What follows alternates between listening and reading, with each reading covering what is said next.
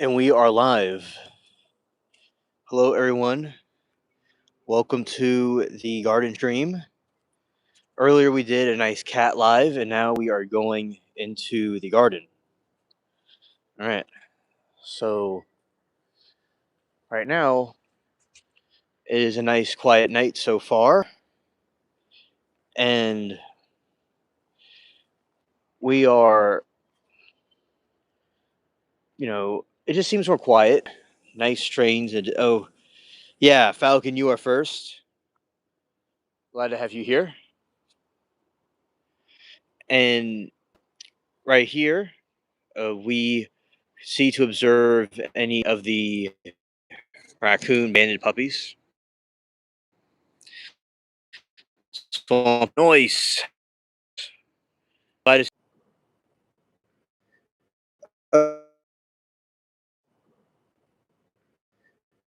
Uh, okay, so I may have disappeared, but I'm back now. A bunch of notifications popped up out of nowhere and caused it to go out for a second. So maybe I'm still here, maybe I'm not. I don't know. So anyway, yeah, chat. That is, yeah. I like the wizard. I like the wizard emoji. Yeah, yeah. Hey, Carlos. So noise. Yeah, because for a moment, I knew I was going to get some notifications come through because I saw it on one of my other devices and they all just popped in at once. So there we go. Yeah. So yeah, back because it all just happened at one time, and we're still here. I smell something burning in the distance, something like fireworks, and I don't know. I didn't really hear anything go off, but sometimes there are strange things that happen like that, and yeah. So it is. It was nice seeing everybody earlier. I think showing the garden at day and night. Notice, welcome. I'm glad you're here. Good to see you. Yeah. Earlier we had a cat live, and we were observing the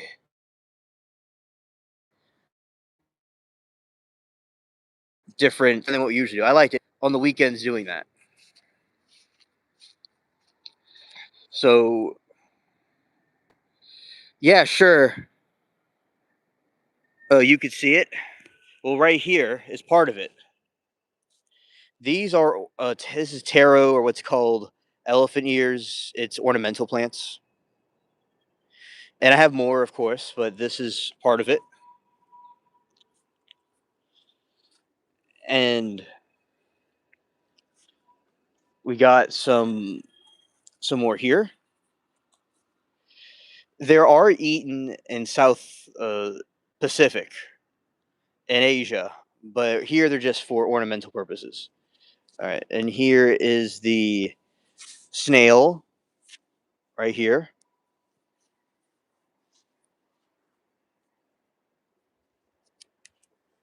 All right, okay, so we're gonna look at some more. I am gonna be planting some more things.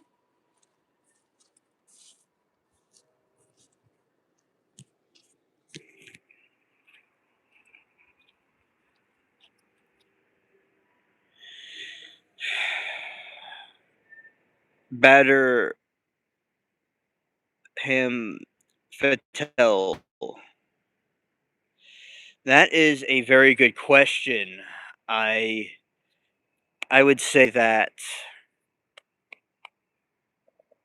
besides the let's see, for me it's spirit. Okay, it's the phenomenologically spirit by Frederick Hegel. Uh, I know about Frederick Hegel, the German philosopher. I know about him. I haven't seen that. I'll check that out. Oh, I like the Bible. I like the Book of Enoch. Those are religious. I know those are religious texts, but that's what I would say. But besides that, other types of books besides the religious ones, I would say I definitely think the I like the ocean and the sea stuff. I would have to I'll give it some thought, but my favorite book that I have come across was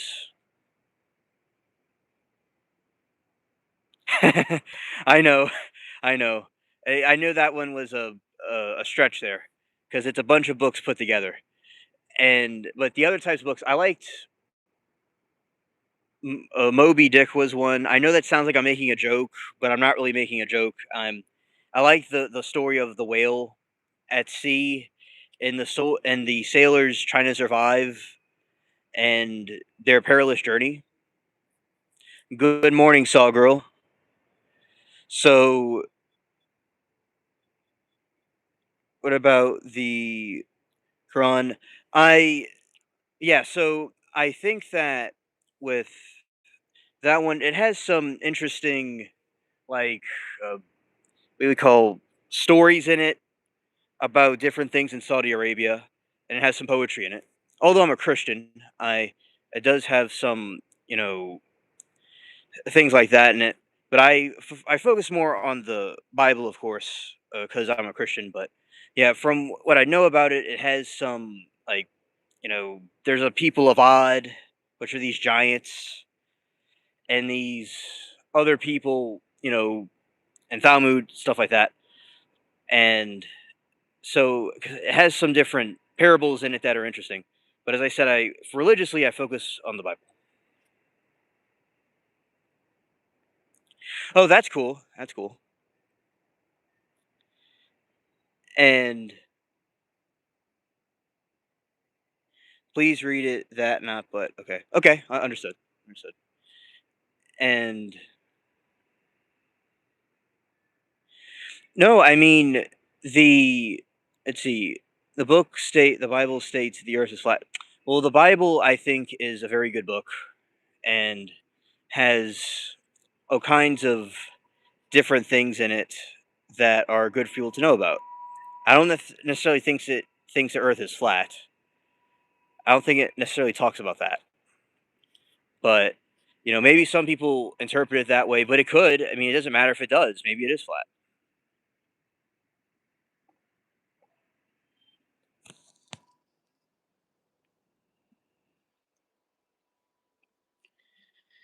And let's see. Where does it refer to that at? And maybe it's true. I don't know. I haven't really looked much into the theories about it.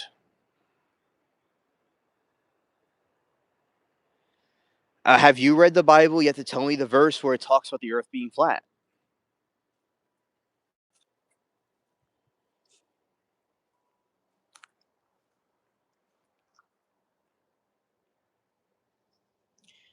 Okay. And also, yeah, that's the daikon, like a wild daikon.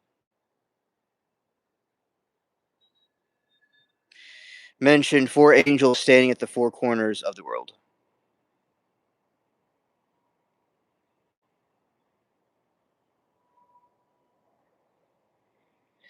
All right. And Abraham, let's call him Fatel. Let's call him that. In the Quran, it is literally the words of God, not something written by John Mark. If you want to read it, you want to see chronologically. Oh, okay. Well, thank you for that. I That's a nice invitation.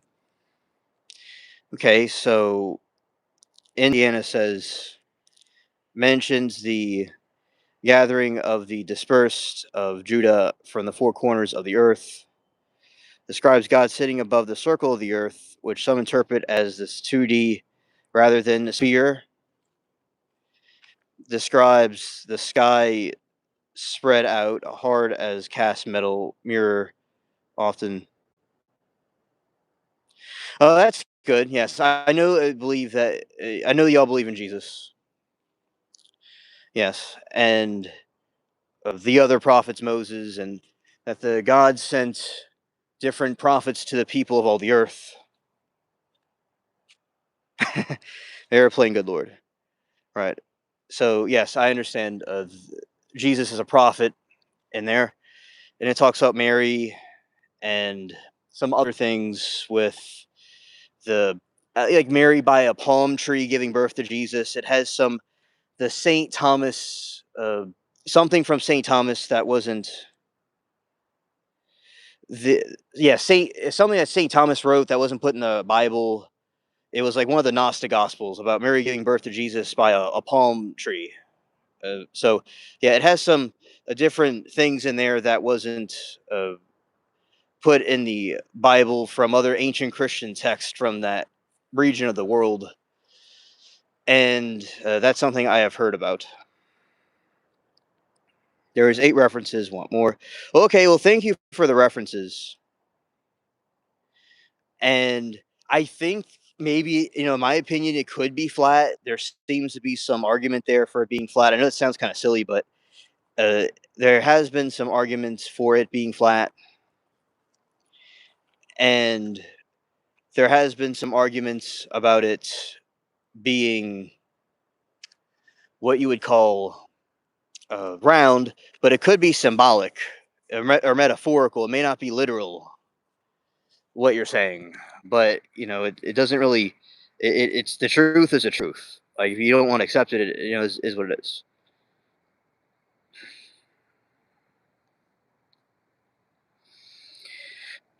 Let's see. So our friend says, "You see the horizons when the sun and moon sets."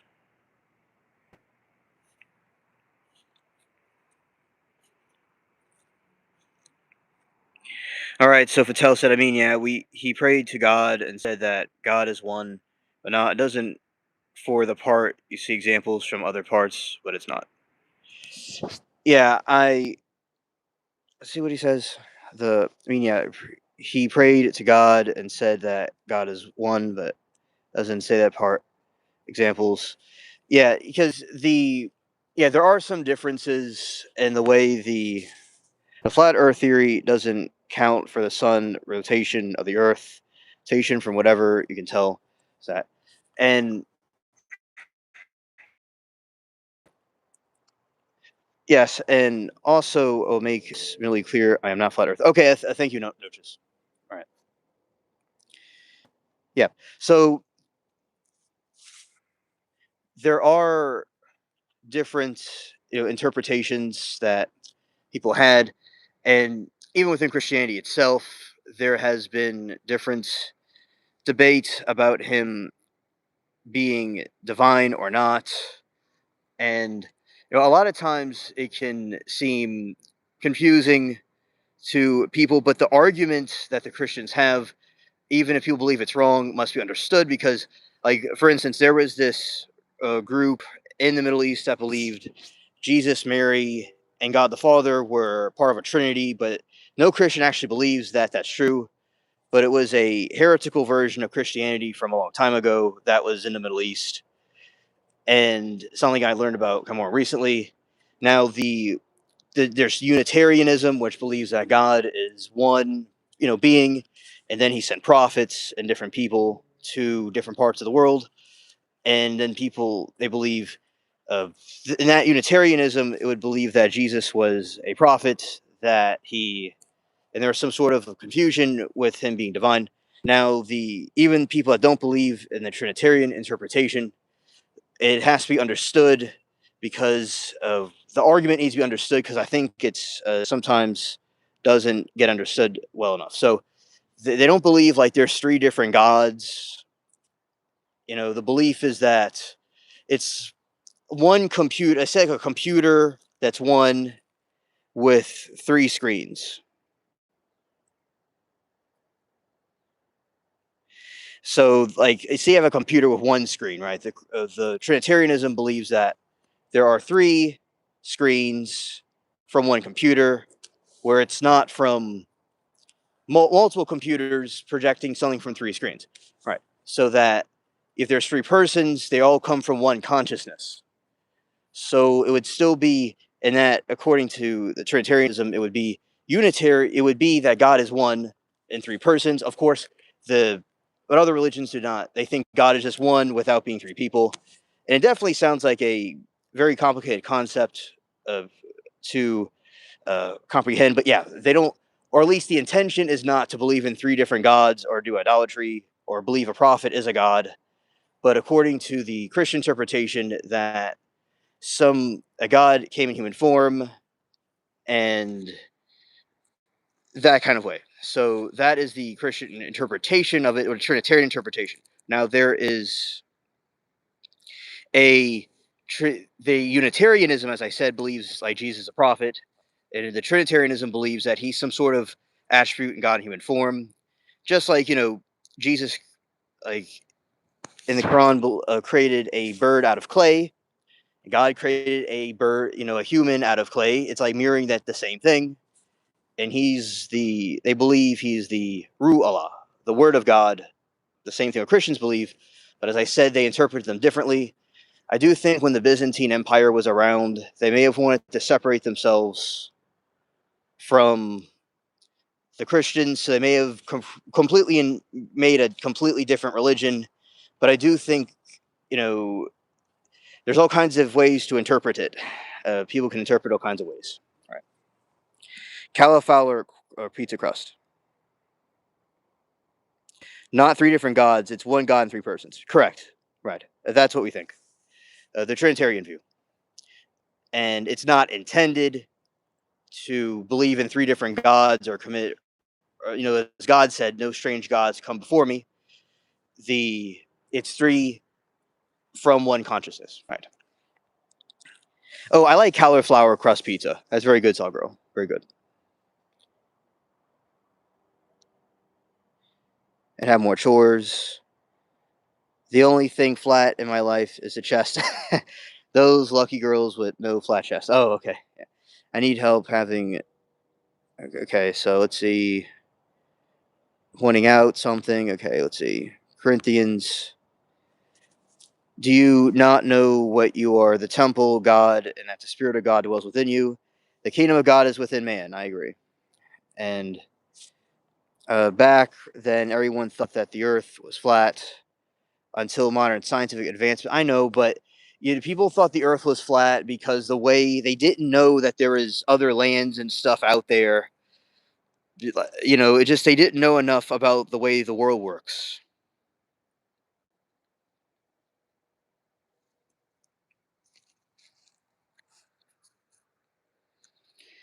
Right. Know thyself, and the one who created the reality know the assume and live from the desired reality. Without knowing it, will have show itself in the outside world. Interesting. Oh, I agree, Falcon. Cauliflower cheese sauce is awesome, especially with some spice in it.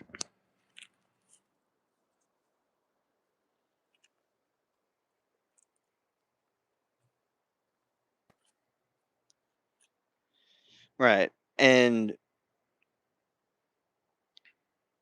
I think with cauliflower can, especially the pizza, can be extremely delicious.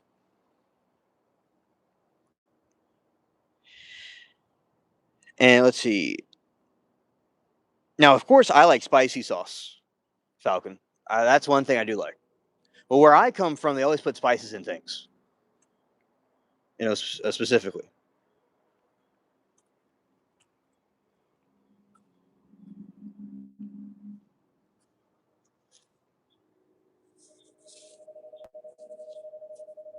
Hello, Mario Craft. Welcome. Earth is flat, though water is always level, hence called a horizon, because it's horizontal, not curved. All right. Yeah, okay. Thank you for your take on that. And right, water never levied. So now I think everyone could agree about that. Maybe not everybody, but a lot of us can agree that this world didn't come into existence by accident. That definitely something created all this, these plants and things that we see. Yes, in some ways it's a zombie planet because a lot of people are just stuck as they have their heads in the sand. A lot of them have their heads in the sand.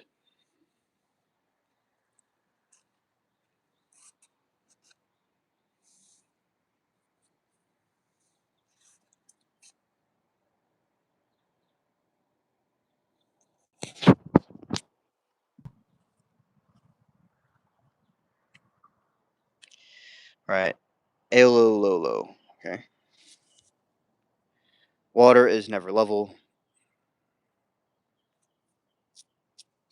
Okay, so yeah, I definitely think that, of course, something created the world and it didn't just come into existence by accident because all this stuff is too intricate, in my opinion. And by the way, the I think if I'm not mistaken, the broccoli kind of looks like cauliflower to some extent, the plant itself. And I've not grown cauliflower before.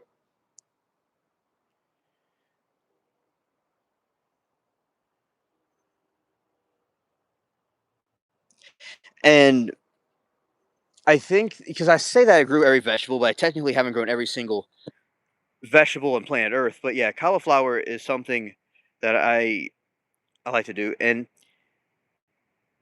if I haven't mentioned before, I think the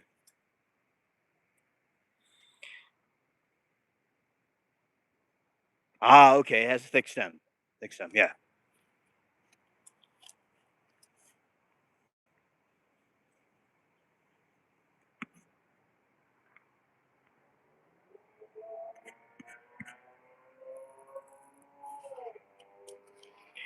Yeah. So thank you for the differences. Yeah, and one time I tried to grow cantaloupe. Oh, you love broccoli. That's awesome. Broccoli right from the plant is a dark, dark green. That's what it is. It's just so delicious. So that is certainly what I think with the plants. I mean, I tried to grow artichoke before,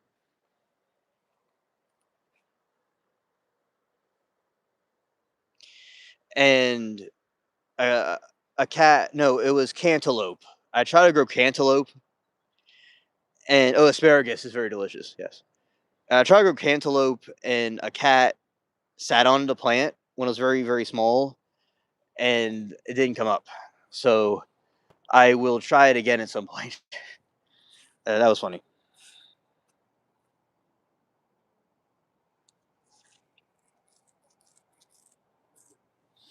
Example: a horizontal curve has radius, a center point, and distraction of turn, but it does not change the elevation of the road. Okay, interesting. Thank you. Thank you. Yeah. So something that I think I've seen some of those plants look kind of purple before. The cauliflower, maybe I'm not tripping, but yeah, sometimes certain plants, like for instance, I've grown beets, and they will turn completely like purple looking. Nothing really in the sky right now. There's just some. The moon isn't out. I'll show you all the sky, but there's nothing really much going on. Let's go here.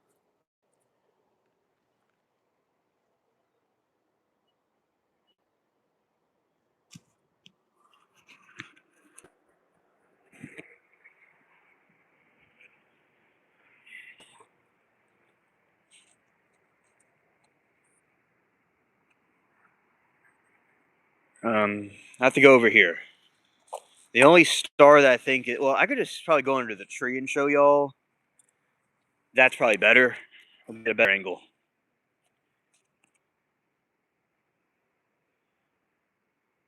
Hello, Moose. Good to see you.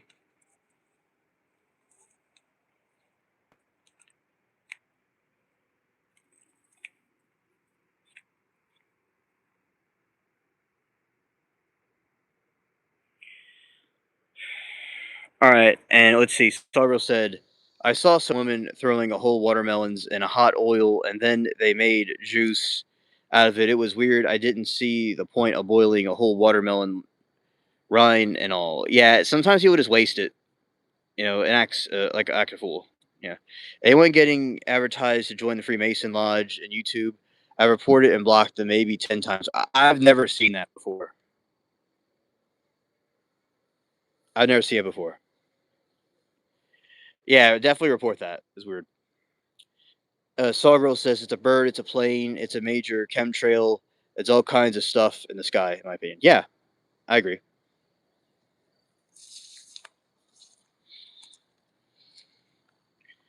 I don't have my pirate hat on my head.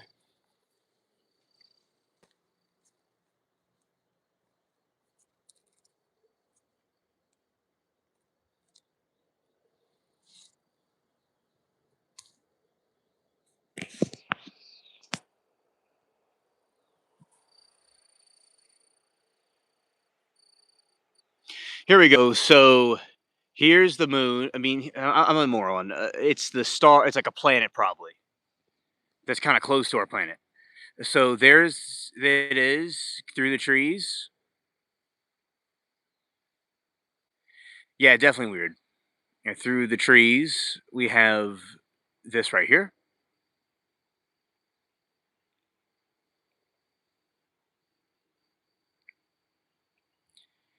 A nice, peaceful night right here.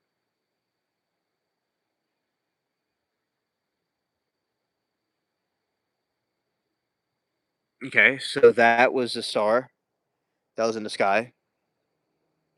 Maybe Jupiter.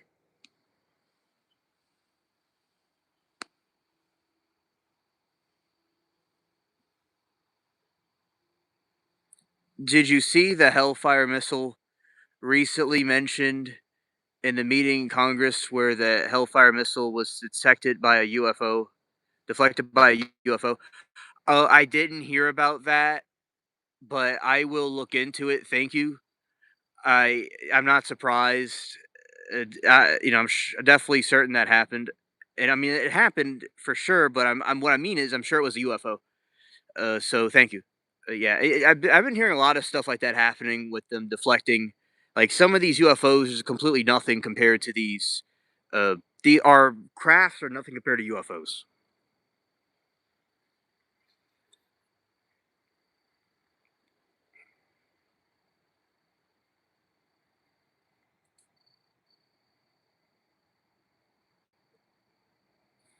All right, and Sawgirl says I was sitting on my front porch one late afternoon and lightning literally struck my rooftop and a burst of water pipes in my house while it was loud. Well, that had to be very startling.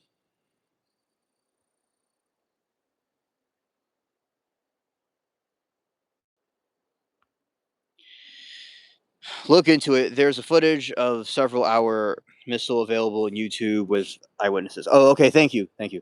I think that is a good thing to, you know, search up. Indiana, bruh. That's something cool to look up. Definitely.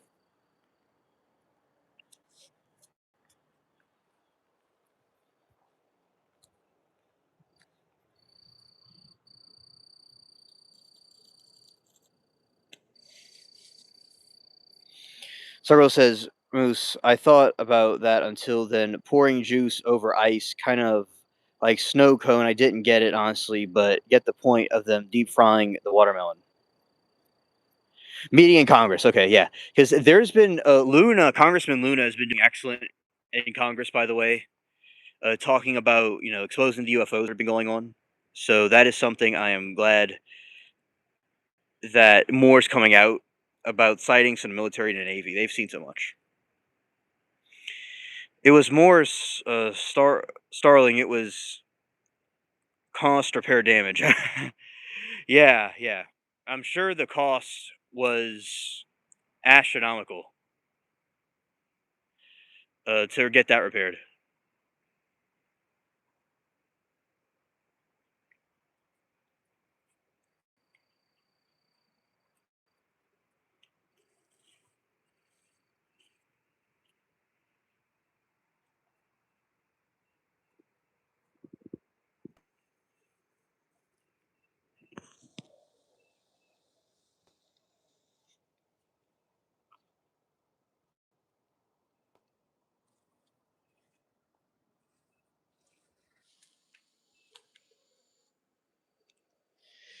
I saw yellow watermelon the other day. I didn't try it. I like dragon fruit. Oh, dragon fruit's very good. Yeah. And real okay, Indiana says there is soon be release of documents that make more claims.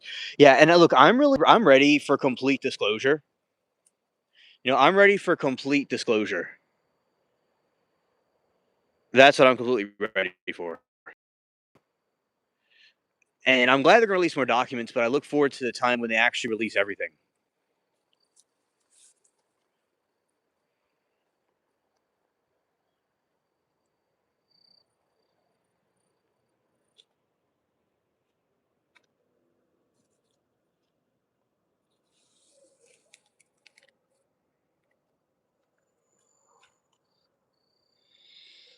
Sorrow says yellow watermelon is pretty good. It tastes just like red watermelon, no differences. Oh, that's good. That's good. Okay, I hear something lurking in there. I don't know. This kind of reminds me of Jurassic Park or Jurassic World. Like this part right here. That's it looks like the setting of. Scared. There's just gonna be some dinosaur just gonna come out. When I was in Kentucky, my before I went back down here, there was a yellow watermelon growing, and I asked him how to get there, and he told me it was from the birds that dropped the seeds because there is probably farms around there. So I've seen wild watermelon grow.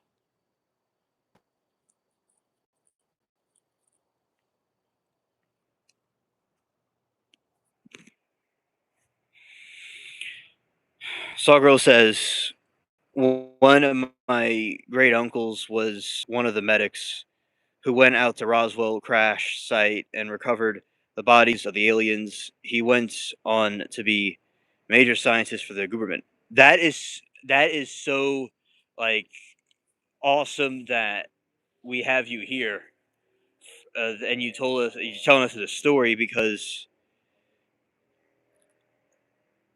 yeah, and I knew it. Earlier we were talking. Somebody was talking to us about some experimental craft that has to do with them. So yeah, thank you for that info. Definitely very true.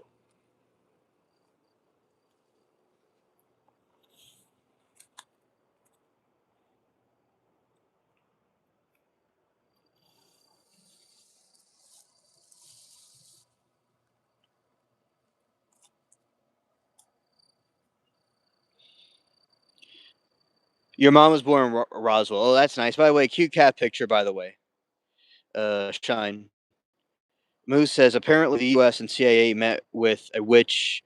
She was the most famous witch in England. They had her channel a spirit and spoke before them, saying its name, pronouncing evil. Gotta look it up. Oh, okay. Thanks, dude. I'd be interested to know more about that.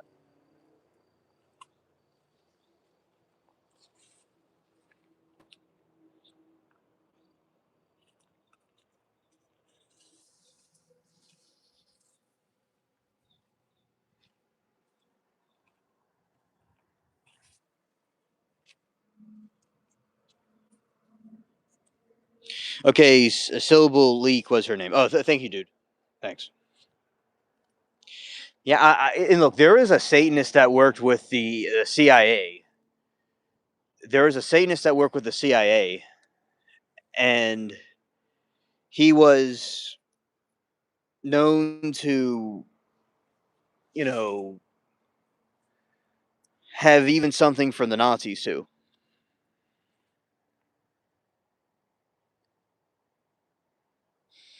A very nice name. Yes.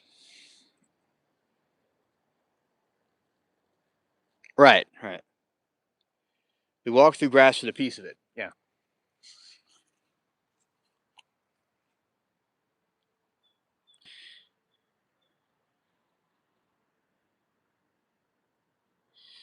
Right. Anyway, so I mean, I saw it like earlier. Like this has so many nodes in it. Like this has so many nodes in it. Like the flower buds on that plant is pretty epic. Me too, but I was just wondering, the moment, is that what you're doing? Yeah, that is what I'm doing. Yes. I have a garden, which is really the whole yard, and I don't have all the plants that I could be growing.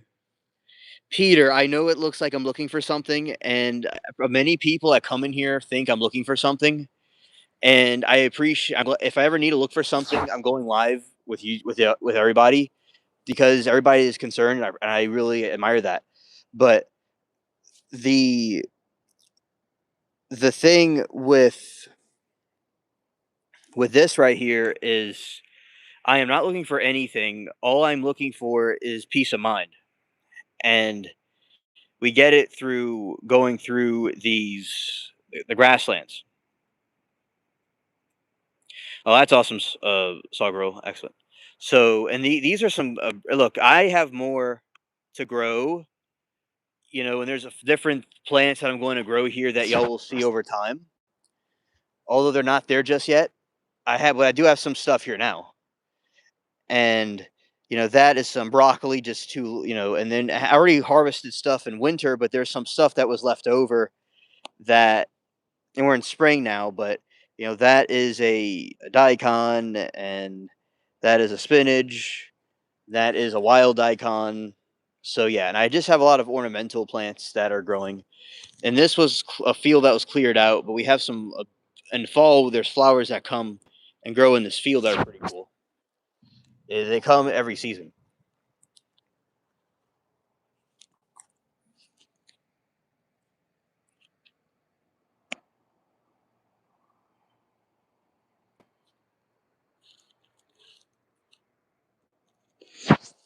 Okay, and like these are some. Your garden is daylight is absolutely beautiful, alien. Thank you for doing that this afternoon. Oh, you're welcome. My pleasure.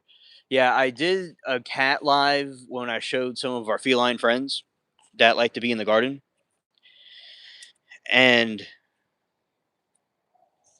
I they eventually went to have dinner,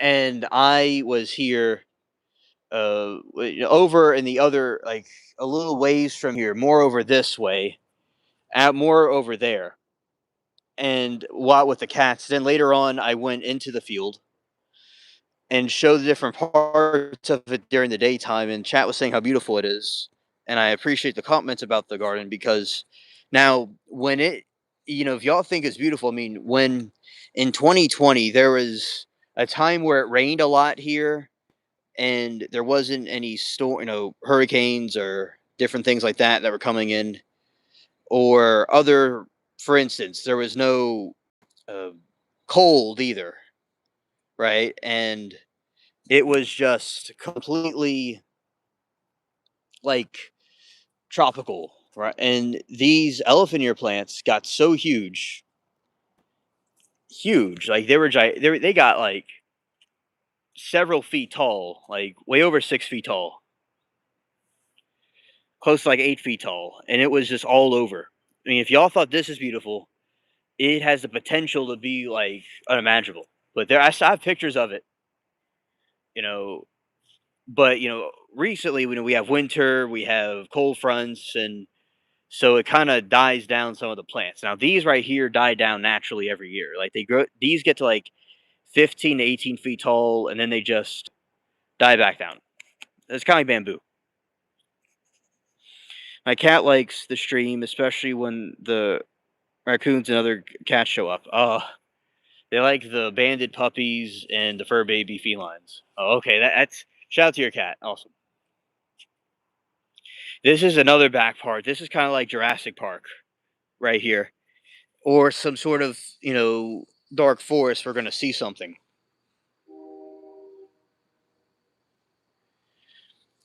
A grass shoot. And you see, like right here,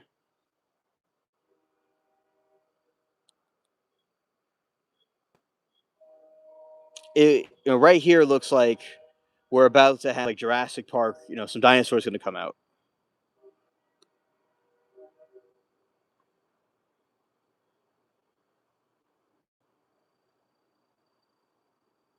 Yeah. So that is kind of like what it is, Moose. But I basically I liked nature, and I still like nature, and I like to do uh more of a woodsy type feel. So I brought some plants here, and I let stuff grow because I like the type of scenery. I was growing up and sometimes different parts where it was more woodsy, and I liked it. Although this is woodsy, I still liked it now.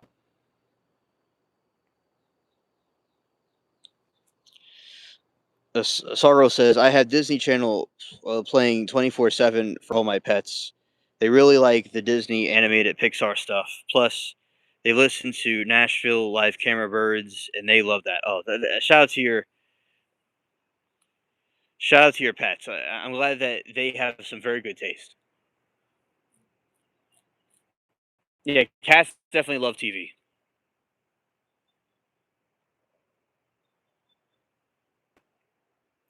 All right, and right here, I'll show you what tree. See, that's a big tree, right? Big tree. Just so y'all can see it better for a second.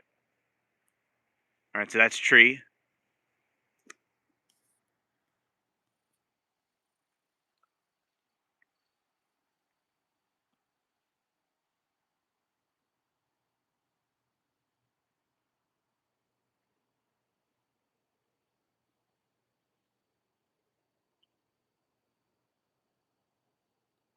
Right here. Oh, this is actually not a woodland.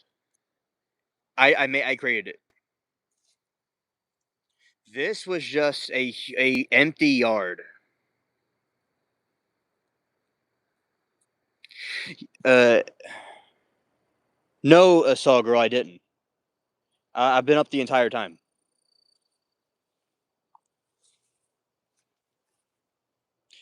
Thank you for your concern.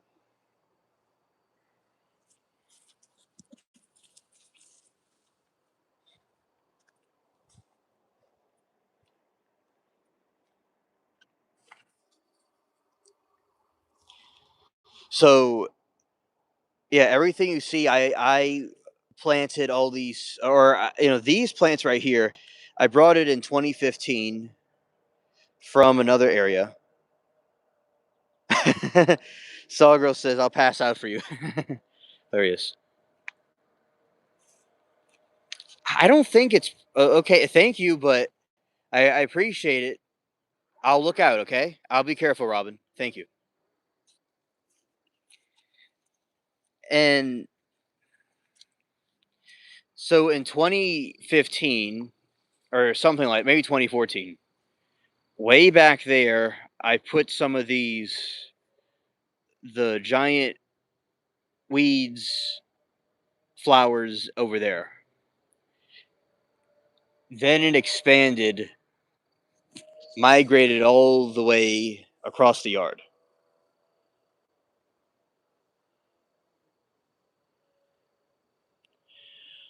Oh, okay. I'm going to show you. Good question.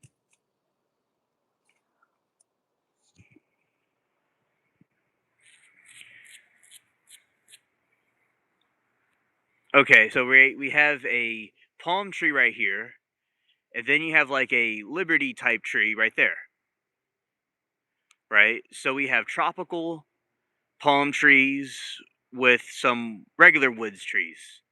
And this way we have that naturally that is grows around here, kind of because of hurricanes that happened.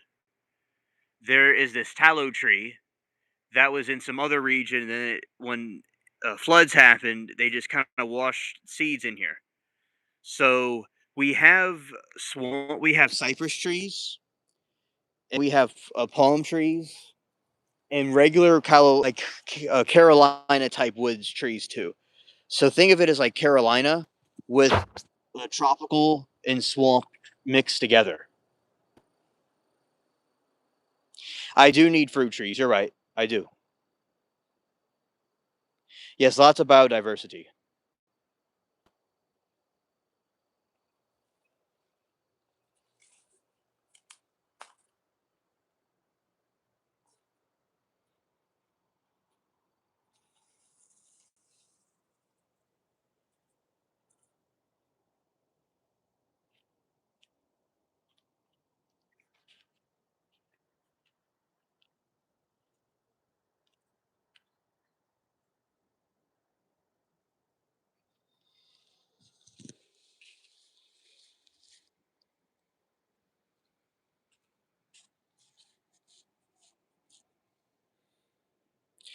Four out.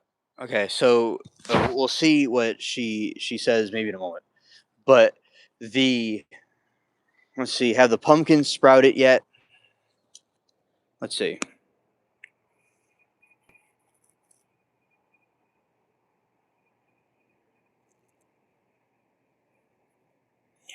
Yeah, chocolate pudding fruit sounds like it's absolutely delicious.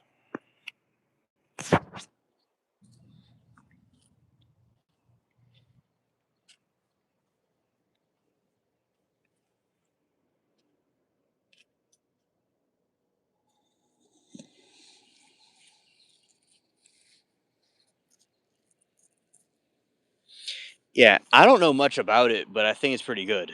It sounds like it's pretty good.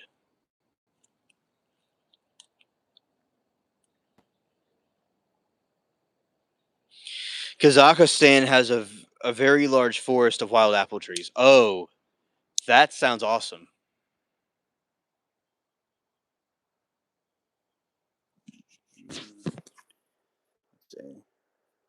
Scared.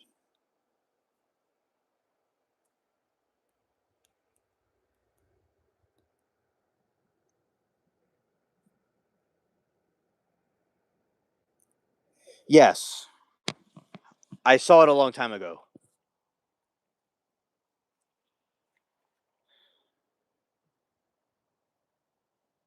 I agree. It was a wonderful movie.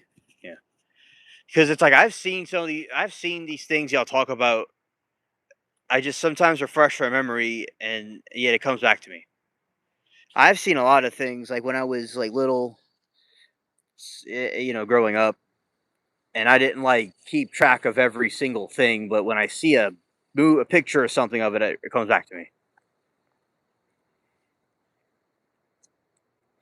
They do need peaches now. Yeah.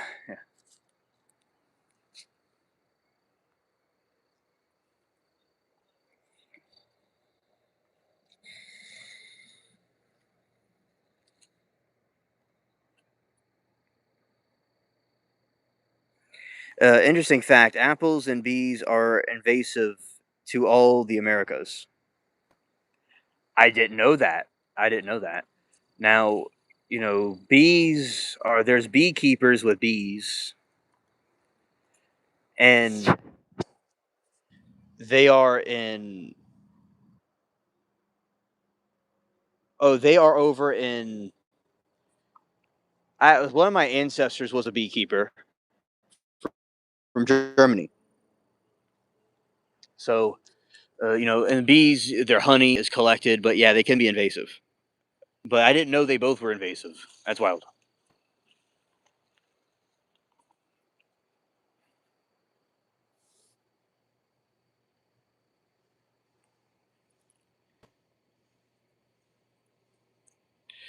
Moose says both are colonial projects. I've talked about bees before. We brought them over from Europe and Asia. I okay, yeah. It's like something you don't really think about, but it's true that bees were not native to North America.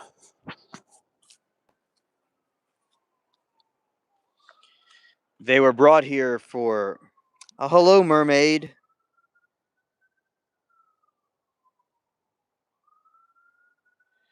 Okay, mermaid. Thank you for letting me know. Awesome new pick, by the way. Shout out to both of you.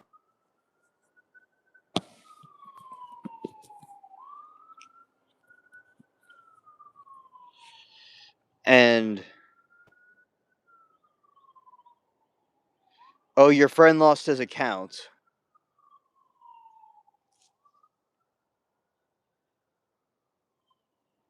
Okay. Okay. Thank you for letting me know. So,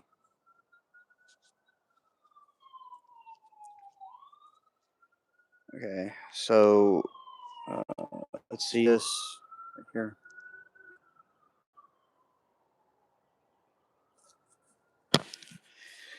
My auntie had bees in Europe. Wasps invaded their hives. Yeah, wasps are cringe. Bees aren't real. I live in Alaska and I've never seen a bee. Some of the most real things in this world are the things that you can't see.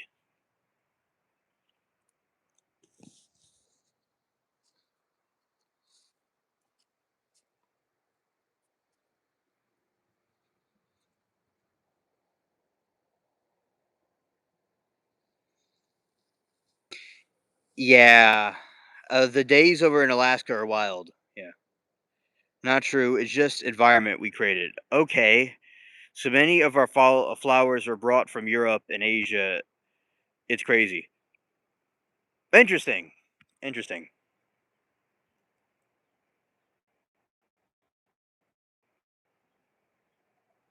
Bees are necessary for environment, but man, they have a wicked bite. Yeah.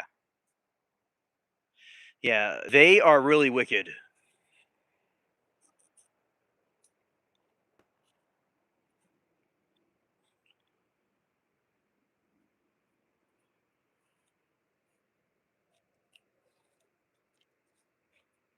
Whoa.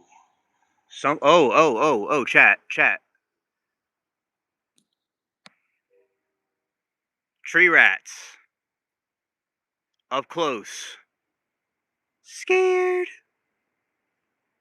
You see aliens good. Scared.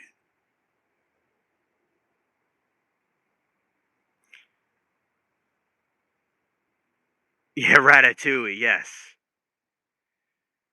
Him Inc. Yeah, scared. We see you, dude.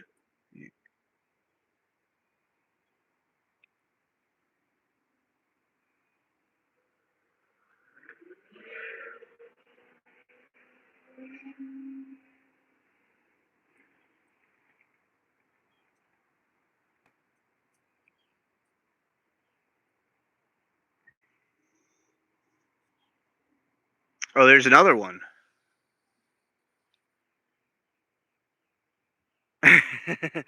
You like the video.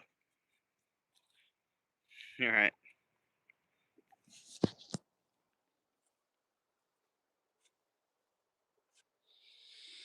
He's actually kind of cute and huge, very huge. Do you think those rats bite, or should we ask Willard? I think Willard would know for certain. Willard would know for certain. All right. And going over this way.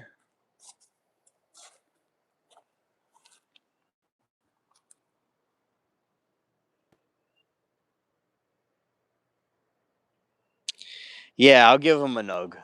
Yeah, for all their troubles, definitely.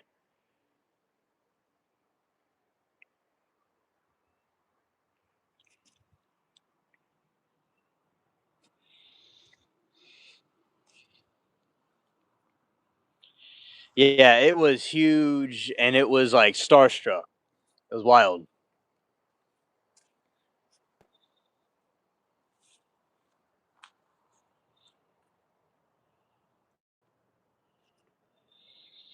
Yeah, so it looks like these vines that are trying to take over the tree are trying to come back.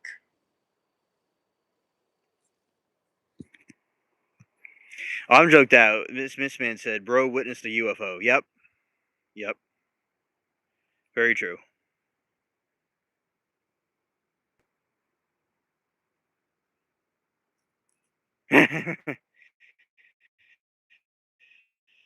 Yeah, you could always like scroll back for a second to see. It was like a minute ago or so, or less than a minute ago. You could go back and look, and then reload it and come back here. Okay, got some more of these vines.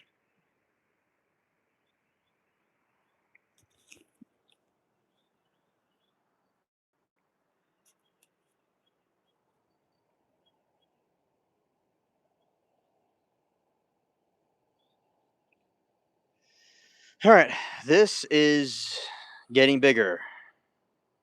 This thing.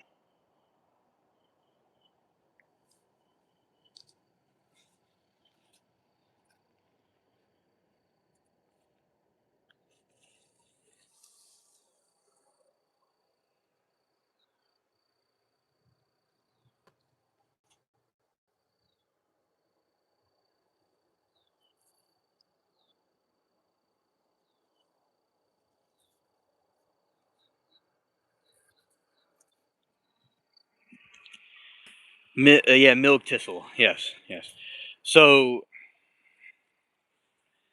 yeah, I think with the bees now, wasps, I will say, have like no benefit, and they just cause destruction to people and death. Not necessarily death, unless they had a bad allergy attack. But wasps can be really, really messed up. Oh, thank you, Carlos. Thank you.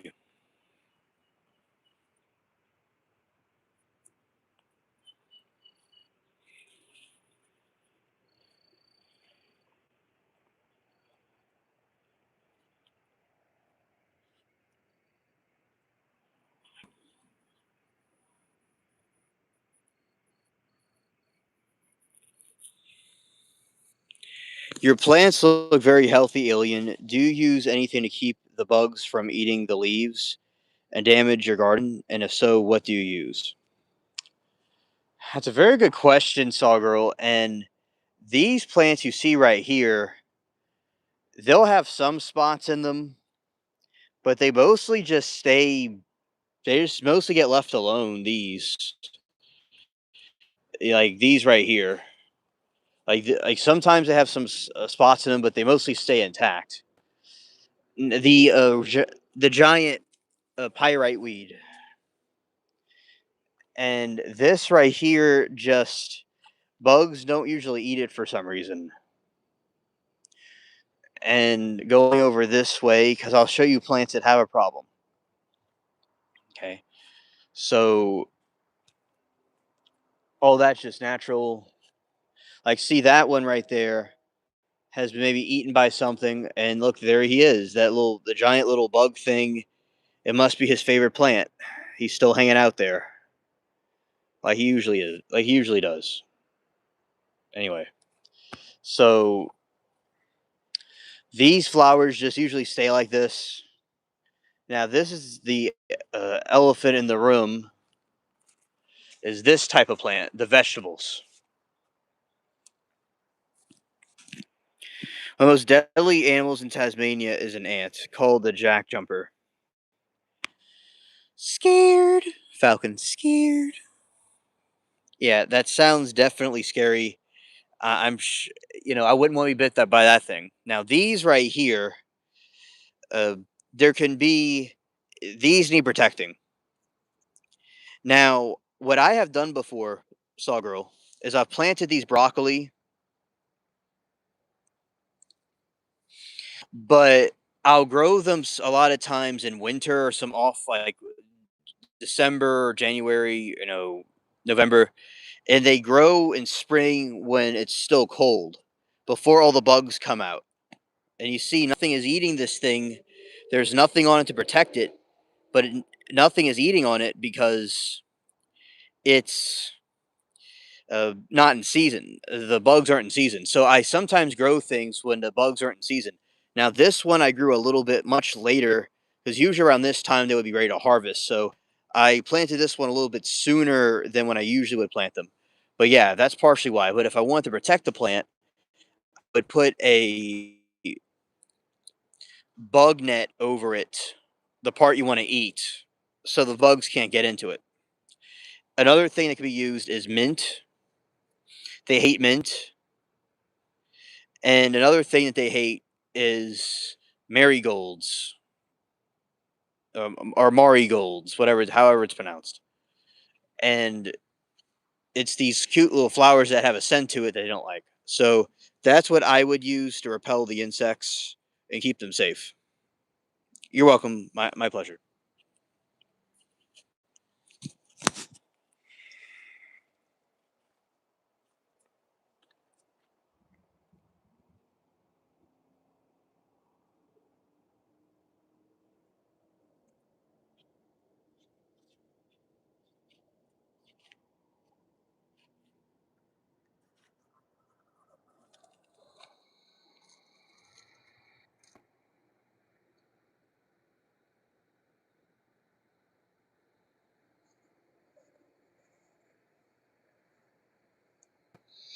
Yeah, I seen marigolds and the per meter of corn plantations in Arizona. I always wondered why they did that, but now it makes sense what you just said. Yeah.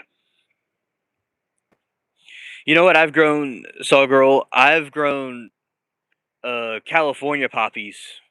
I know everyone knows I love poppies, but I over here.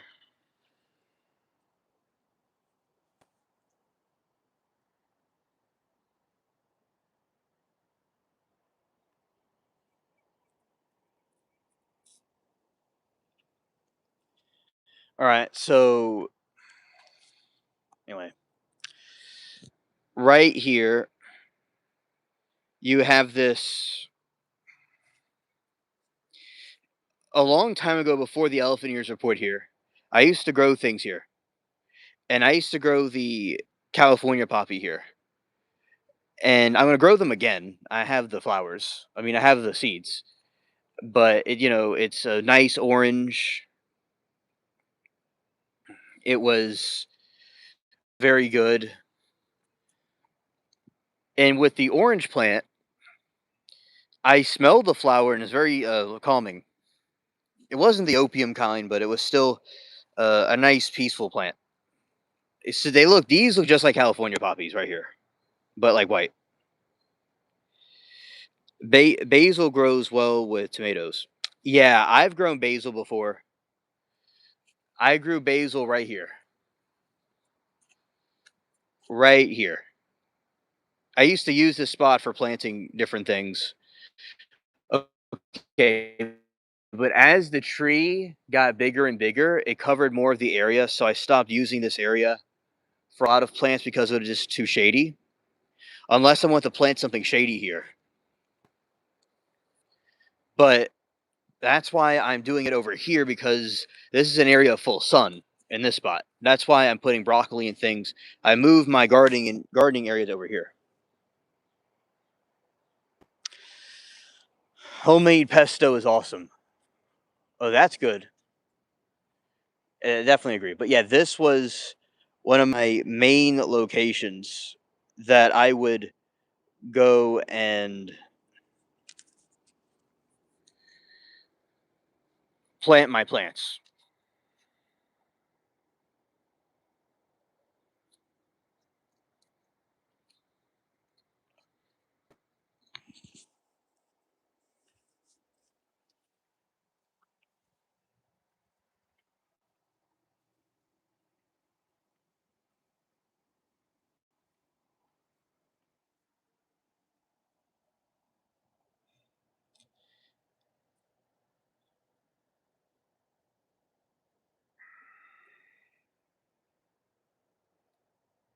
Yeah, so that is what I agree with too. Anyway, yeah, so definitely right here, you there this spot right here has that's where I grew some giant tomatoes.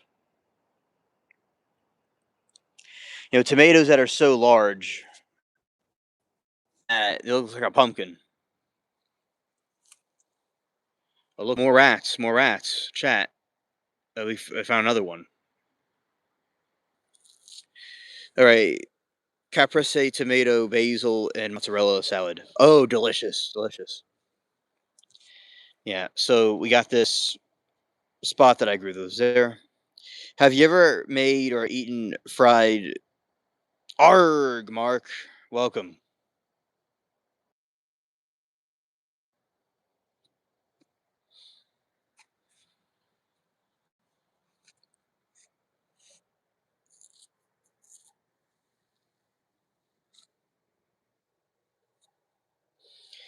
And Sorrel says, "Have you ever made or eaten?"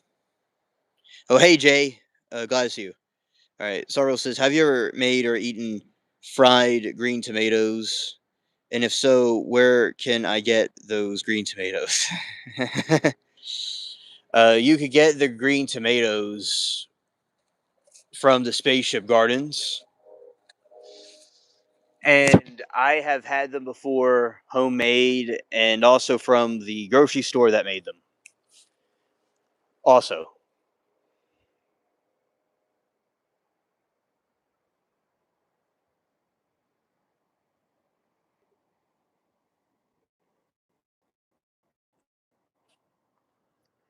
so yeah, I would say the different grocery stores make these types of dishes and sell them right from the bakery. It's not a bakery. That's something totally different than a salad, but right from the kitchen. What I think is a better terminology.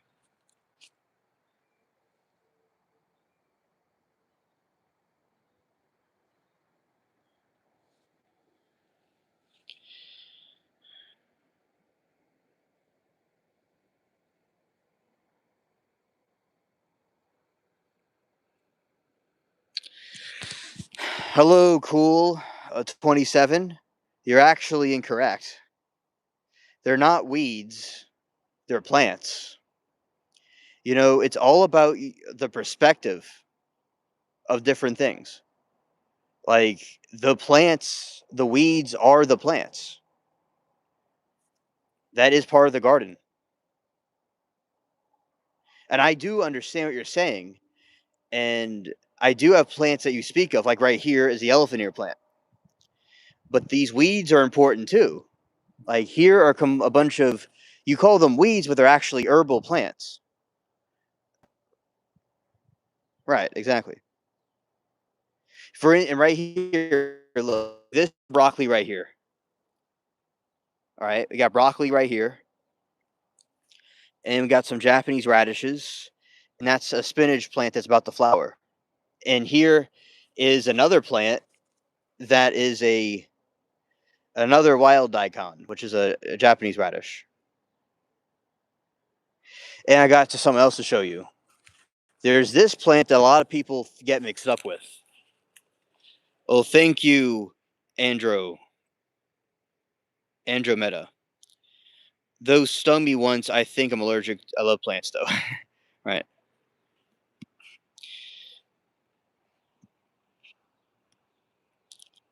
I saw the movie recipes online, but they look so delicious. I like to try someday. Right.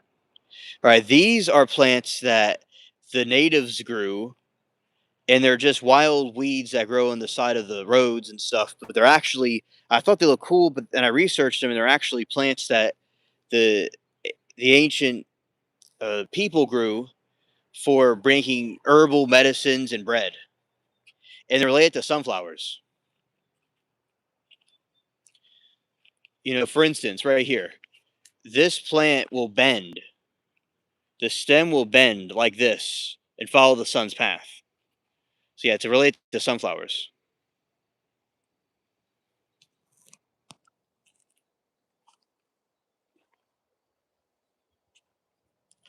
This one is bent right here.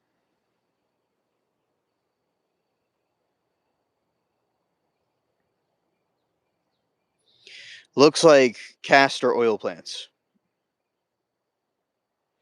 Yeah, it's not that, but look. I don't even know what that plant is exactly, but it is. You can rat sunflowers from leaves too. Interesting. All right. It looks like castor oil plants. As I said, I don't know enough about that. Okay, understood, Sagro. So that is good to know. Okay. And right here is a big tree that I grew.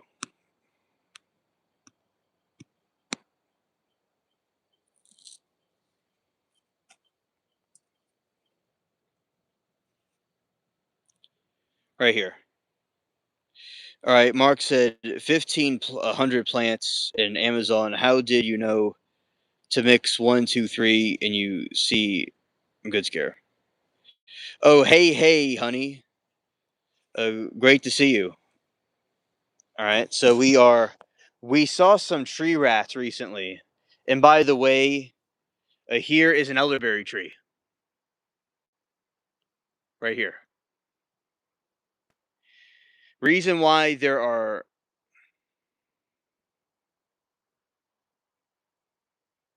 okay, oh, okay. It's not edible unless you clean the insides out. Okay. Now the reason why there's two broccoli is because there are other plants that I was growing there from the winter, and those are what was left. Although I do have more plants I'm going to be growing for the summer and spring. But yeah, it was just that was some leftovers from winter. I had a good harvest of you know during winter, but now I'm going to get ready for the spring one. That's why there's such an empty space there because there's more I'm going to put there. But a lot of these are considered weeds, but to me they're ornamental plants.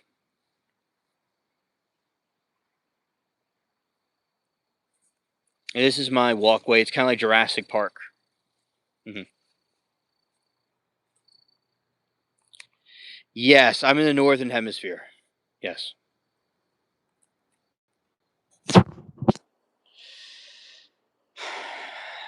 and yeah, I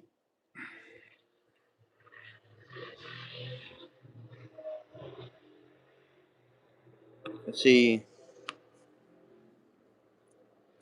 Yeah, I have grown tomatoes that are very big before, and I've grown correct, correct. It grows in summer and winter. And a lot of times I like to grow the broccoli in winter or in spring because there's lots of although I have ways to protect the plants if they get attacked by bugs and stuff, I want to make sure that it's in a season where they could grow without all those bugs around because there's times where I can grow them where there's no bugs around. And that is something is really cool because in certain seasons there's no bugs at all. And yeah, so winter is a cool time to plant things. I also like planting turnips.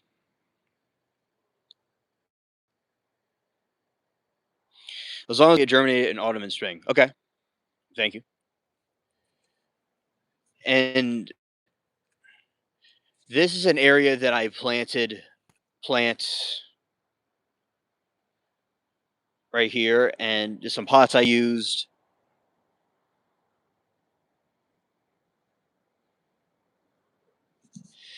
You prefer Canadulia? Oh, oh, nice, nice.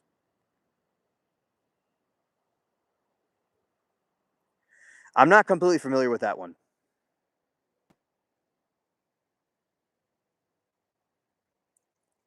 Well, Devin, you can go and do that if you want to.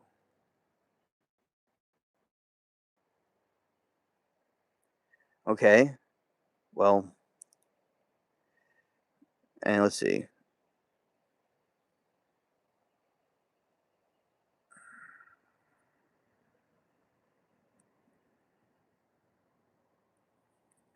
Yeah. So let's see.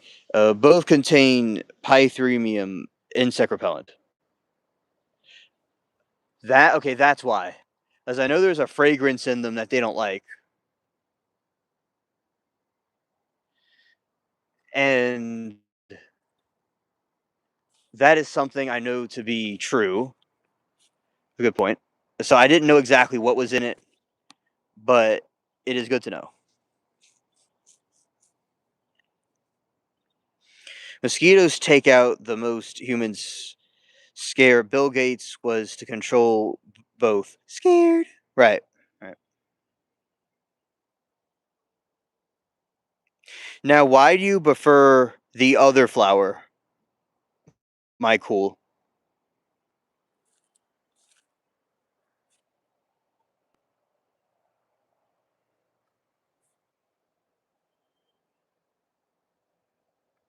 However, marigolds are poisonous, whereas the Calendula are petals of the flower are edible, great for adding color to salads. Oh, well, thank you. I suppose that is much better than the marigolds because, they're not edible. There's no hiding places for the mother of creation. Creation. Yes. Yes.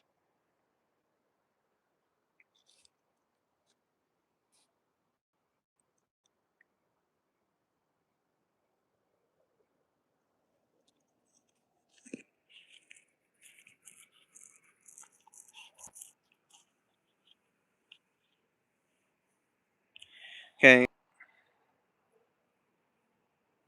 Yes, my cool. That is exactly what it is. A good one. Yeah. It's the primrose. Yes. Now, something that I'm not completely aware of is that sometimes in this exact spot, they come back every single spring. Sometimes they will be pink. Oh, that's cool, Falcon. That's cool, Falcon. And they'll come back. They'll come pink.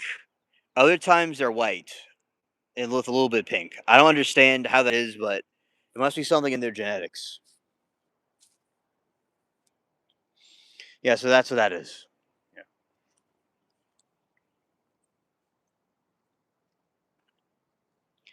These are some strange, wild vines that grow and they're very dark red.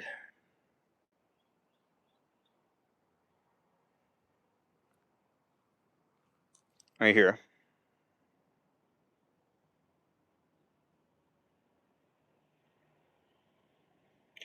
Oh, germinating temperatures. Okay. Okay, thank you.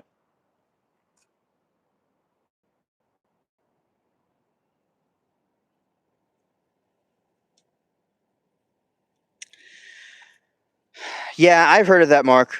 Yeah, definitely bug warfare. Yeah. Now, a lot of times bugs don't like peppers.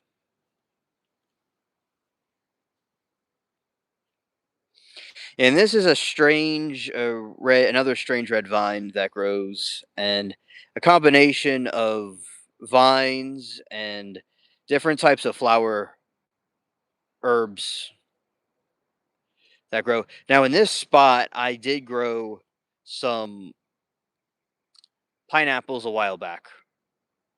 So I've grown pineapples in this location before. Now, this empty space is going to be used to grow some more stuff for the summer and spring.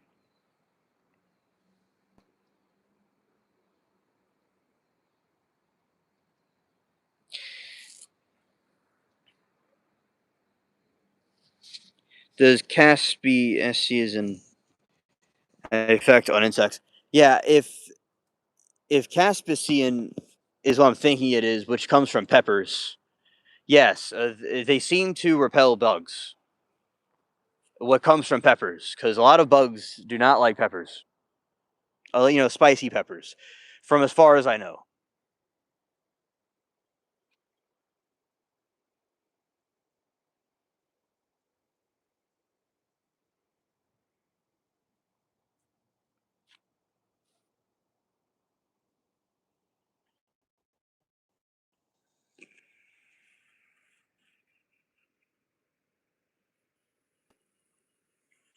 It's not an acre. It's about 40 or 30 yards long. But I made it look very big, but it's just a 30 to 40 yards long.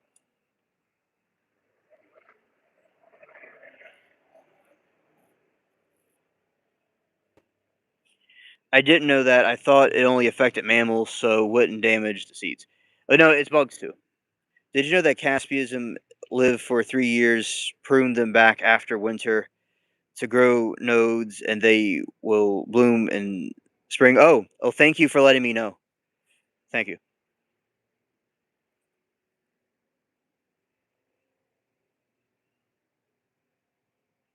You're welcome. Oh, birds have no effect on it. Yeah, I don't know if I've never had birds eat my peppers, but it has, happened before. And this is a big spinach. It's a spinach that is flowering. It's a winter spinach, but it is flowering. I let it flower, and it can be, because the weather's getting kind of hot, it's starting to bloat.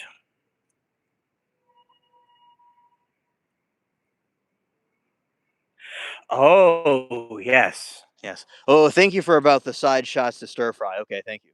Thank you.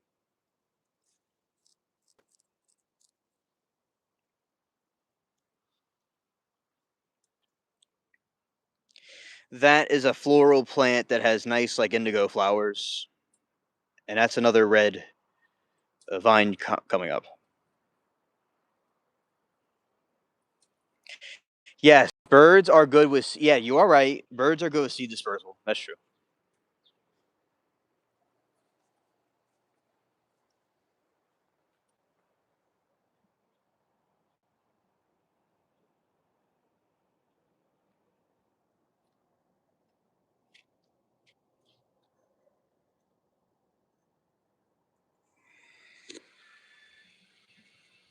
Hey, Star, especially for weeds. Yes, yes. So,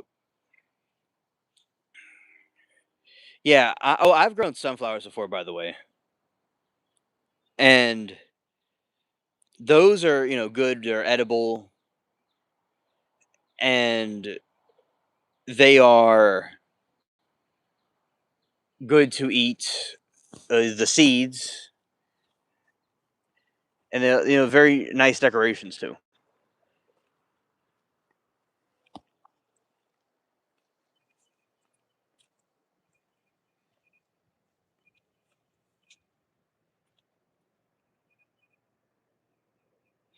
We love sunflowers. Okay, let's see. Yeah, yeah. I have their sunflowers. They're kind of like a wild variation, and like the big ones that you see on like farms.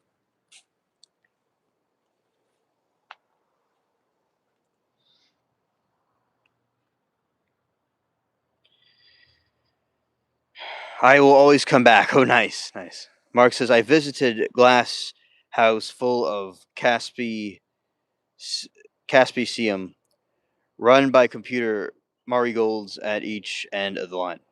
Right, right. And those are good for repelling the insects. Definitely. See, and there's a caterpillar right there.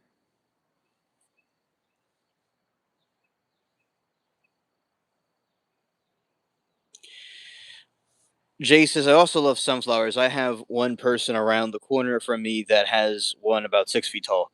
Yeah, I've grown sunflowers that are like, one time it was like 10 feet tall. It was very gargantuan. These are like pea type plants. They're not pea plants, but they're kind of like shaped like peas.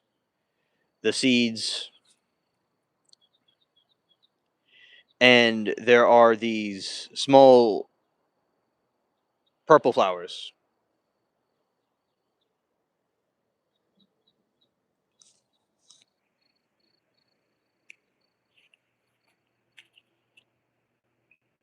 You see, this one is aimed towards the sun because it's like related to a sunflower. And holly. So this is what happened with that. I was well, my both sides of my family did it, and my grandpa liked to get different plants from the store. I mean, from the hardware store. And there's this dude that owned one of the hardware stores we went to when I was around 7 or 8. I was about 8 or 7, something like that, maybe 9. No, yeah, something like that. I'd say probably 8, maybe. And oh, they're highly toxic. Okay, thank you. 27. Oh, hilarious, John Doe. So, and he taught me how to plant corn. The guy that, uh, his name was Ernie, about growing the corn seeds, and they're pretty big and they're easy to plant. So that's why I I got into it and I grew corn, and it was very delicious. And I grew other things too. Then I got other seeds and started doing it all the time. He eventually passed away at some point, and I just kept on doing it. And this spot right here is where I planted corn, and there was this tiny little tree that sprouted, and I let it grow, and it's going to the sky now. So yeah, this was another thing that was in my 2010 cornfield, and I just let it grow all the way. So this is another one that I grew. So yeah, I grew sunflowers right here at one time, and lettuce and stuff. I've grown all kinds of different crops and the you know things that you eat, things that are probably more commercial stuff. I've grown quite a few things before over time. Now, when I got into trials and things like that, with the trial stuff and focusing more on my channel, I did it less, and I didn't really do it as much as I was more focused on that. But I'd say that although I've gotten back into it, and shout out to Bubbles the cat, we have our guardian cat right here, and I went back into doing it again, and I did it every year, but sometimes not as much as I used to. So I'm doing it a little more this time. Yeah, I have I have different seeds of different things that I have, you know, different plants that I'll put out, and also got herbal seeds too. This was the area I used up until, like, last was used around the depth trial around that time period, and like you see, it's kind of gonna semi abandoned, but the pots are still here to use. And before the tree got more larger, I used to have, although right here can still be used for plants that would not need direct sun but more shade and sun. And this is where I would have my various plants in this region.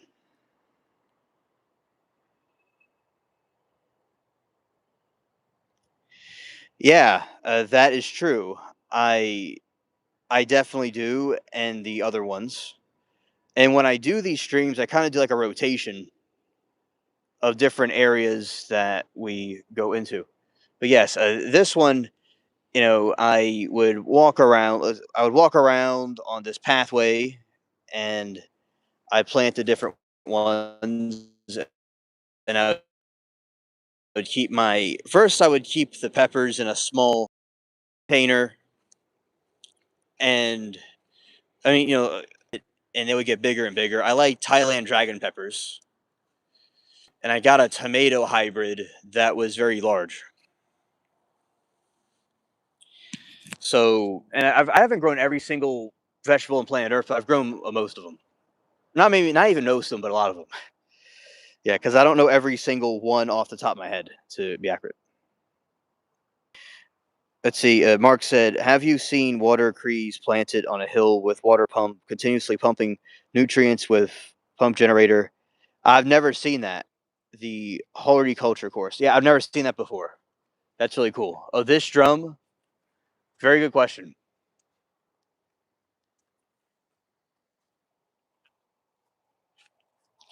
All right, so right here, it was actually. All right, I believe I am back now. All right, I believe I am back now. I may have left for a second, but here I am. All right, thank you, Holly. Yeah, it's let me know if I have earned.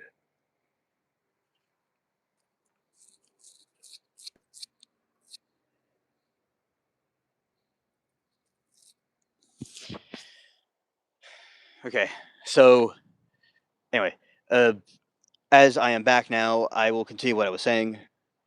Hello, Shepherd. Yeah. So that is this drum was used for my family for different things.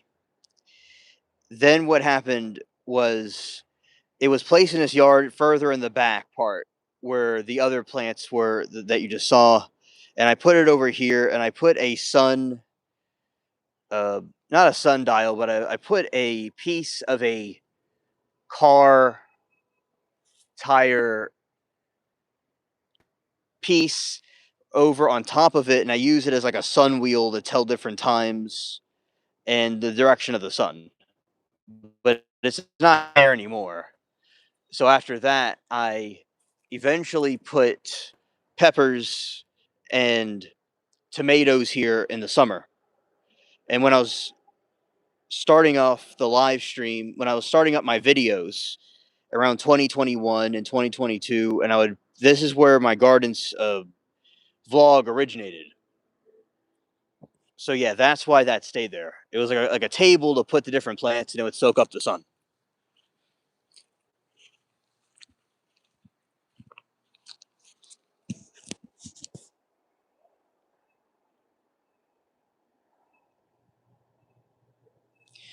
Yeah, tobacco can be toxic if you touch it.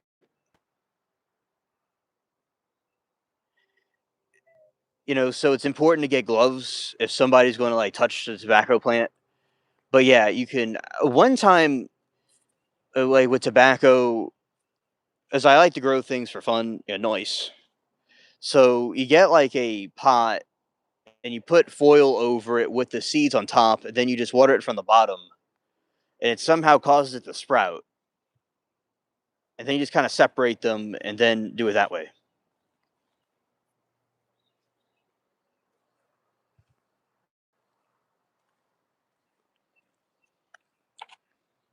Greetings, UAP.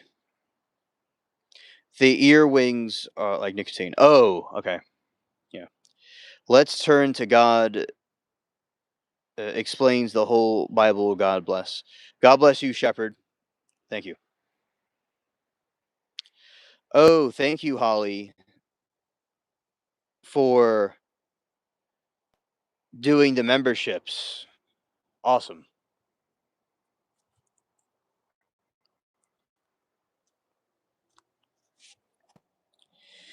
She gifted 5 memberships. That is cool.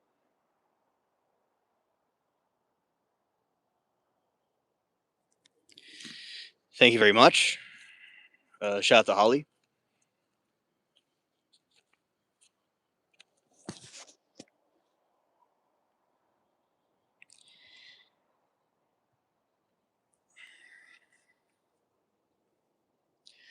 Yeah, so that is the situation with tobacco, how it grows. It's quite interesting. Okay, so really, I've experienced that soft on top, the leaf slightly sticky underneath. Okay, interesting.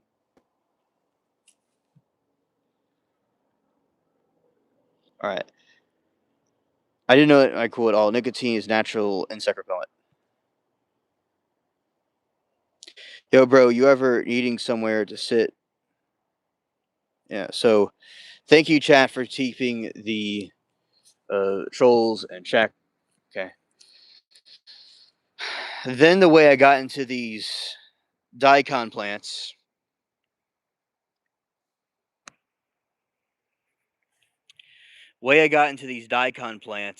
is that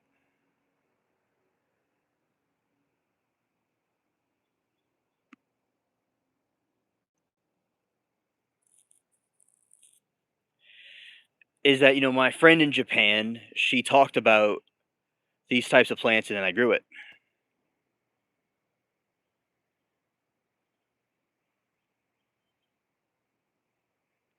My okay, cool 27. Explain the difference between those two. I'm curious.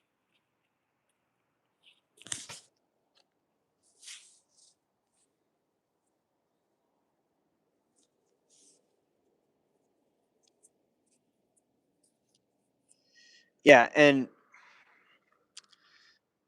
this region in 2017. Yes, daikon is a radish. I know that, but the rustica and the I'm probably pronouncing that wrong. And perique, I don't perique. I don't know what those are. But thank you for the explanation about daikon being radish. I knew that. Okay, and these variations I grew, and these dying elephant ear plants, and I put them in this spot, and then their descendants spread all over the place, which I think was pretty cool.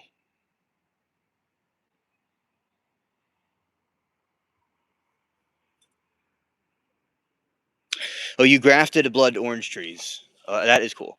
That's cool. Yeah, these are the things that are kind of like peas, and they're kind of like pea seeds, but they're not peas. That's awesome. All right, rustica is a tall pink flower, mainly commercial use. The perique is mainly small for cigars. Oh, okay. Thank you. Thank you.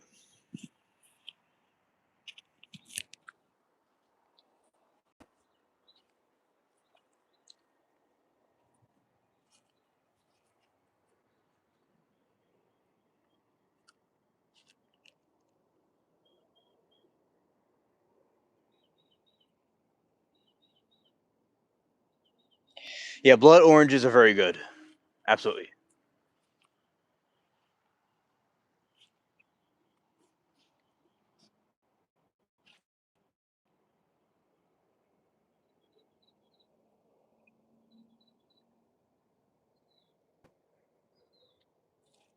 And right here's a little snail.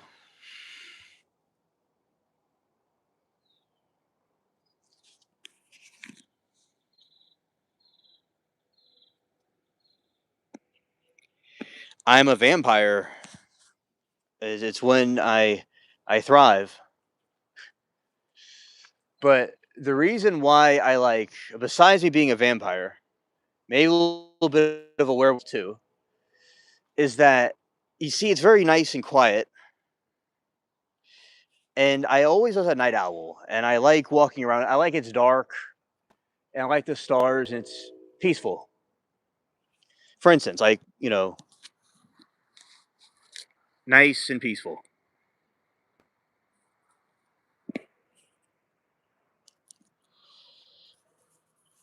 And another reason is that I would go on these nighttime walks, and I feel that there's lots of activity sometimes, and around night, it's very like secluded in the middle of nowhere.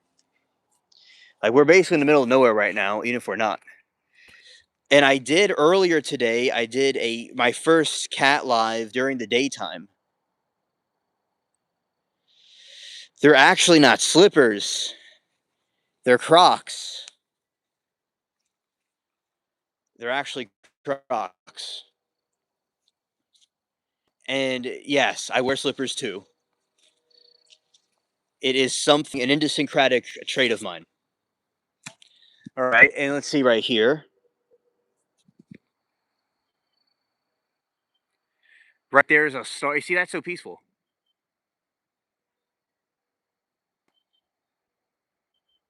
So I like the night, but that is a good idea. Do it during the day, though.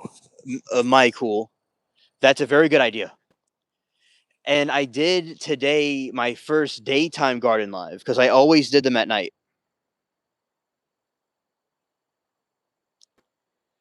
Crocs are slippers, weeds are plants. No, that is not true. Weeds are plants. That is true, but Crocs and slippers are different. Although people do use the Crocs as slippers, in my definition, it's a little bit different because Crocs are able to do things differently. You could do more things with Crocs than slippers alone.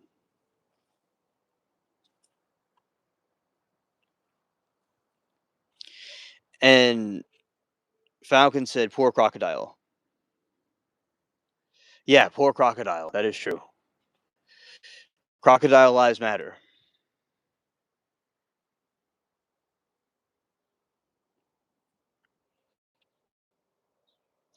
So I did do one during the day, and everyone loved it. They thought it was very cool.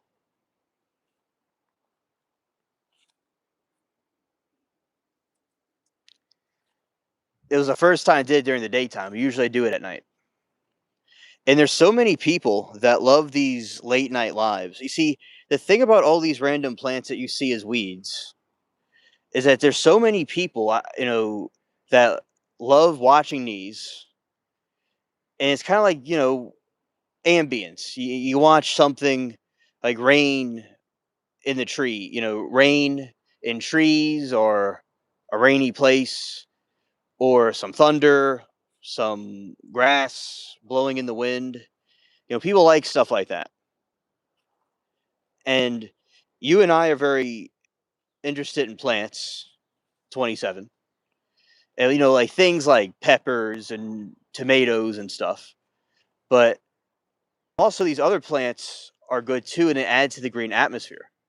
So it definitely does what it's supposed to do, but at the same time, I like growing those vegetables as well. I like both. Yeah, the dark lets me see better too. Yeah.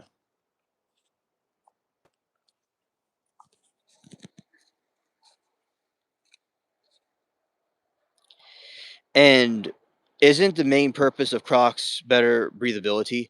I think that is true. And I think it is extremely,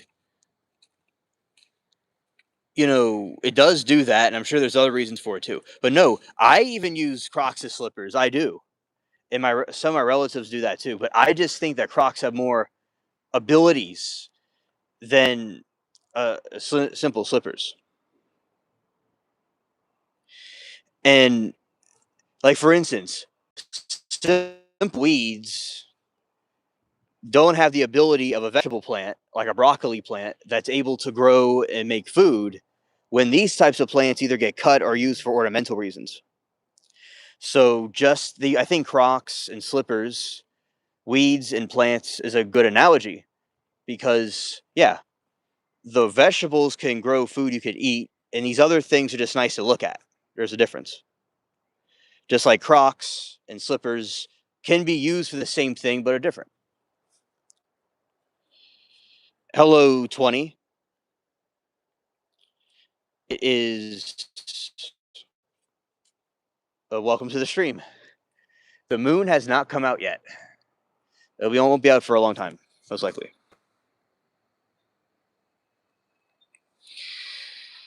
27 says I'm a biodynamic organic gardener, so I have half an acre of vegetables and flowers, an acre of orchard, and 1/2 acres of native bush. That is very cool. That is very cool. I like orchards. Those are nice too. Now tell us what biodynamics. Tell us more about that.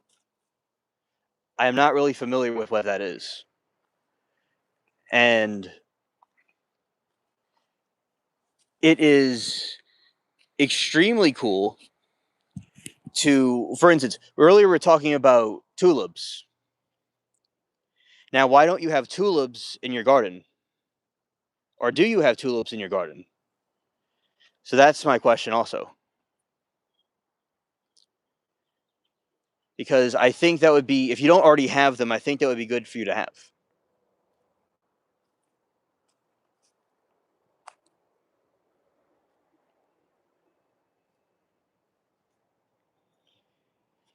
And we have this right here. Let's see. With the chat's telling the dude hello. Yeah. Now, sweet corn has to eat with this is different than the regular corn that you'll see in like the fields. It has to be the smaller variation. The smaller variations are the ones that you grow for like eating right away.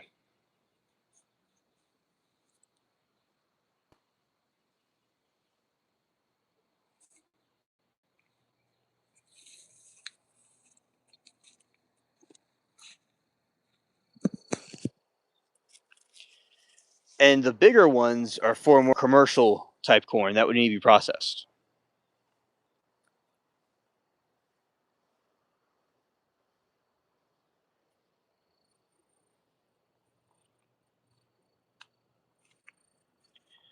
All right, and yeah, so the different types of I think it's cool how we were talking earlier about how tulips are used for money back in the Netherlands at one time, and everyone agreed that it had a value to it.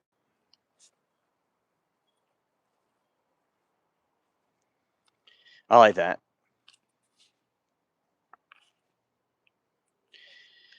And let's see, I haven't seen any sightings, in your any stinging needle in your garden yet. Okay, I'm not. I don't see. What's that exactly?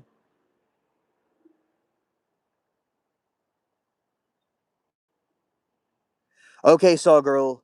Thank you for giving us an update about it. Prayers about that situation. Indeed. Okay. Let's see, and let's see. S- mm, Yeah, I don't think I that's something that I'm gonna have to grow. I think I have the seeds for that. I do have the seeds for that. Thank you for that suggestion, UAP. I appreciate it. There's a million types of things I should be growing in here that I could possibly grow. So all suggestions and advice, I definitely will take it.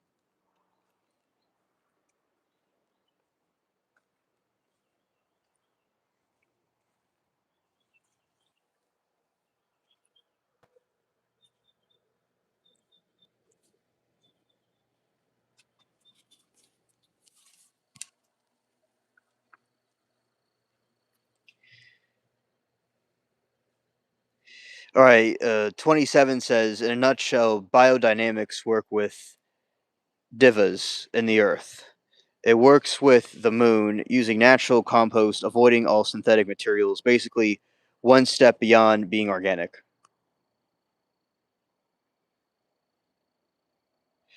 Very interesting. Very interesting.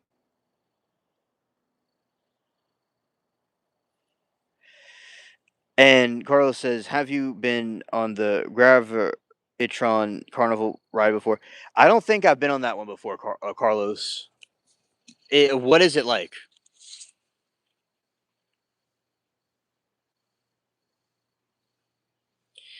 Staining needle is awesome. It means the soil is at its optimal best. Oh, okay, gotcha. Gotcha.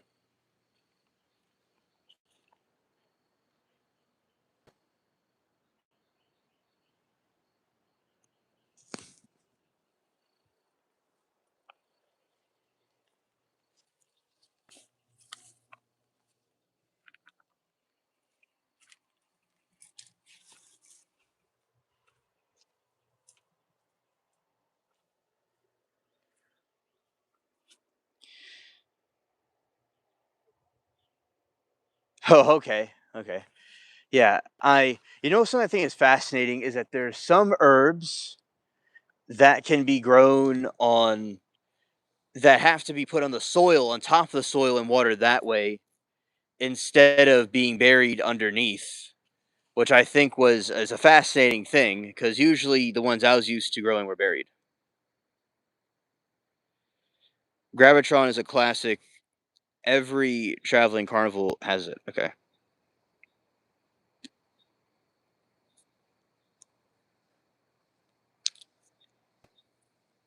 Oh, okay.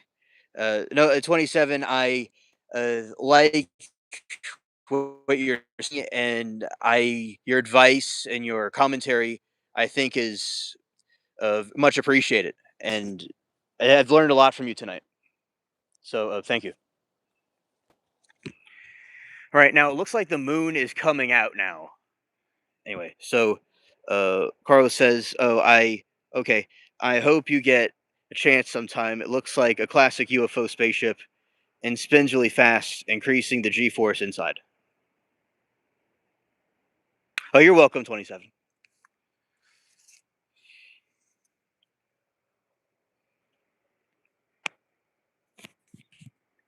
All right, that's the moon. And it's going through a cypress tree, a swamp tree. Scared. Oh, Texas cutie.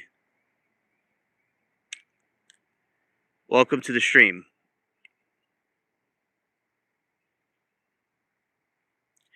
Daniel says, you get inside this UFO shaped spinning machine, you stand in the wall, and the machine starts to spin faster and faster and faster until you're stuck against the wall and the wall starts sliding up. Oh, that sounds pretty fun. Scared. I've not been on it, but I'm aware of its existence. I think I've heard of it before. Gravitron defies gravity, LO. It's like a giant centrifuge for people. Okay, okay. I appreciate you telling me about that. Yes, it's Carlos's moon. No, he wanted to see.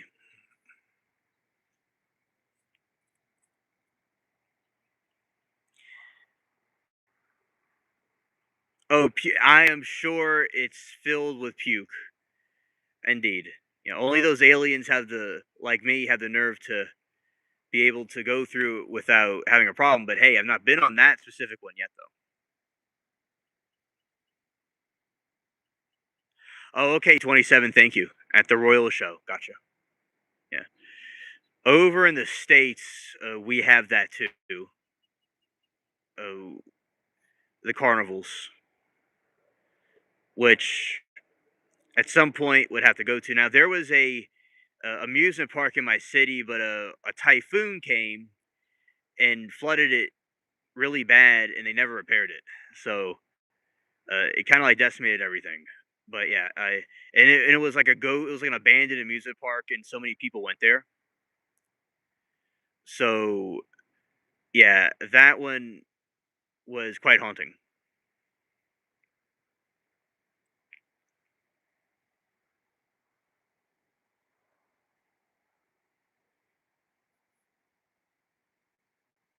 Crikey.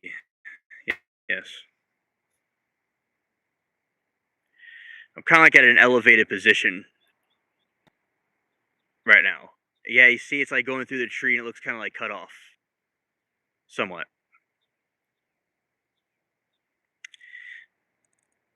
Daniel says my favorite ride. I never get sick on it, but afraid of heights and don't like going upside down.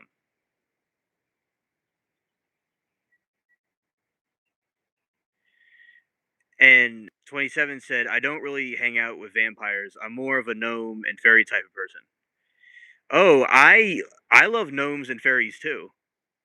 You know, because I'm very eclectic, where I have different idiosyncratic attributes to me. And I like those too. I like Lord of the Rings and the Shire, you know, type of stuff like that. Yeah, yeah, and also I'll do talk in metaphorical senses a lot of the time as well. So yeah, uh, I talk about King Arthur and Merlin and stuff on the show, and that kind of aligns with that. It's kind of like how Anakin Skywalker, he was like Darth Vader and a Jedi at the same time, like his Force Ghost. Yeah, my name is it's from a German fairy tale. It is Hansel from Hansel and Gretel. The right pronunciation's like Hansel, from like the German pronunciation of it. My dad's from the UK, but my mom's side is American, so I, you know, was raised in America. So that's the name that I have. I like mysterious things and bright things too. Adrian von Ziegler, by the way, is a good ambient musician that you'd probably like. He does things about fairies and gnomes and stuff. Right. And I don't bite too hard. I'm just joking with you though. Yeah. A vampire doesn't really bite too hard, but yeah. I uh, I like talking to you. Yes. Han Solo. Yes. My favorite too. I went on till day once, and I felt I was spinning, and I got home. Oh, the spinning just never ended.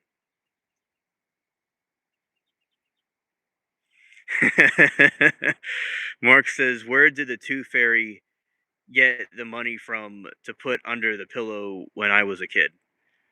She got it from the the tax-paying leprechauns. You know, being alive forever is like being alive for thousands of nights. It's nice to have company in this dark void, definitely.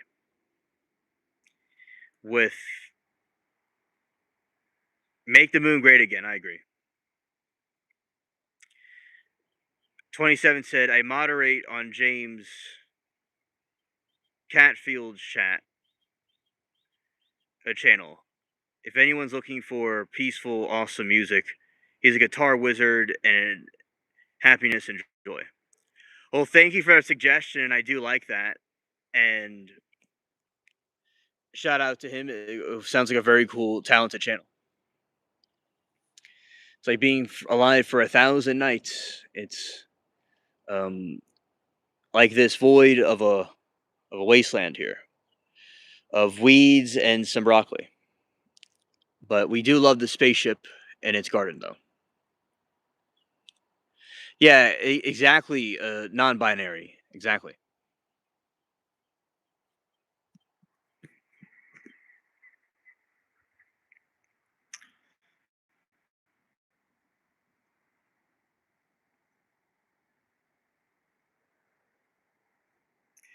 It looks like the moon's trying to peek through the tree. It's like barely hanging in there. Scared.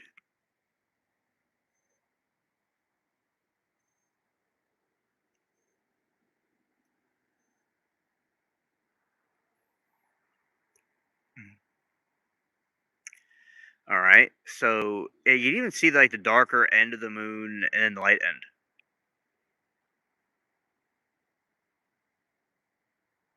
Yes, it'll be a new moon soon. I think I've seen the new moon before one time. I kind of could tell it was the moon, but it's very like impossible, nearly impossible to see. Yeah, it's a clear evening. Oh, nice, nice.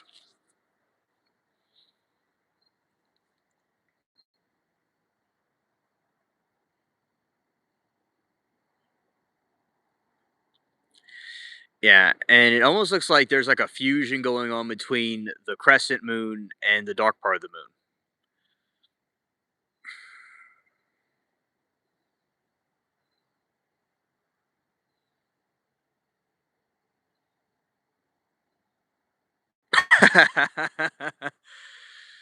Yeah, we need to get Mark an ARG refund. You know, a pirate needs himself lots of loot for his valued tooth that he would need on the high seas.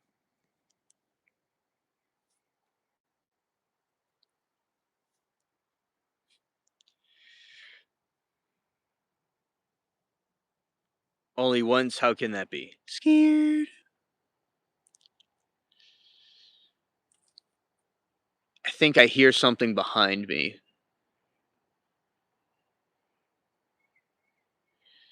Only once for what? Something that if I said something for once, refresh your memory 27 if I said it out of curiosity, thank you.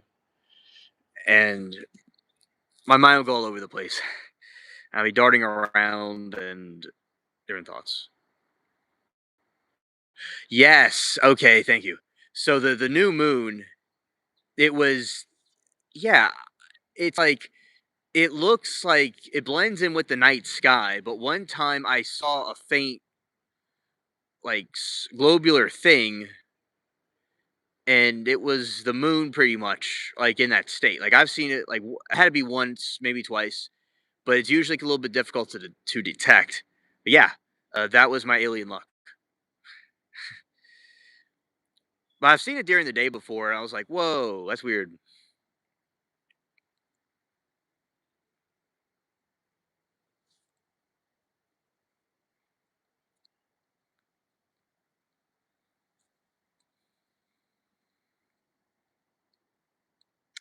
That looks like a crescent moon. You know why? Because it probably is a crescent moon.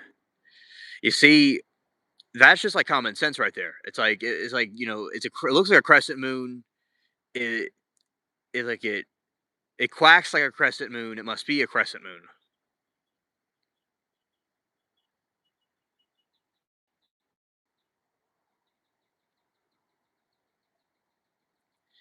It's even like hypnotic, like the moon. It could be like a hypnotic sight.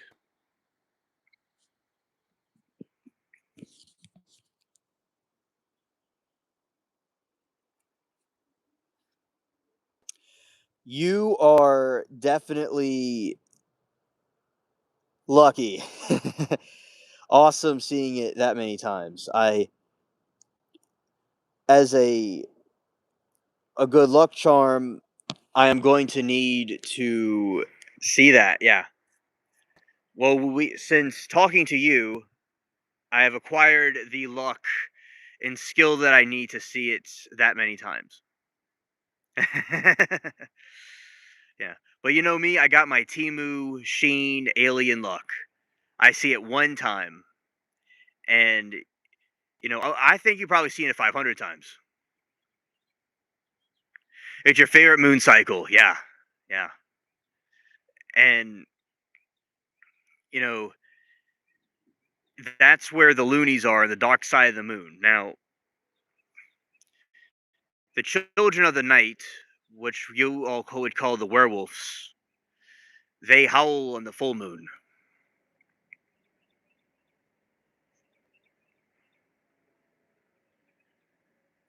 Now, is there something over here? Because I hear something. It is probably in the trees somewhere, whatever it is, the tree rat or whatever.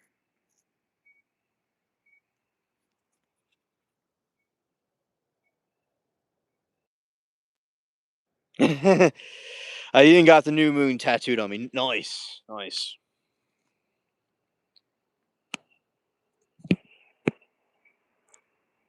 I hear frogs.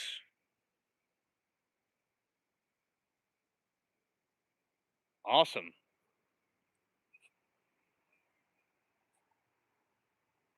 That was not that was cool. We heard our frog and had our frog sighting. Nice.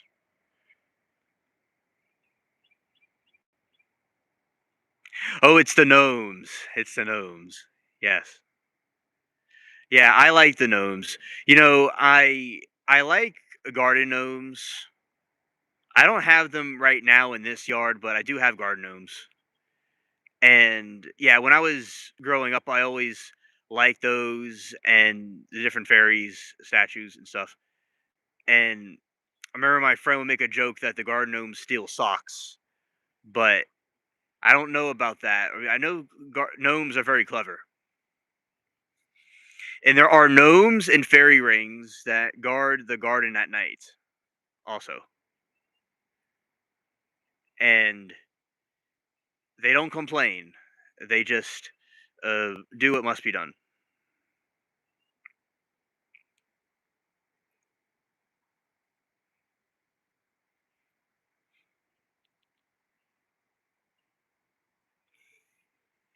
Okay, and the moon will continue to develop. And right here, you don't see them because they have not sprouted. Every fall, I get flower type plants that are similar to sunflowers that bloom, but they're not up yet. But they come back every year, and the roots are good to have.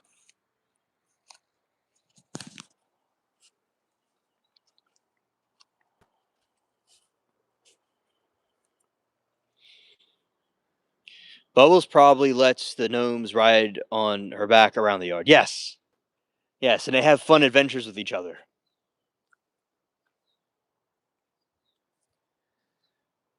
Yeah, and Bubbles is the trusted steed, and they go and search the yard together and make sure everything is all okay. Yeah, and they're all sweet and nice. Indeed.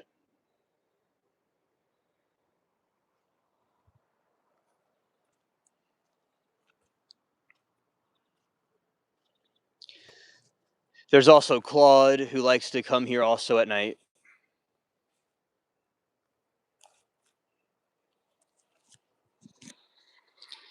And he likes to also patrol the garden as well to make sure it's all okay. And sometimes he comes on camera, but right now he is resting somewhere.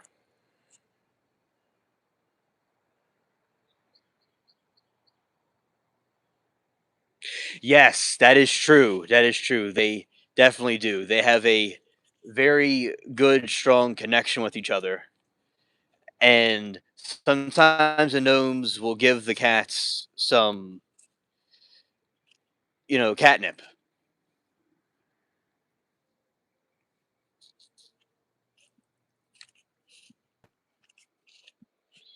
Yeah.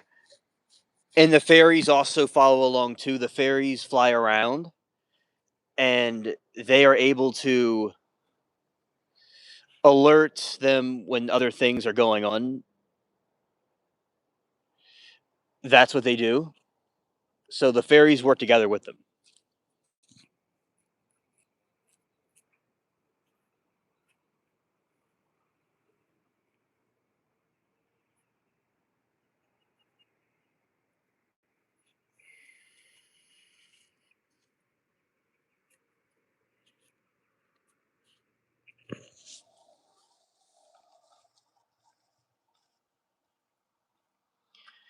Okay, and let's see.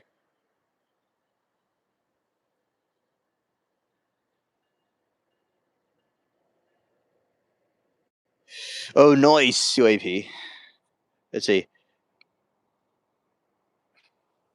The skinks in New Zealand that I was learning about.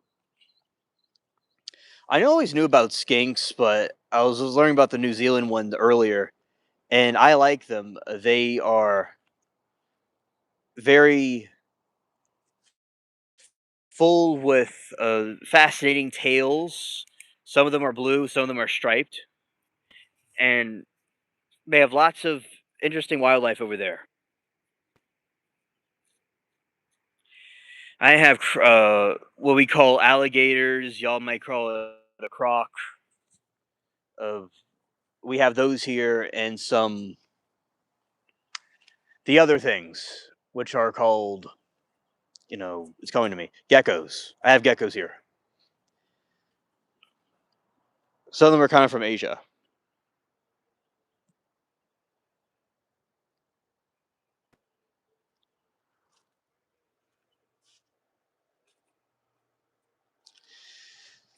Yeah, I am sure.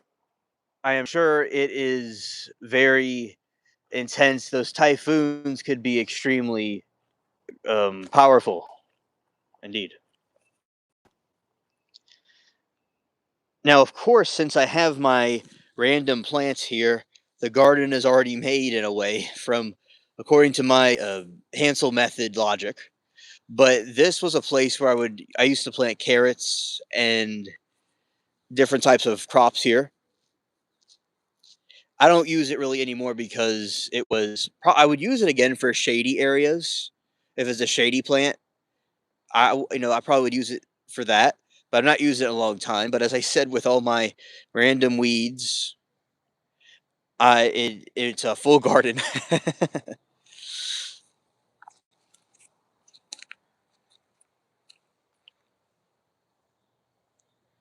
And there is Bubbles, and he's hanging out with his gnome friends.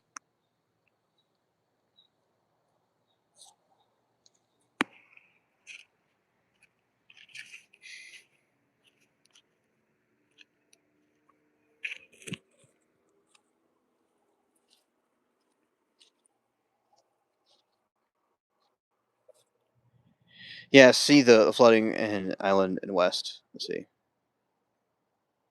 Yes, UAP. I do definitely agree. They absolutely are dinosaurs.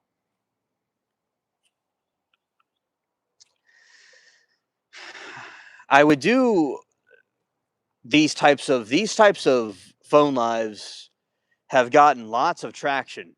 Lots of people have seen this. But there are so many, like back in the past, I would do these types of lives, and would get a couple hundred viewers, and then I would do the computer lives at night on every Friday and Thursday. Although now I go live every single day, and I do a lot of trial coverage. So that's what I did, and I would go live late at night. And also, I was always a night owl, and a lot of times my friends online were on the West Coast or in some other country like Japan the or Australia, and so I kind of got used to staying up to the other time zones. That's another thing that was interesting to kind of reach out to different people. Well, back in the past, in these different regions, I stayed up late, and I always like to stay up late. So, right. Oh, you're still waiting for the storm, yeah. Oh.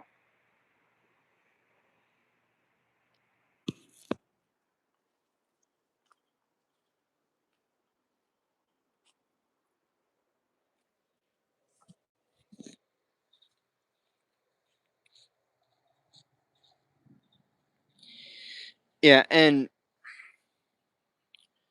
yeah, this is a tallow tree. If I didn't mention before, and it was something that Ben Franklin brought to the United States from China, and it changes orange and yellow and red. Another thing that this does is in fall it changes colors, as I just mentioned.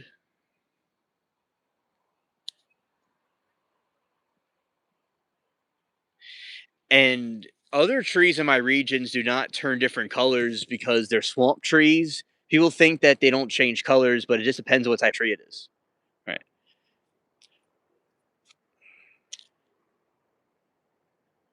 All right. Holly says, I'm friends with mods and founders of the YouTube channel DT Show. They cover aliens from time to time. Oh, thank you, Holly. I will check them out. Thank you.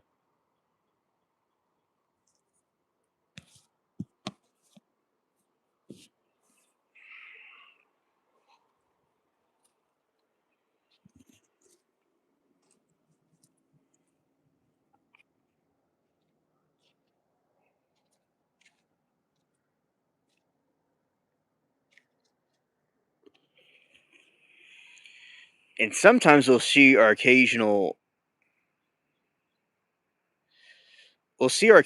swamp puppies, or we call them we would call them bandit puppies, but then people thought I was saying abandoned puppies. That's not true. Here is my masterpiece of random weeds. All right, he's growing Grandpa Ott Isla vines at the. Have you tried them? No, I have not tried them, but I will add that to my list of things to try. Of to grow. Thank you. I like to know all kinds of different suggestions of different plants. They're very cool. Okay, let's go here. See, that's probably a raccoon. Let's see.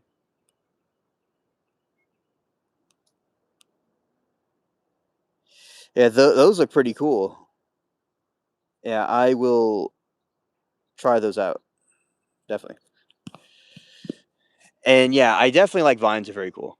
So these are, that's a random vine right here that, kind of like I've showed you before.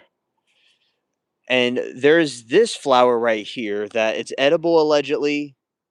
And they have this, it's like a sticky, I'll show you a better view of that flower. Okay. This one right here, it is allegedly edible, but of course people have to go look that up for themselves if they want to try something like that. And the seeds turn into these black spiky things that latch on you, on your clothes and stuff, and they spread around like hitchhikers. All right.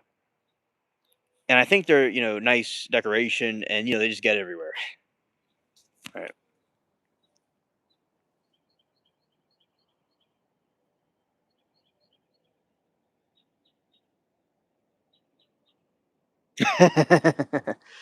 Oh, okay. It's okay. Okay. Uh, 27 says chew the seeds in the mouth for 10 minutes, especially the white seeds about 4 a.m. in the morning. Then look south, southwest, and you'll see motherships. Okay, I get it. I get it. I'll be seeing motherships and all the other dimensions that I don't see right now. Okay. Yeah.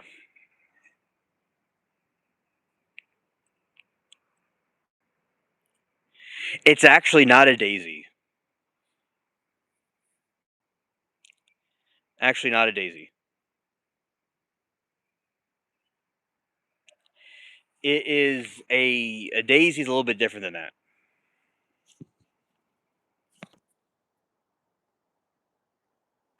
Hello, Cherbro. Welcome to the stream.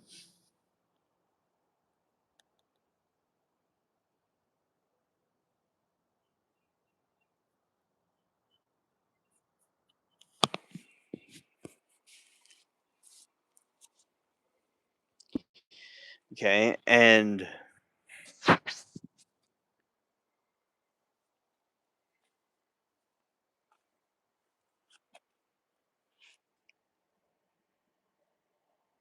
oh, okay. Let's go back to it. Yeah. All right.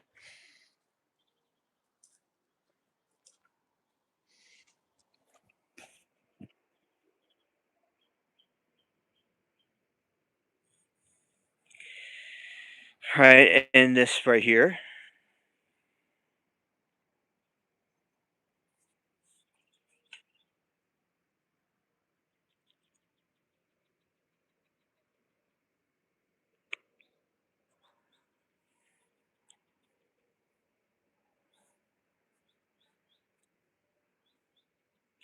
Yeah, it is nice. It is nice, and it's usually like it's a type of weed, but it's some sort of herbal thing too. Because I looked it up, and it's a type of the flowers were used for different things. Changet. Okay.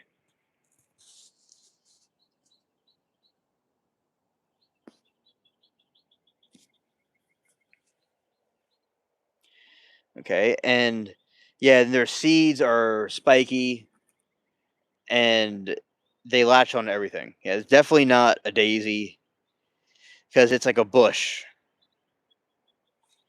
You're not 100% sure. Okay. Okay. Because I looked it up, and as I said, if something's edible or not, it's up to people to want to decide what they want to see. I mean, what they, if they should eat something or not.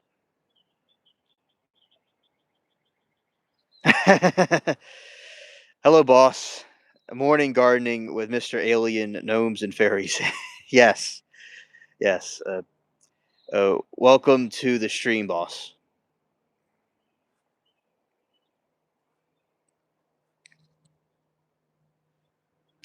Here's Claude. There he is.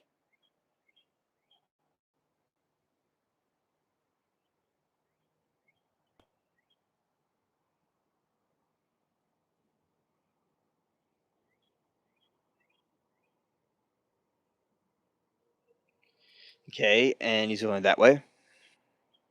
Good morning, chat. Hope you all have a fun day Sunday. Facts. Facts.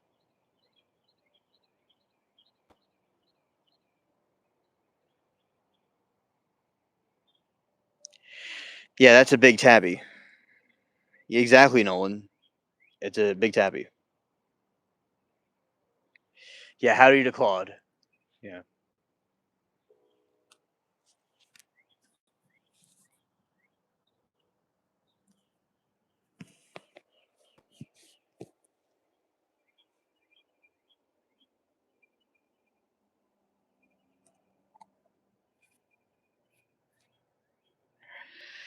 Hi there, Mario.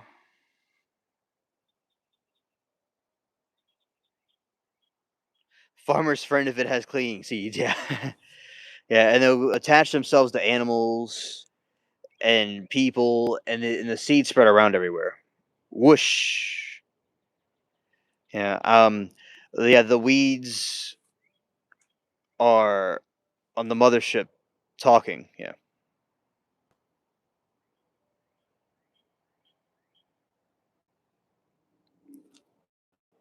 Your cat felt betrayed after you brought a German Shepherd. Oh, okay. Well, your cat's right. Although we love German Shepherds, usually the cats are always right.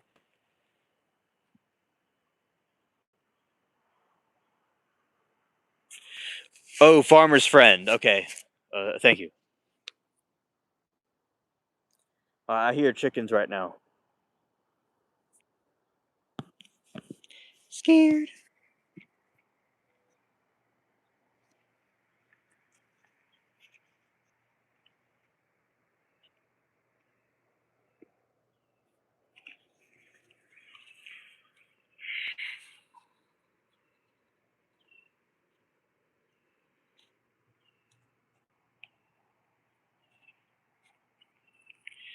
100% sure. Sure. 100% sure it's a classic weed. Okay. Well, I'm glad we know that. My garden can maintain its authenticity as a weed safe haven. All right, 27. Thank you for coming. I appreciate your commentary and advice and things I've learned. Have a good one. All right. Wishing you the same, 27. Take care. Yeah, I had to find my own way back forth to Auckland to Wellington.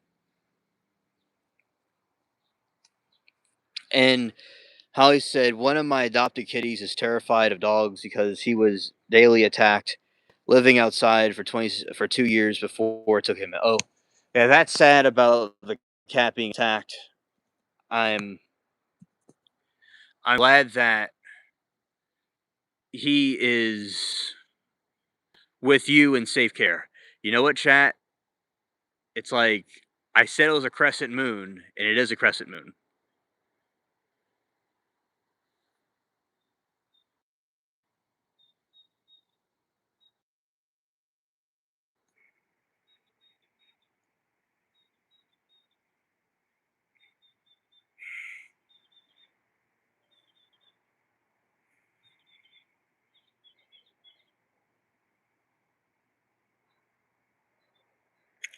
Yeah, and that's a swamp tree.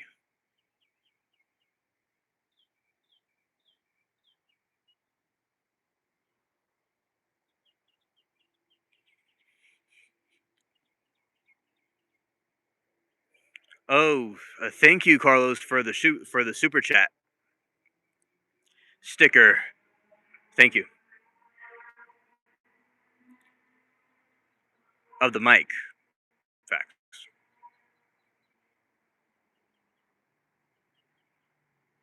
Yeah, shout out to Carlos. Indeed.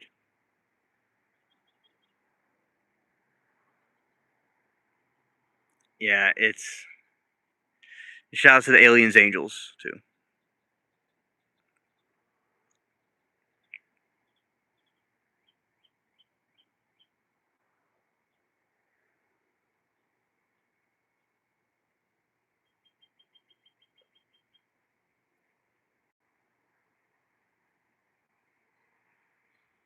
Yeah, and there's a cow that jumps over the moon, by the way, and the cow jumping over the moon is quite epic. Quite epic, and that's what we see here.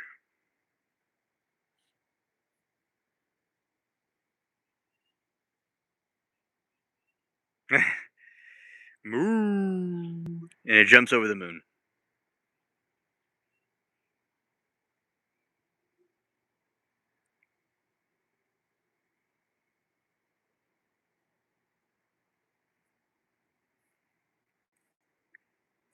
And that kid fishing off the moon. Yeah, it starts with yes.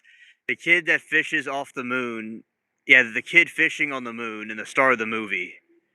Yeah, he is sitting there chilling. Yeah, definitely.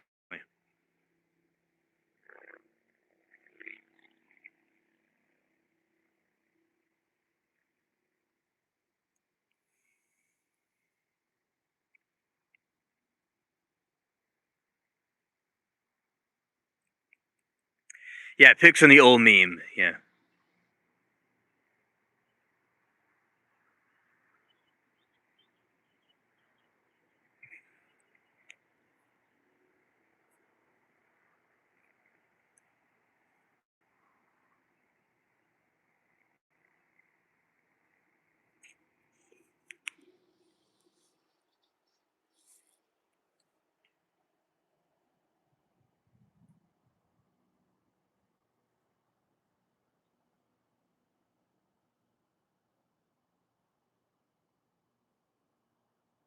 A man UFO medium, sir. Yes. Yes. Exactly. Yeah. And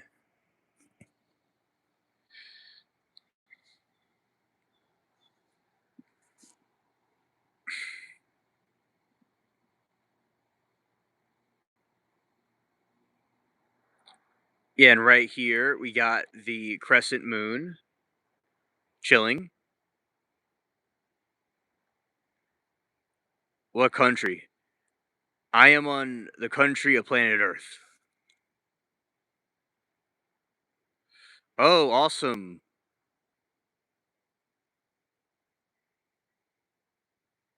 Okay, shout out to Carlos for gifting more memberships. Thank you.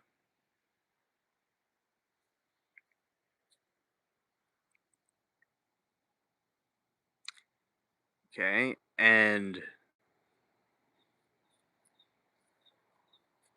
that is awesome. I appreciate it.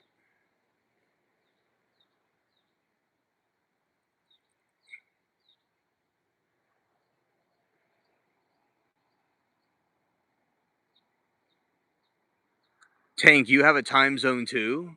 Well, that's pretty cool.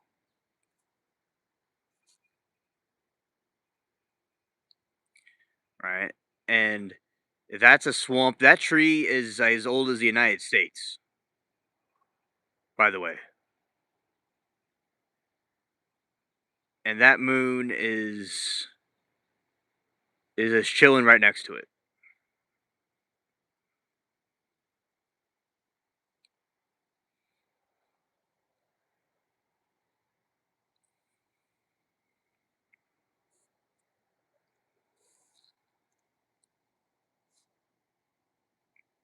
You think it's fake? I mean, we've talked about it on here before that many people think it's like a light or it is fake. Yeah, some people think that, and that theory is, is a interesting hypothesis.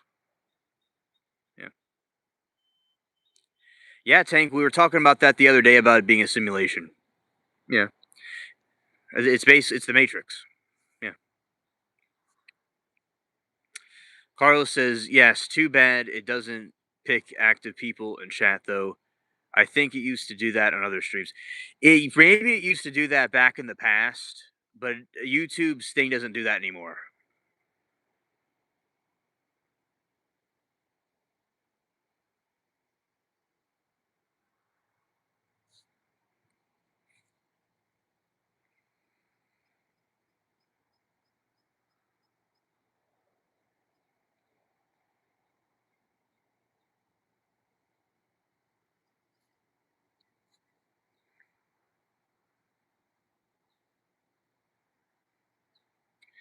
Select the live chat over the default top chat.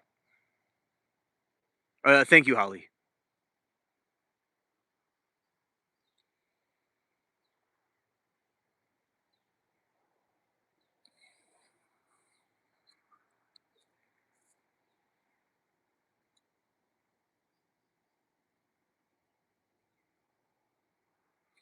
Mario says, I remember my last spended ownership on YouTube channel, See the Skies.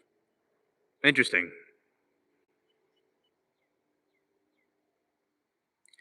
Yeah, interesting fact chat.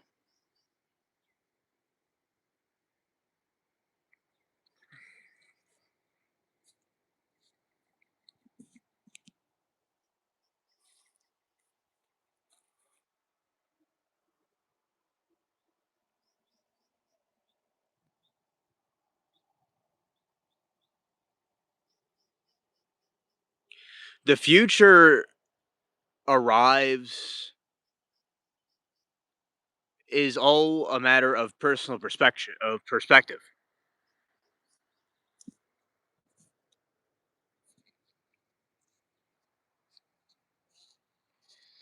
So depending on the perspective of the individual will tell that what for sure what is what isn't.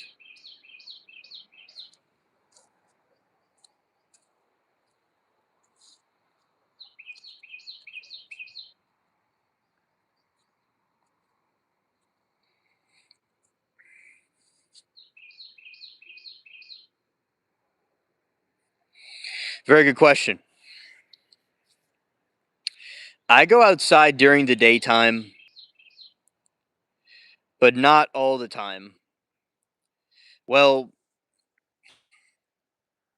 I just usually let's see. I'll go take you all the way back in time. When I was like little and like a teenager, I used to go and swing on a bench swing in the other yard, and listen to things and study things on my phone and watch videos and stuff. And then eventually the swing, like around some hurricane hit in 2020, then it all like broke. And the tree slammed. It didn't break, but over time it broke. The swing kind of broke over time, and it was, we're not going to do this. We're not going to do this. So that's what happened. It was over time. I eventually did walking. Hello, Phoebe. I eventually did walking over the swinging thing. Oh, thank you, Phoebe. So when after this occurred, I would go and listen to different things in like 2020, 2021, stuff like that. And I would like walk around in the other yard. And after that tree slammed into that thing, it ruined this pathway I made. So I eventually would come out on that side, and then eventually I came over this part over time. And I used to walk around both yards at night. That's what I would do. And I like nighttime because it's quiet and there's just no activity going on. I always like nighttime. I like it's dark, it's night, and it's kind of like alone time. You can think about things and stuff. And I watch videos or work out or watch things or I also I get the exercise. It's also much cooler at night than it is during the day. But I don't the heat doesn't really bother me like it used to when I was growing up. And sometimes I could see better at night, and sometimes when it's really bright, it's a little bit sensitive to it.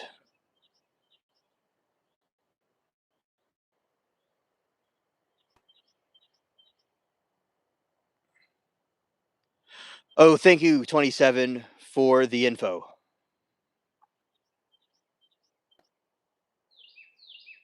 I appreciate it.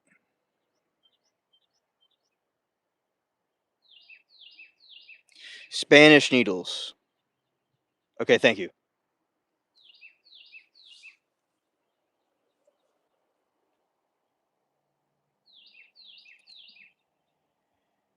And yeah, so anyway, the so another thing, Holly, I liked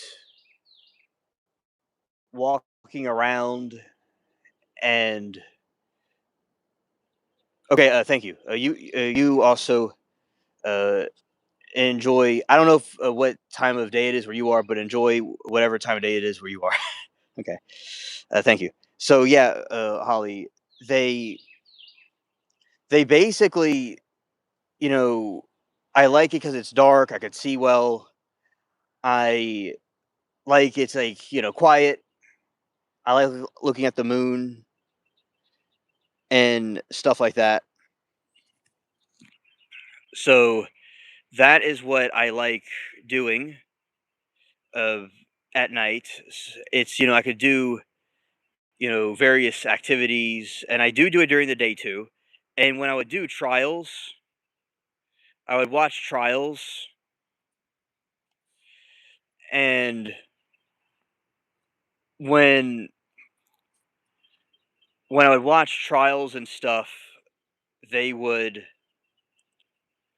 it would take the whole day, right? So at nighttime or evening, we would be done with the trials, and then usually I do a stream after the trial is over with. So night, by the time nighttime comes, it's nighttime.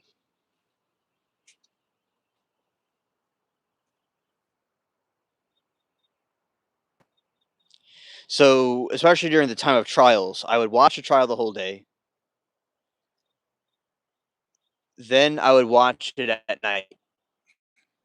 I mean, I would do a stream at night, and then by the time I'm done all that, it's evening, it's nighttime. So that's another reason. So those are a variety of different reasons.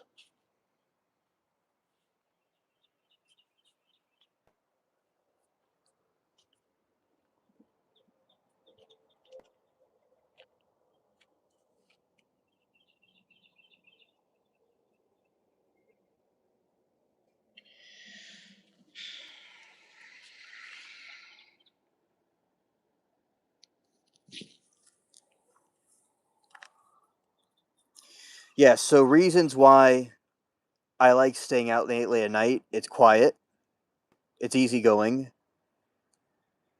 and I walk around, exercise,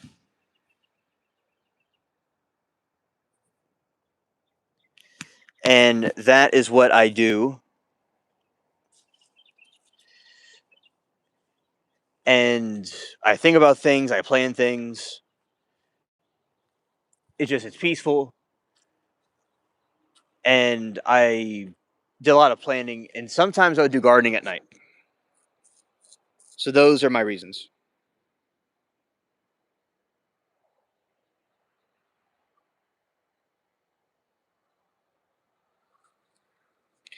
Oh, your sun irritates you, Holly? Yeah, it could sometimes. I like the sun, and I do get in the sun. I do go outside during daytime. I do, intentionally get sun, but it can be, a little bit irritating. In the nighttime, I feel I do better at nighttime. Yeah. Okay. Wow, I don't know what to say about the accident that just happened in my street behind the house. Thank God the kids are awesome. Thank God my son-in-law was able to help. He is still practicing. He's still at the scene. That's all kinds of emergency vehicles there. Wow. Yeah, exactly. Exactly.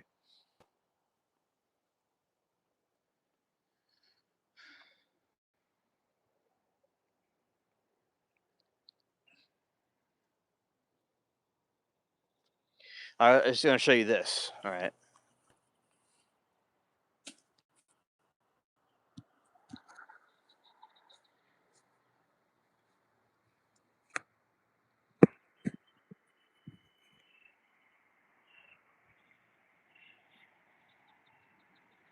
You see, the moon is now over the swamp tree.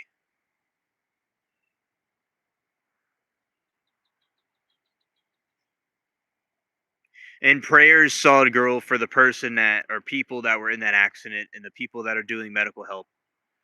Thank you for updating us about what happened. Scared.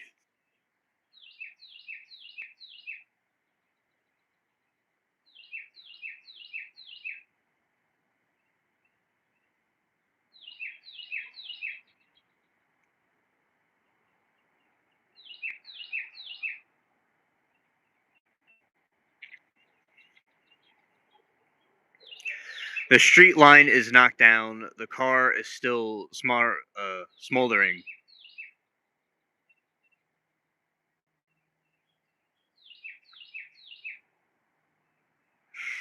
The street line is knocked down. The car is still smoldering, but I can't believe what just happened. I'm going to have to check out now. I'm upset. It's awful. have kids involved. Oh, it's extremely heartbreaking and a very traumatic event to witness. And okay, and have a good night, Saw Girl. Thank you for hanging out with us and keeping us posted. All right. Allegedly, it gets it from the sun, but it might just be its own light.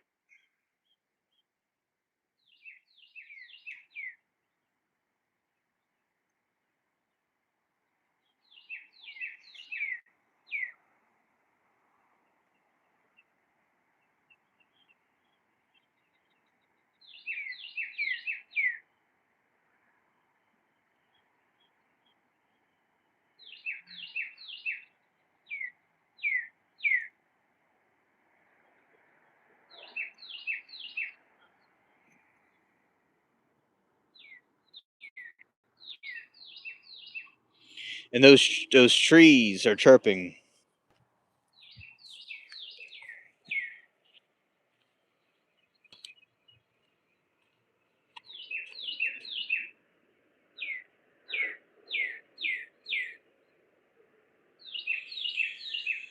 Right? Yeah, they're over here. Over here.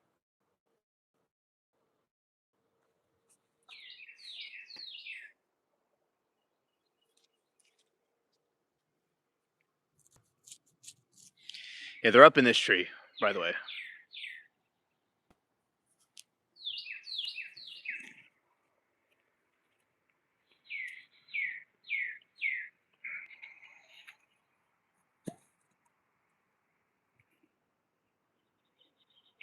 Yeah, it reflects the sun.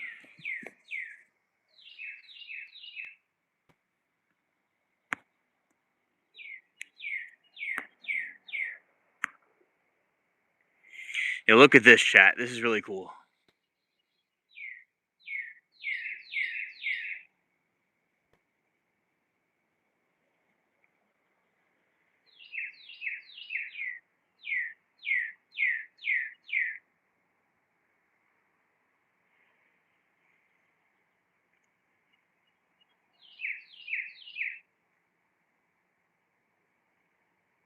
You can, Mark. Allegedly, fossilized wood is moon rocks.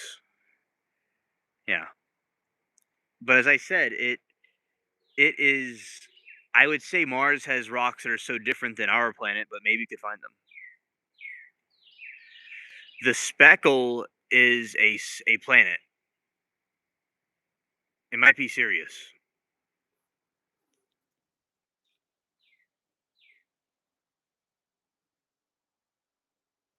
That's why it's blinking different colors. Yeah.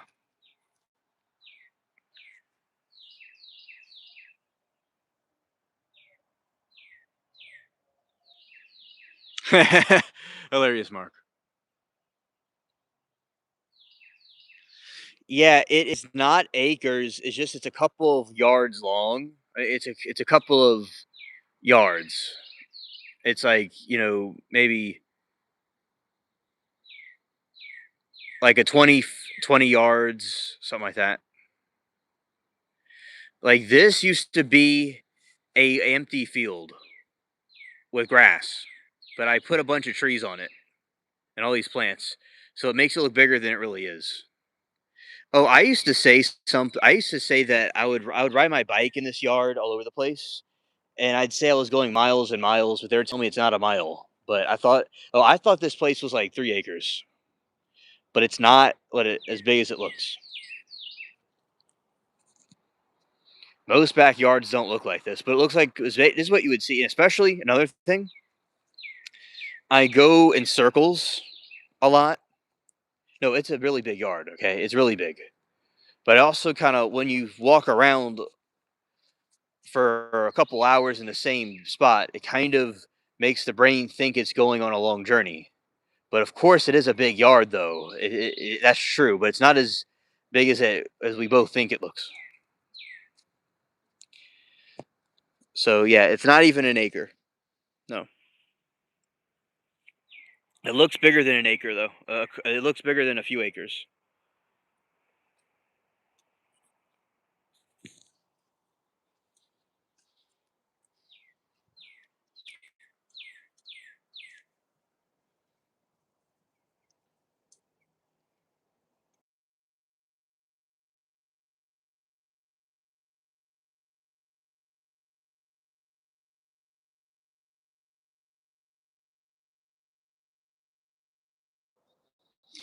Yeah. So it's about 20 yards long, apparently. Something like that.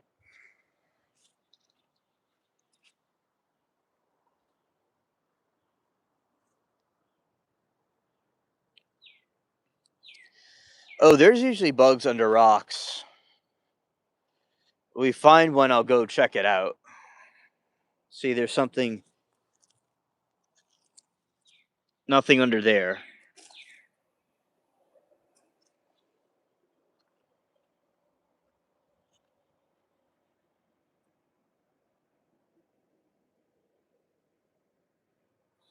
Right. And so you going this way?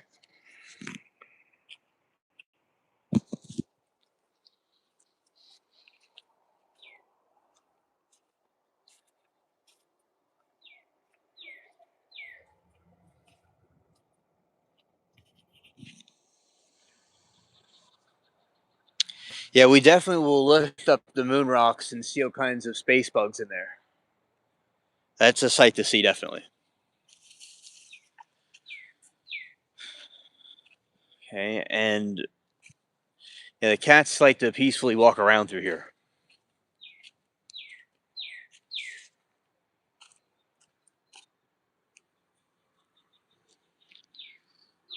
Yeah, and the crescent moon is high up.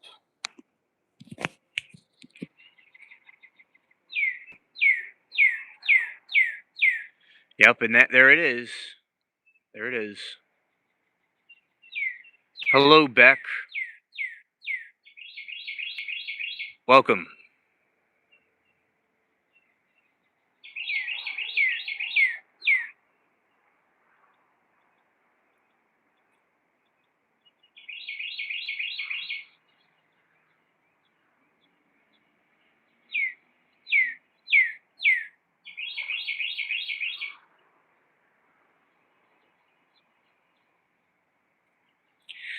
Yeah, and we have the crescent moon showing right here, which is pretty cool.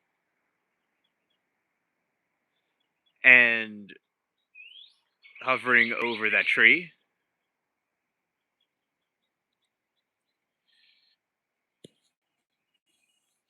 Oh, yes. Yes.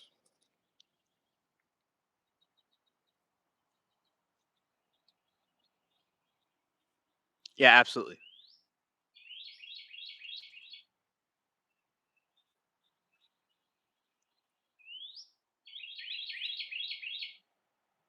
Did you hear about the bug that when bitten you become allergic to red meat? I never heard of that. No, we have to go look that up.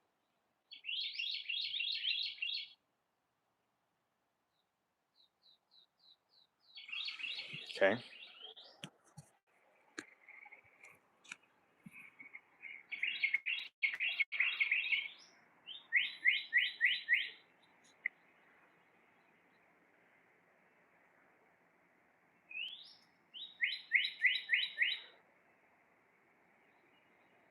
Mr. Gates.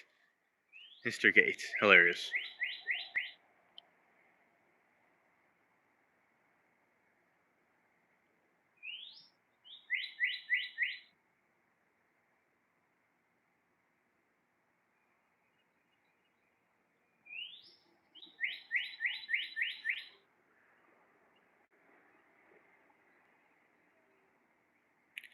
All right, so yeah, that is some swamp.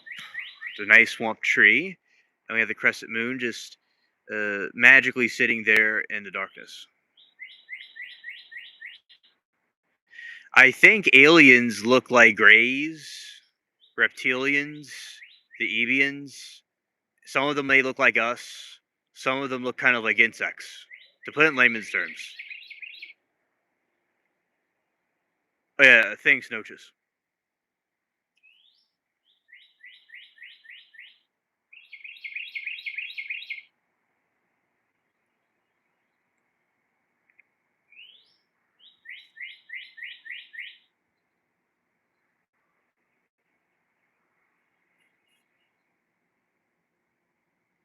Scared. Yeah, it's kind of like a mysterious lurking.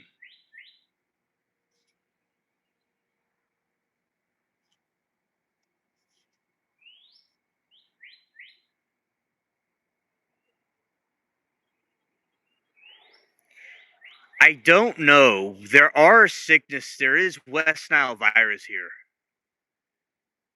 Malaria, I don't know. But we do. There are diseases that are carried.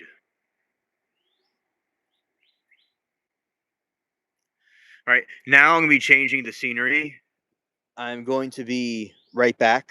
I mean, no, I'm not gonna be like leaving, but we're going to be like going inside while we do the stream to talk about some other things and end it.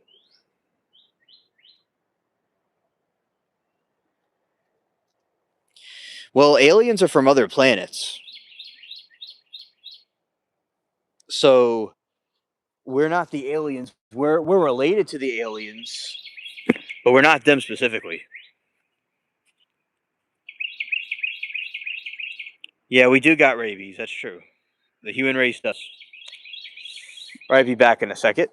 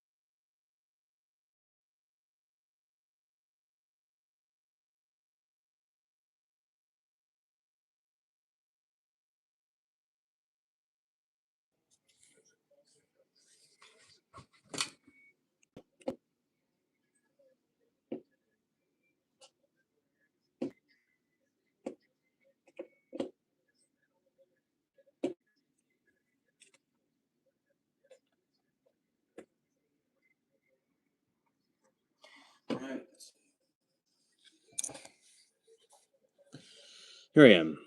Okay. The rabies is called Texas.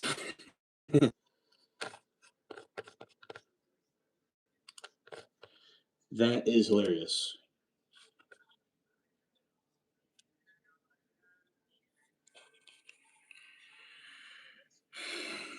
Okay, so here I am, and beautiful.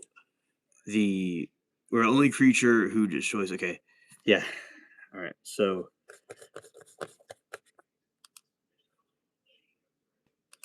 now let's go here and see some things.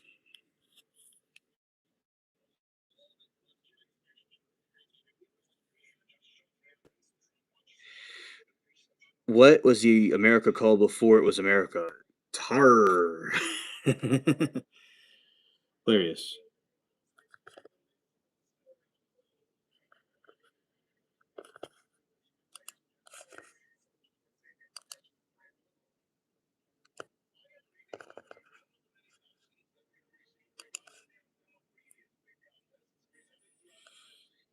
Yeah, definitely.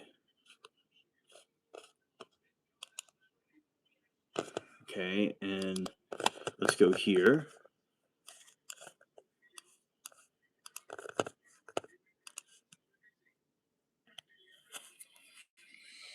Okay, let's see. The question. Let's see this.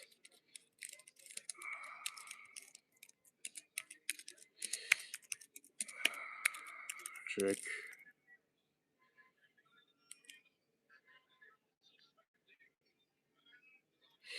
Hello, my friend Lindsay. We are talking about we are talking about tonight we talked about plants and we talked about different species of plants and things that I have in the yard and why I like to do the gardening and different or what and also why I like to go outside at night. Chat was asking me some questions about like the stream and we talked about different types of dishes and food and some philosophical stuff. So that's what we talk about tonight. And there is, and now we're talking about, gr- uh, oh, and also Gravitron, which Gravitron is this UFO ride in an amusement park. We talked about that too, and how it spins and spins around. And then I talk about abandoned amusement parks, also, and other types of amusement park rides and books and different things of that nature. Yeah, nice. Now the condition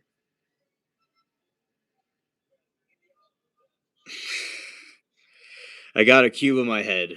Well, it's technically not a cube because it's more like a triangle. It's more like a pyramid on my head.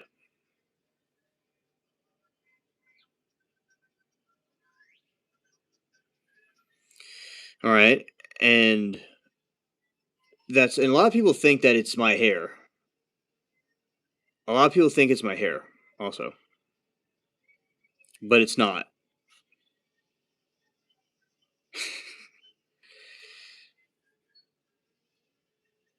All right. So the condition is alpha gal syndrome, AGS. A series of potentially life threatening food allergy is primarily triggered by a bite from the Lone Star tick, which can be identified by a single white spot on the adult.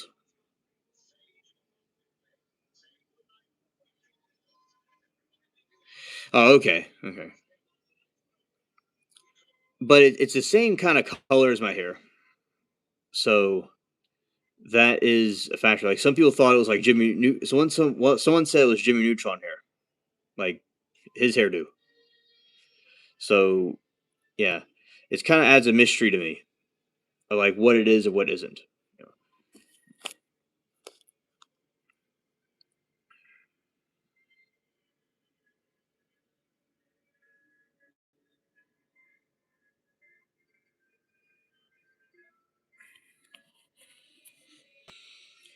Someone has red meat, beef, pork, lamb, rabbit, goat. That's what they're allergic to.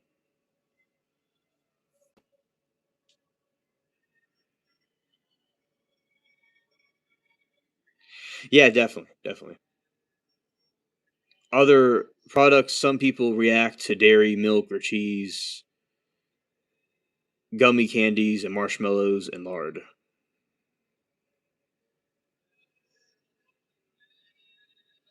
Interesting.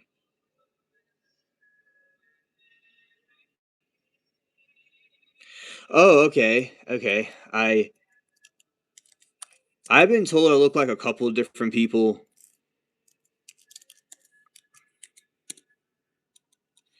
but that one specifically, I don't. I don't know. But thank you, thank you. And I definitely appreciate it. I've been compared to a couple of different ones before.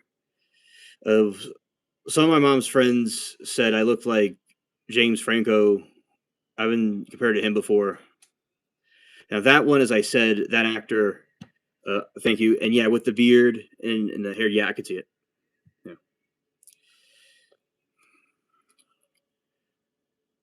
Well, I'm a little bit allergic to cyanide, but one time I ate some berries with cyanide in it, and by drinking lots of water and stuff, I was okay. But maybe I have a slight immunity, but I'm not going to go and try cyanide to find out more about it.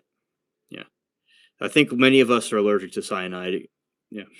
Even some aliens. Ivy said, yeah, like cow's milk can contain bovine hemoglobin because it comes from cows. Yeah. And they can get you.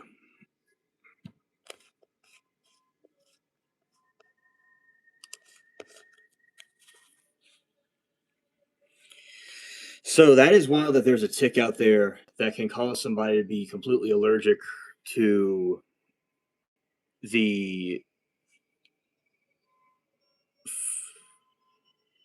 you know, different types of meat.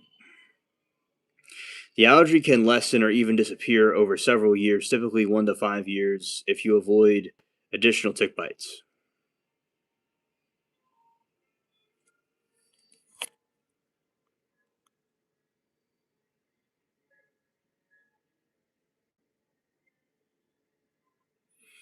It turns out blue is deadly. Who knew? Right. Right.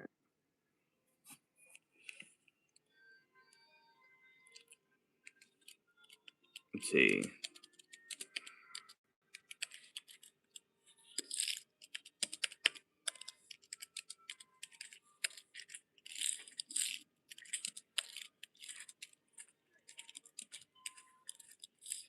In this next part, we're going to go into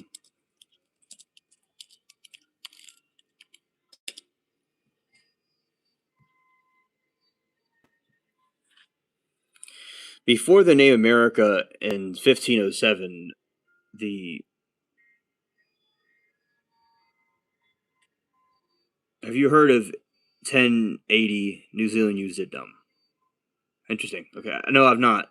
I've not. All right. So this is the name. America was called the Indies, the New World, Terra Incognita, the Unknown Land, Parius, and Vinland.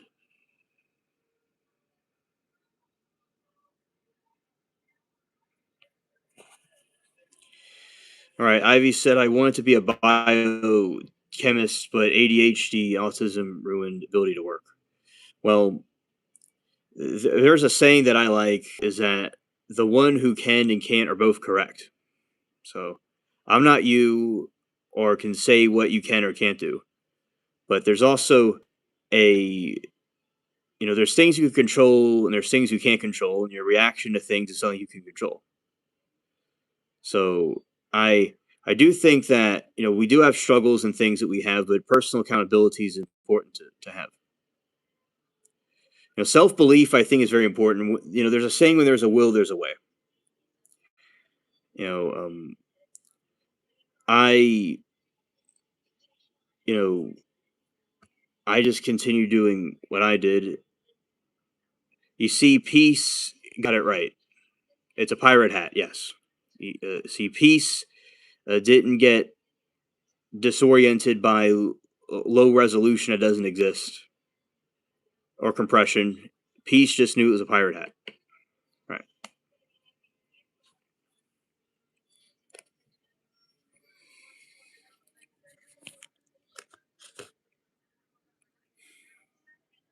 The indigenous names, the Abya Yala, is the term for the New World.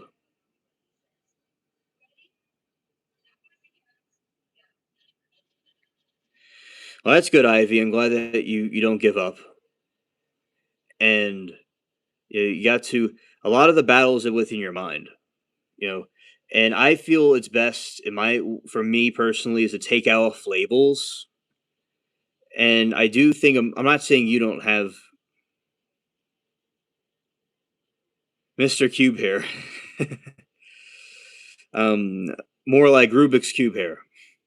Yeah. Hello, Cross. Welcome. And yeah, so I think that obstacles and stuff can get in the way of things, but the one thing, as I said, is that taking labels off, and I do think I'm not saying you don't have any kind of special needs conditions, if that's what the right word is. What I'm saying is that I do think pharmaceutical companies want to sell a lot of drugs and stuff, and I do think they try to convince people there's something there that's just normal. And if you're conditioned to think something about yourself, they program you like in the Matrix.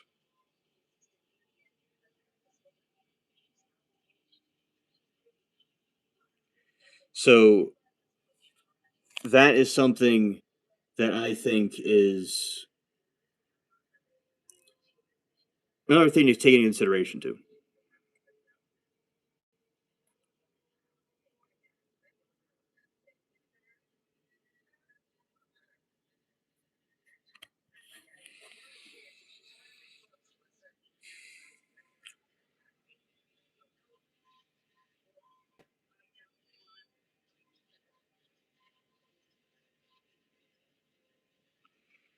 Yes, speak native, talk about native. I'm simply talking about the what America was called before it was America. That's why I said a word that was native. Yeah, that very fascinating. And I do believe that. By the way, I want to mention it. I believe that there are UFOs and there are spacecrafts that and Bigfoot and stuff that flies around. So if people have any take on UFOs and things like that, I like to see what people have to say about them. Yeah. All right, Ivy says labels are good for me. I got diagnosed at 35. They're helping me direct my energy at the right places. There's lots of context about my earlier life. I'm discovering and explains a lot. I said, whatever is good for you, that is good. Uh, if it's something you like. I personally, yeah, the sky people.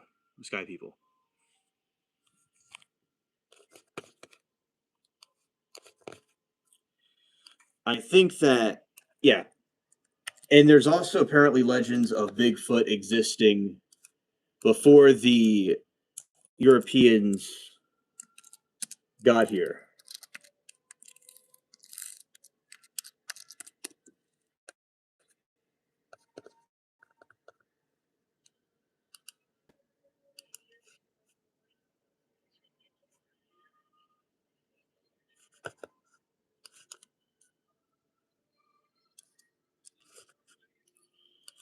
I think this.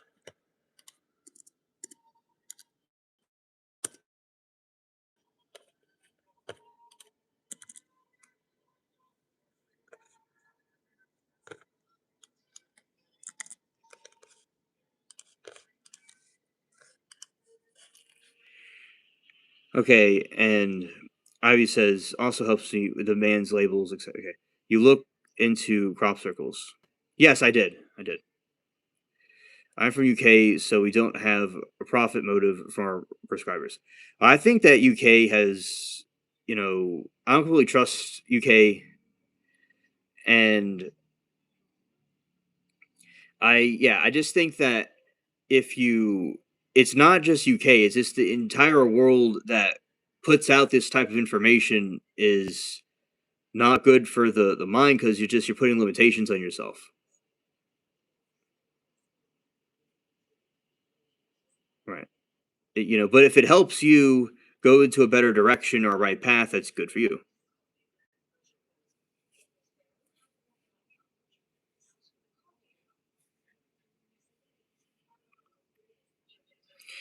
And Ivy said, I'm going to open the idea of cryptids and UFOs. I just believe that they're extremely unlikely to the point of being efficiently impossible. It's, I got something impossible to show you.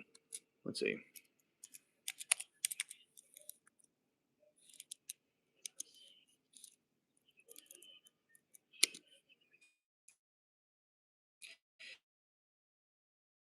Hello, Buck Boy. Welcome to the stream.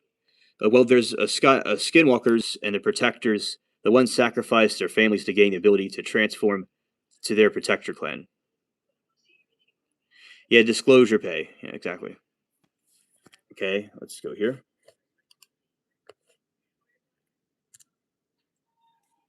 This is allegedly from Russia. All right. This is Skinny Bob. This was taken from Russia by KGB allegedly.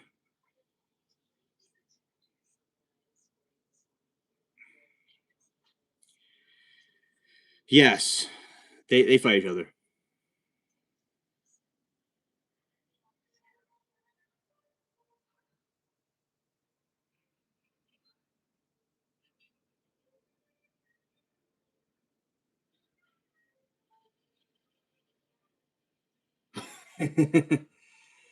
Putin's daughter, hilarious. Yeah, so that is Skinny Bob, and there's been so many sightings about aliens. Yeah, skinwalkers are something that is very disturbing. By the way, skinwalkers explained. Let's see.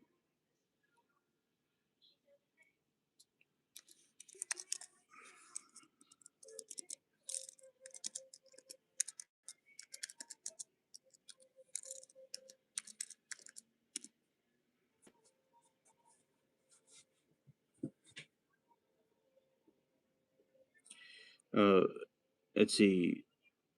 Silly. Okay, let's see. On X Files, the government and have aliens need to put down. I wonder if that's real.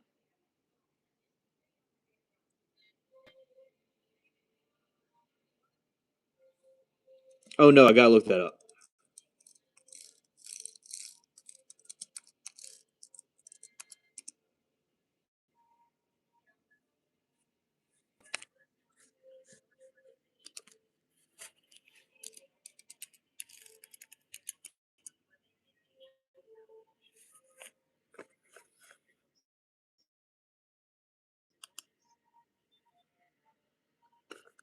Okay, let's see.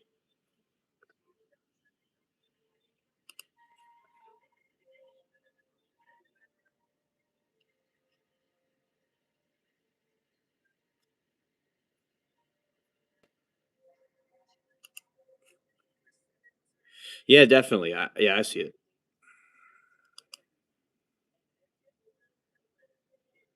Oh, it's not just a Navajo. Oh no, the skinwalkers are real.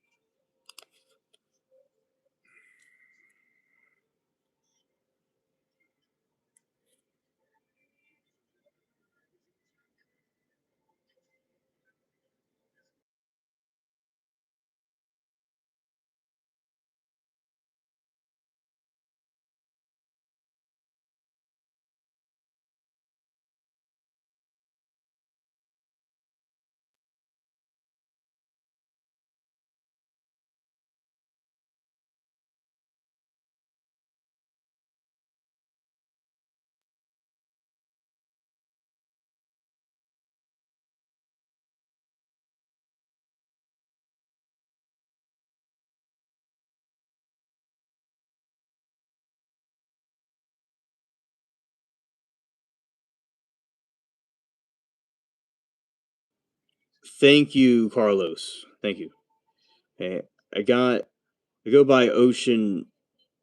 I go by Ocean's razor things, but like Skinny Bob saying they're letting them do artistic pitch shot is far more likely to be prosthetics than extraterrestrial.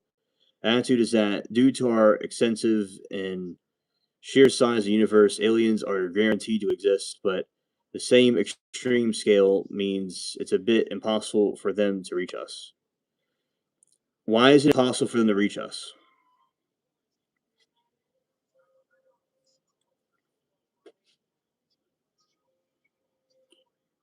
Audio's good now. Okay, that's good.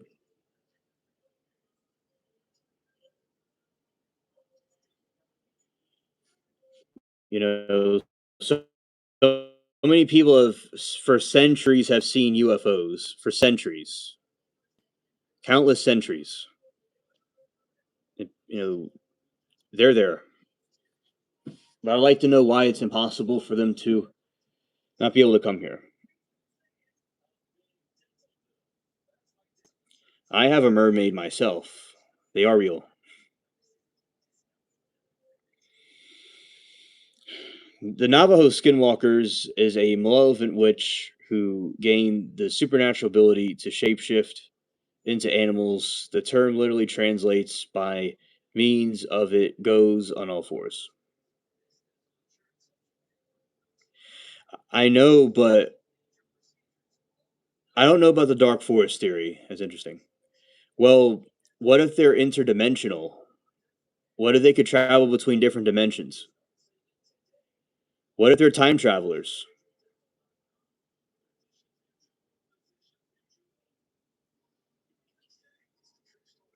And what if they had the technology to go reach us? They could. I mean, how do we know for certain that they don't? It's just it's goofy. It's like, of course they're there. People see UFOs and orbs all the time.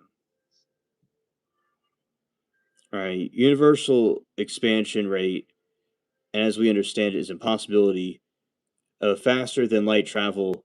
Lastly, the scale is there's billions of stars, our local cluster alone. I know that's very interesting and all, but they were able to have the technology to go to our planet because people see them in the sky. It's like because it just they found a way to bypass all of that, and they could be from other dimensions. They could be time travelers, but no, they. It is true that for centuries people have documented seeing flying things in the sky. There's people who have had UFO encounters. They could be demons. They could be watchers. They could be the fallen angels. Maybe it could be other alternatives besides aliens from other planets. But no, I definitely think it's silly. Like they've come here, and there's UFOs coming from the oceans. People in the military, people in the navy. You know, they're definitely there, in my opinion, of course. But thank you, Ivy, for your take on this. And yeah, exactly.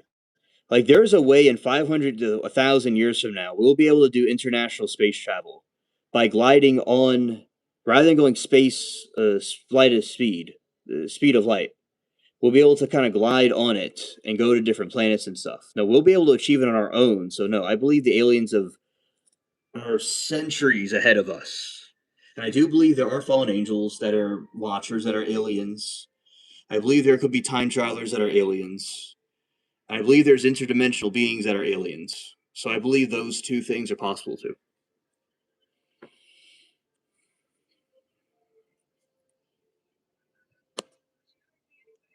All right. So Sawgirl says, "Oh, what a morning! This has been. People like speak at night on this particular road. Runs on the back of my house, and tonight it was teenagers or young people. I don't know. They're okay. Oh, okay. Thank you, Sawgirl. Appreciate it.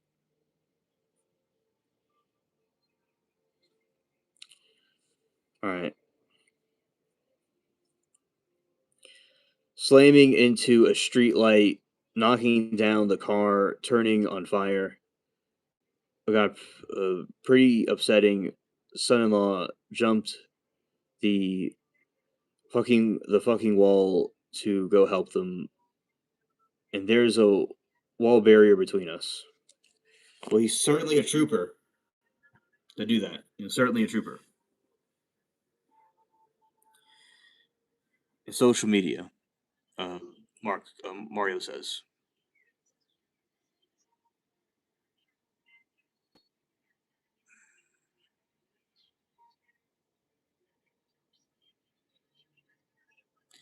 Yeah, Carlos, because it's a way they could do the.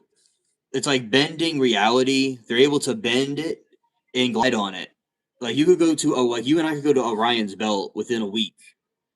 Like Passion and I were on the show talking about it one time. It's like that we could do space travel to other colonies. We could colonize other planets and other solar systems to 500 to 1,000 years from now. So if we could do that, these aliens could do all kinds of things. Like they're there. It doesn't matter what billions of stars there are. No, it's there. Like if you see a UFO, you see people getting abducted into a spaceship. There's the hieroglyphics. There's the pyramids. It's there. Like, however it is, it is. Like, I'm here with a pirate hat or a cube head, whatever it is. It's there. Like, you can't deny a fact. Whatever, however it happened, it happened. Even if we don't have a way to explain it.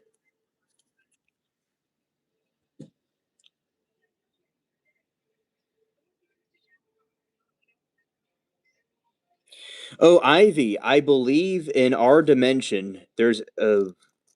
I believe that there are aliens from our dimension. Okay, so what I do think is there are interdimensional beings, and that they're demons. I believe there's or time travelers. I believe that's true, but I do think there are aliens from our solar system. I mean, from our dimension that can go to our planet. I disagree with you about that part. And I believe they visited us before. I think all of them. I believe all the theories. I believe they're time travelers. I believe they're fallen angels. I believe they're interdimensional, and I believe that they're aliens from other planets. I believe it's all true. All the above, in my opinion. Of course, all opinions are welcome. Of course.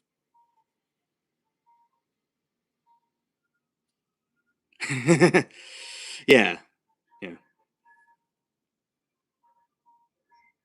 All right.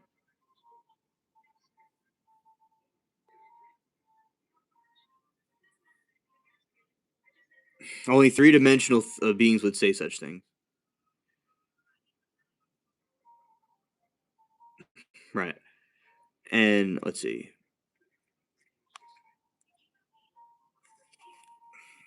All right. Thank you, chat, for your commentary about this. I appreciate it. A good discussion.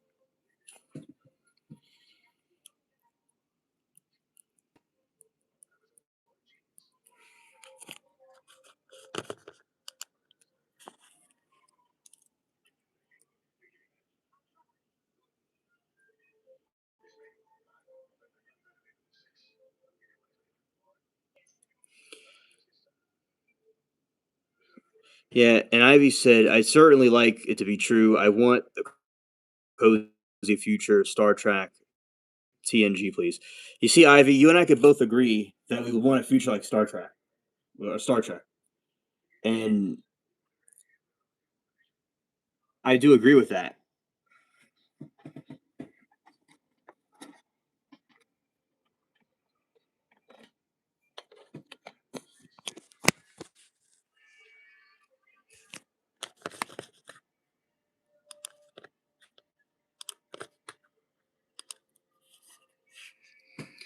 Yeah, I definitely do agree with that. That we both would want that to happen. A Star Trek type future.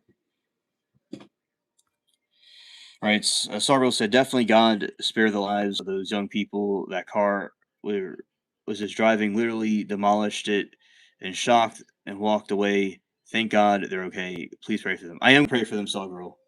Definitely. Absolutely. Amen.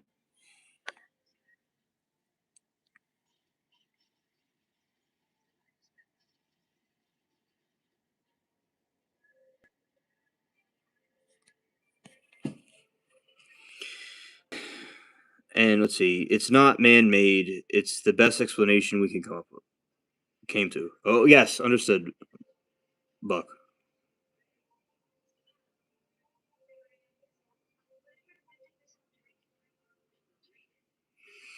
Don't ever disrespect me looking like a hilarious.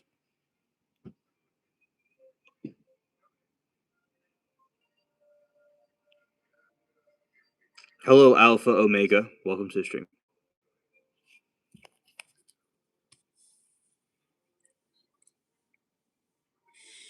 All right, the Navajo culture. Okay, so unlike mythical creatures born, a skinwalker is a human with durability, chooses the path of evil.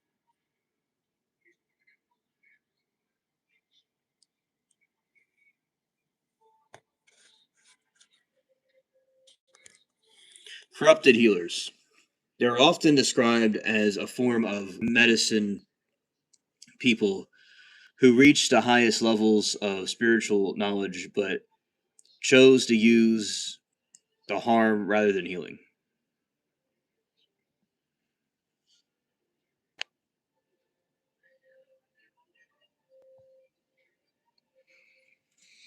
Thank you, Sawgirl.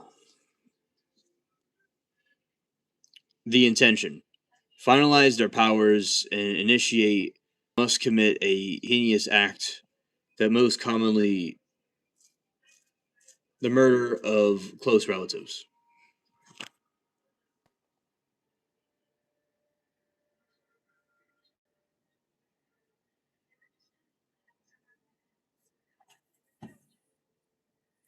Oh, thank you, book. Glad you like it.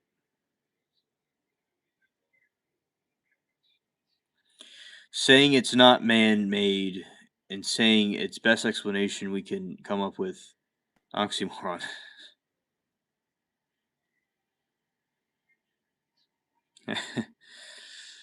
and okay. Corrupted so they're corrupted healers, initiation. To finalize their powers, and initiate must commit a heinous act commonly to murder of close family relatives, such as sibling or parent.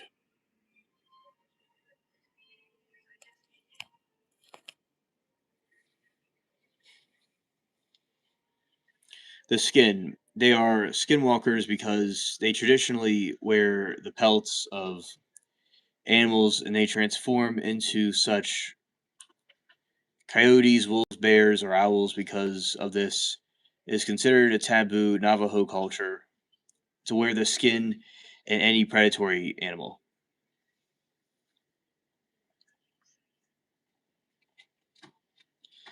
A Wendigo is different. A Wendigo is symbolism. Sort of like the seven horsemen of the apocalypse.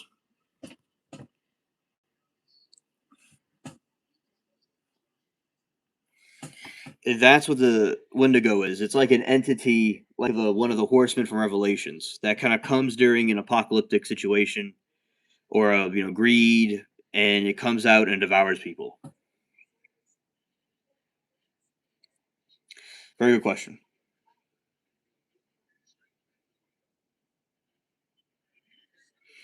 So basically, humans are trying to explain a very real phenomenon.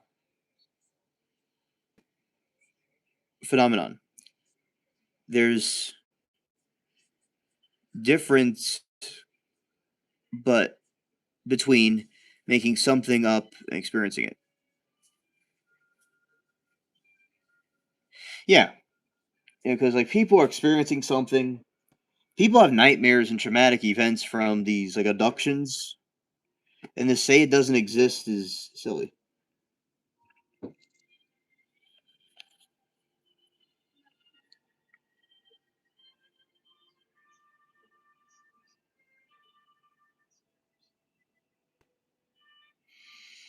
That's an awesome hairdo, bro. How do you get it shaped like that? With a bottle of rum.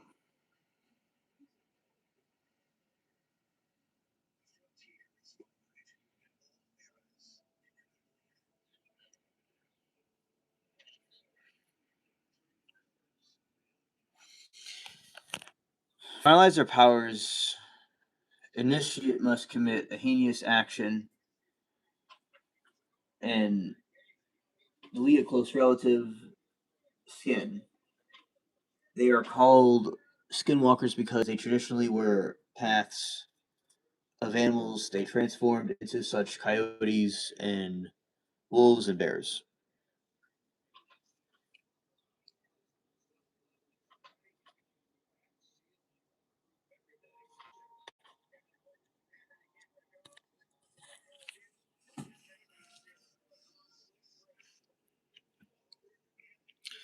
They do shape shifting, mimicry, unnatural traits like human like eyes,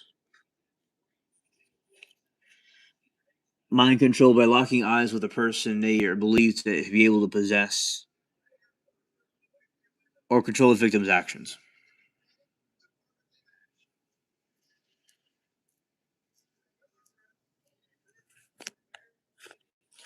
Let's see.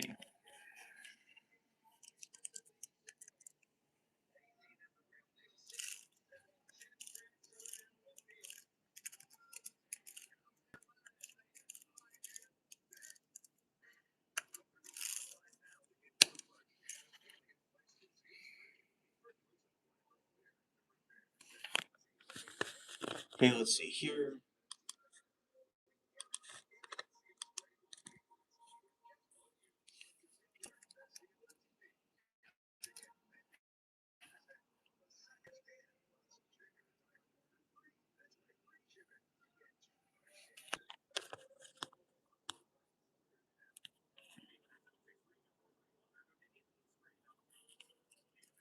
All right, going into this other one.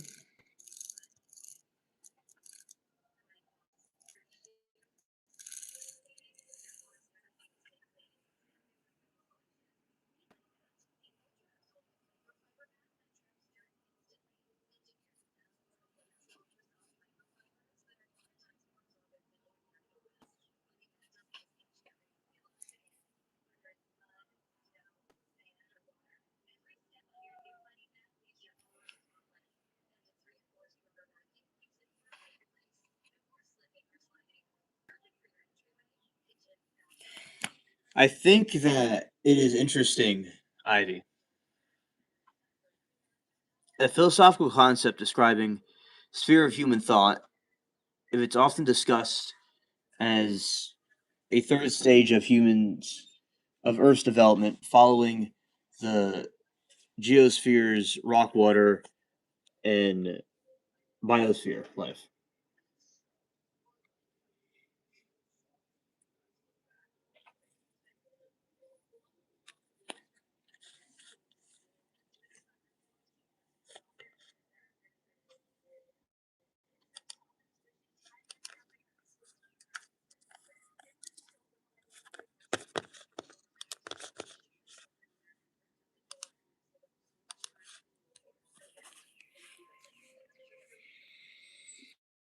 Yeah, so that is I'm not completely familiar with it, but I think it's interesting.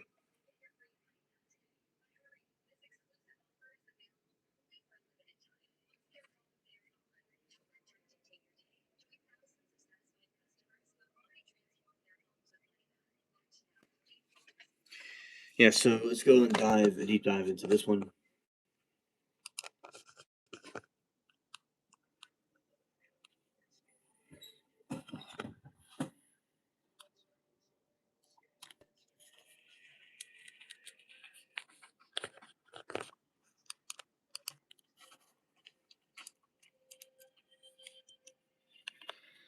If someone knew the truth and try explaining it, do you think that they are going to be capable of learning?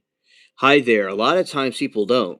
They're too gullible or closed minded about the truth.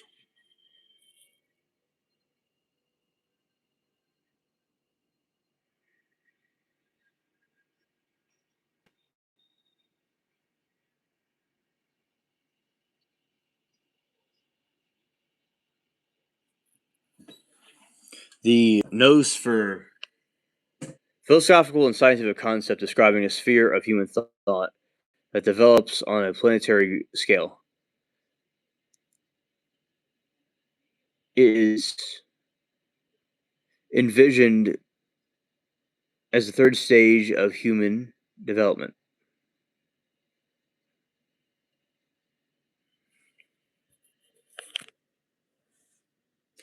evolving after the geosphere, rock, air, and biosphere.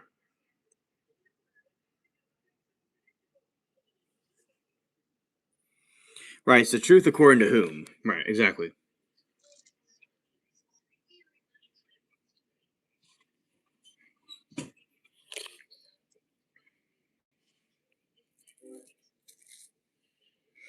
Terms popularized in the 1920s,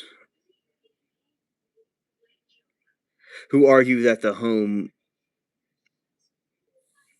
human reason for technology and creation are the eating rights or creating rights of geology layer of Earth.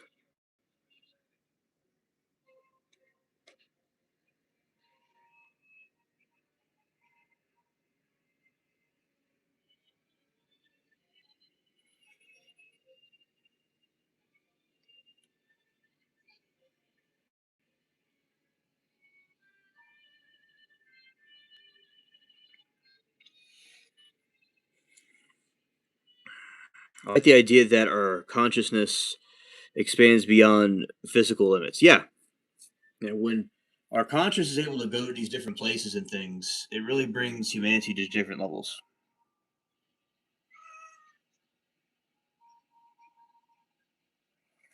Yeah, yeah.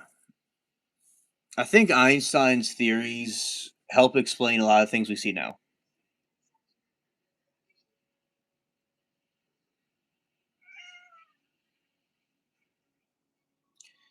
Hello, Bubbles.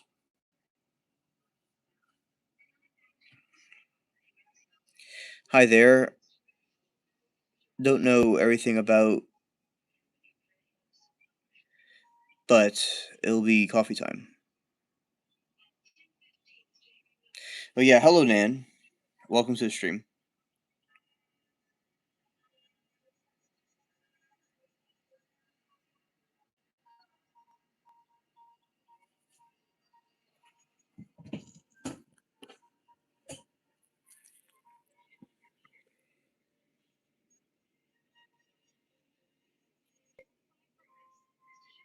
Oh yeah, Ivy. Thank you. It's been nice talking to you too. Take care. Thank you for stopping. All right. Good morning, Nan.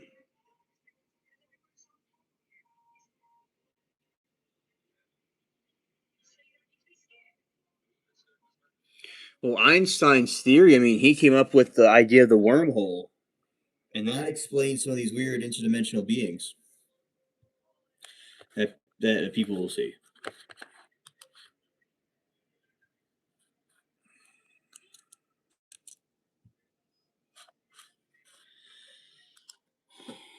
Yeah, because and the wormholes are very fragile.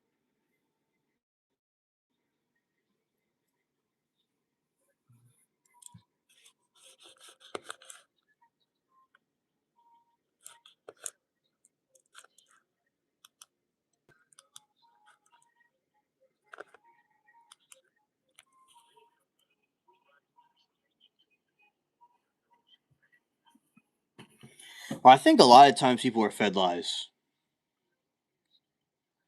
No, the wormhole, I believe it's real. I mean, that's how, it's one dimension to another dimension.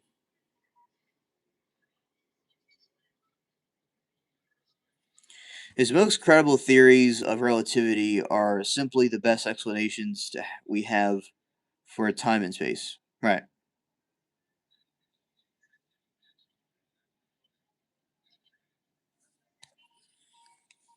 Let's see.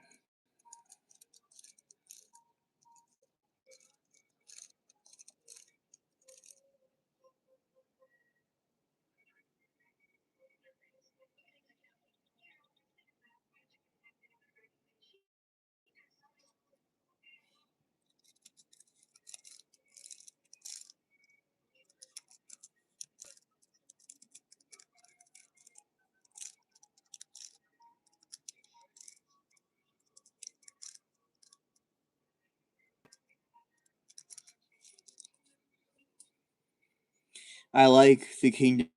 Okay, let's see. Yeah, there are dimensions. That's true. I mean, you have a fish in water and you have people that aren't in water. So, the water itself, underwater is a dimension.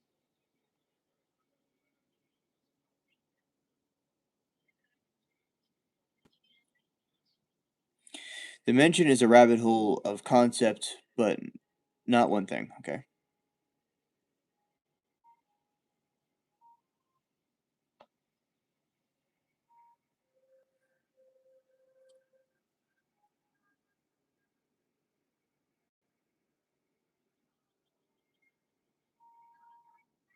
Well, that's always good to do, Jay.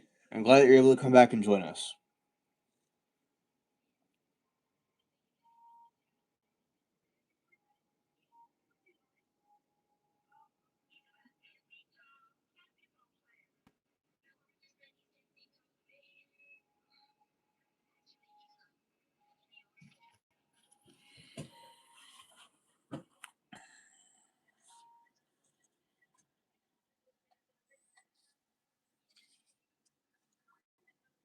Okay, the theory describes how The universe works for object moving at the center consistent speed in straight line. In a straight line.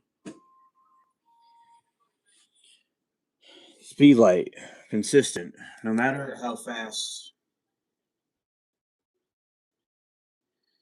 you are moving, the light always travels at the same speed, about 300,000 kms a second.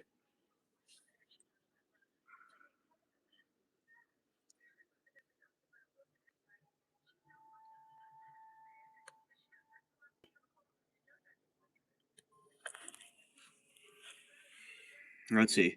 When you dream, this is another dimensions. Yeah, that's definitely another dimension for sure.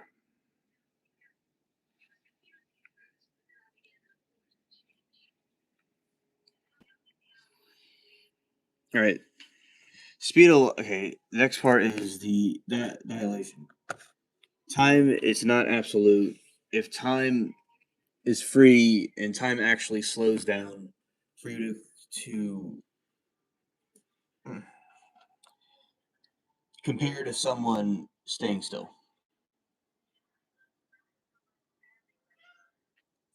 3 million cams. Interesting. Mass energy equivalence. Mass energy is derived from a single that is captured in his most famous equation, E equals mc squared.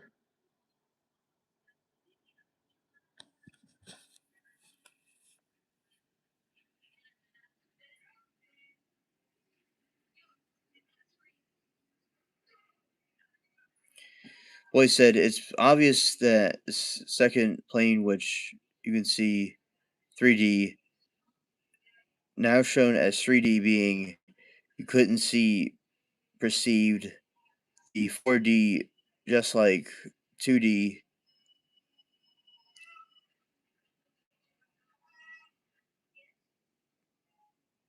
Couldn't realize a 3D. Interesting.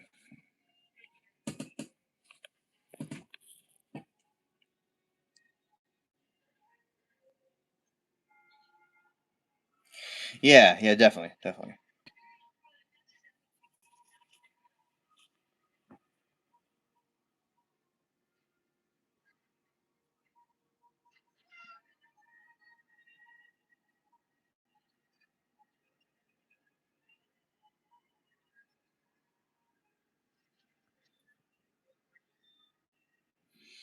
All right, in speed relativity, okay, gravity.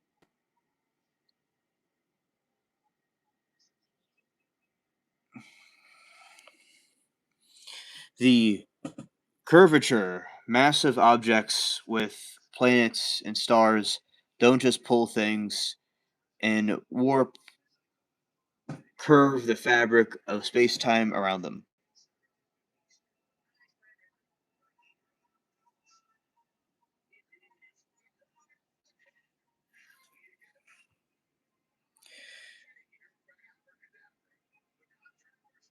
Yeah, Epstein, yeah, definitely, he was cringe indeed.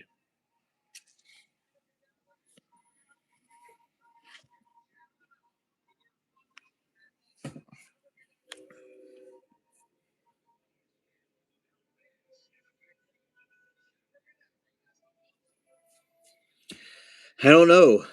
Do you think space has fabric? I'm not exactly sure how that has to do with anything in the discussion, but I'll be interested to know. All right, Einstein explained that his idea was including the acceleration of gravity and redefining gravity as a pulling force, but as a psychic shape.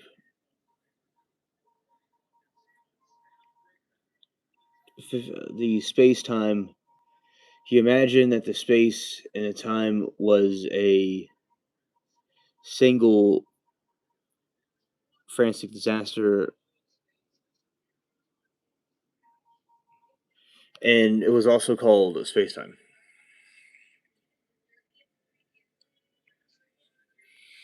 Gravity curved massive objects like planets and stars don't just pull things, they are warp and curve fabric of space time around them.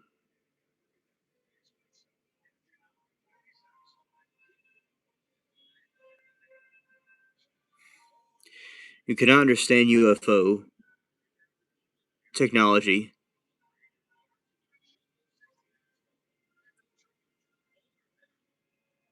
You can cling to common sense. Right, right. A lot of people that have minds that are too logical or too, rigid are not going to see something that's a fact right there.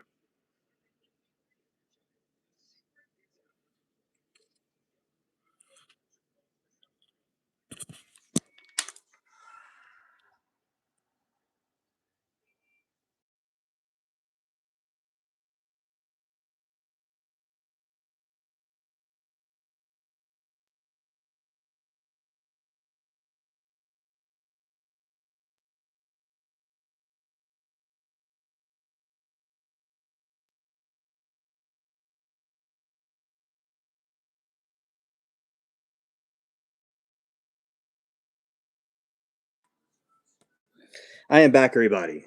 I just took a second to do something.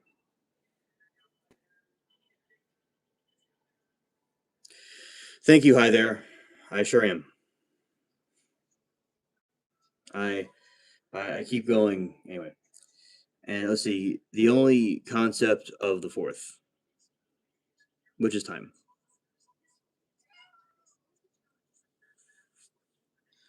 Shout the bubbles.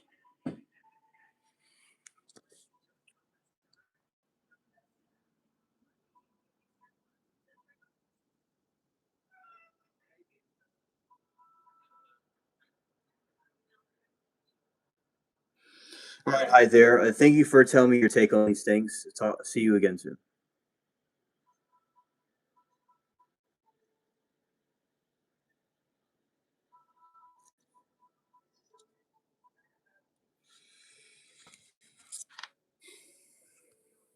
Let's see.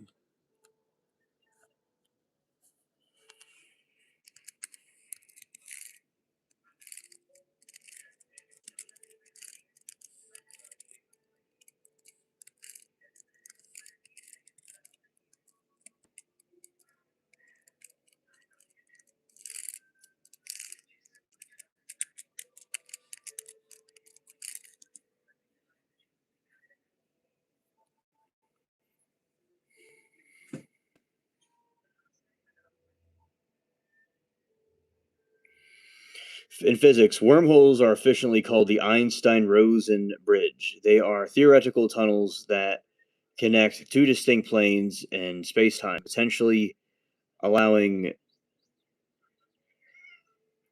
theoretical tunnels that connect two distinct points in space-time, potentially allowing them for shortcuts across the universe or even time travel.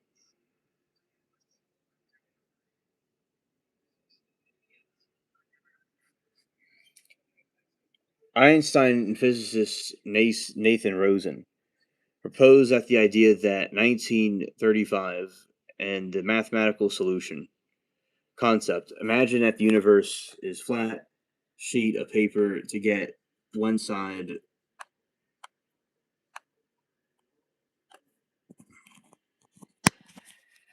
to the other. You have to travel across the entire sheet, but if you fold the paper so the sides touch and poke a hole through it, you create a shortcut.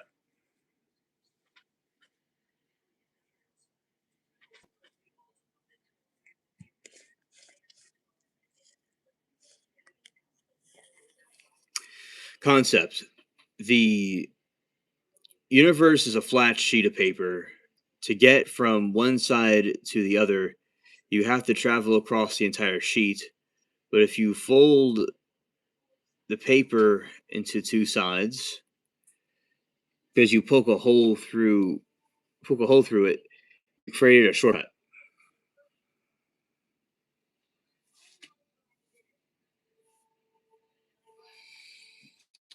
Structure. The wormhole consists of two mouths and throat connecting them in many theories. One mouth is a black hole, and the other is a white hole which spits out other things.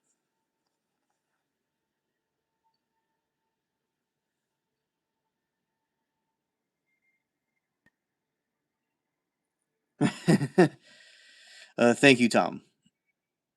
Yeah. I'm doing fine. We had an interesting night of talking about various plants and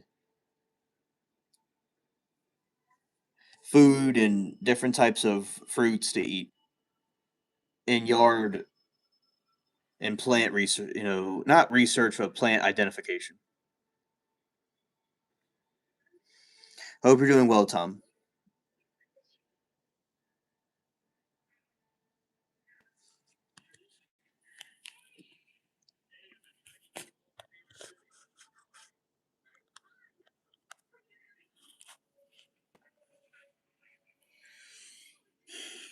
Instant collapse. Gravity is a strong and throat, and that would a wormhole would pinch shut almost immediately before anything else. Even light could pass through. Exotic matter. Keeping a wormhole open, you would need to hypothetically substance called exotic matter negative energy density to repeat gravity and prop it open in such a way never has been found by the real world.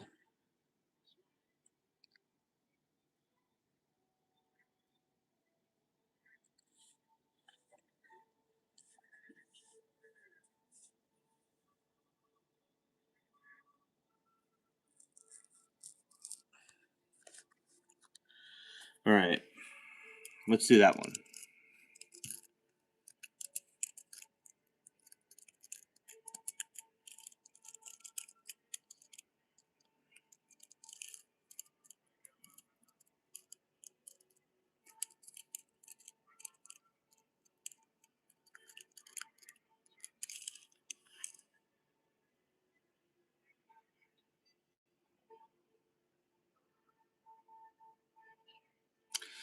All right. Yeah, yes. Shout out to you, Kel, streamer.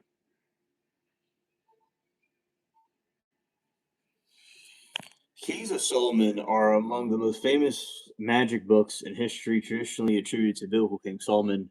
Though scholars rate them as Renaissance, they're typically divided into two main works: their greater key and lesser key.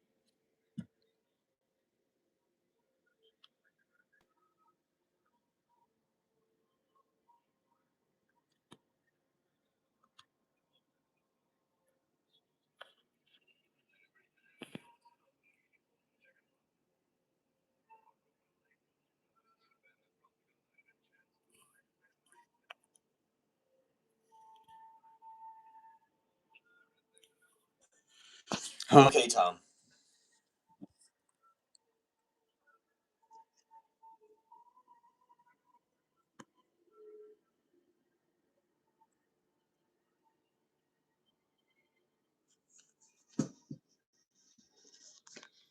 All right, so often refers to as planetary seals, pentacles used during the certain hours to control specific times of the spirit. Solar keys. These are used to gain renown and glory to repress the pride of the solar system. They are often designed with sunbursts patterns or symbols like the void.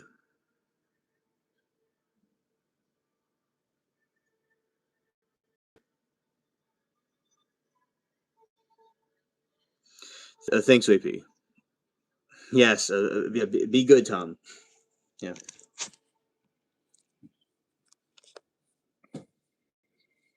Lunar keys. Used to invoke the spirits of the moon. These often feature lunar crescents and are believed to help open doors and secrets.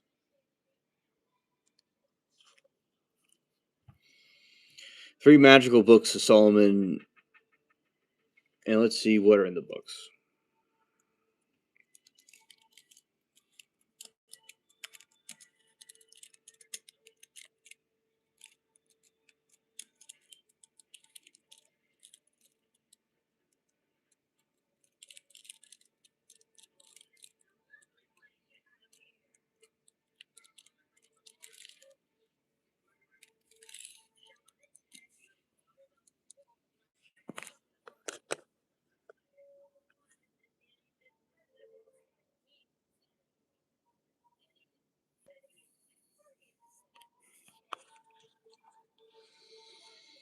Okay, the book is a collection of notes, figures used, and rites.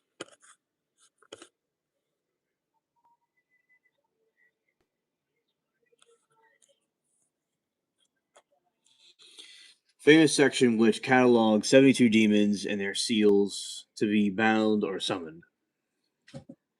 There is Ars Goretia, deals with spirits of the air, both good and evil, and though complex hierarchy.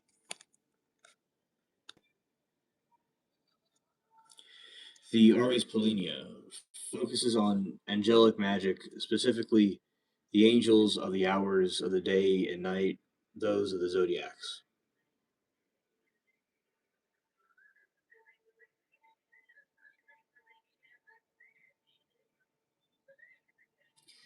Yeah, Solomon, he certainly got himself into a lot of different things he shouldn't have. Another thing about Solomon was God did let him use the ability to rebuild a temple with their help, but it was not really the best thing he could have done, but he used it.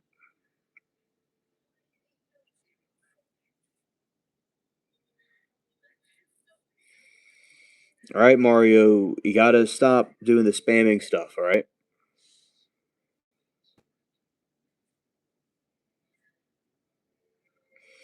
Well, Underboss, I'm glad that your father didn't get you to join. I mean, I'm glad that he failed to get you to join. I'm glad you didn't get into that because that creepy stuff. They would have, had you sell your whole soul to them and do all those rituals, like the blindfold and the noose, and they would have you swear an allegiance of Timu.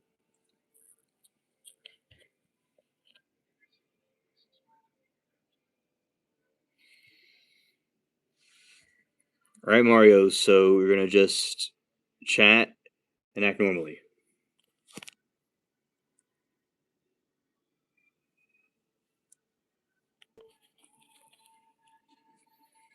The Ars Almadel describes the construction of wax altar used to contact for choirs of angels.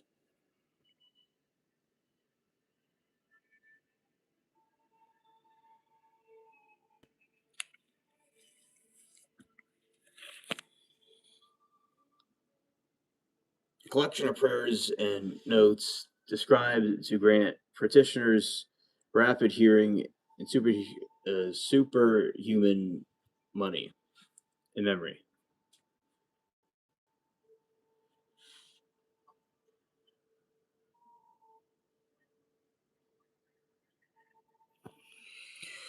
Boss says,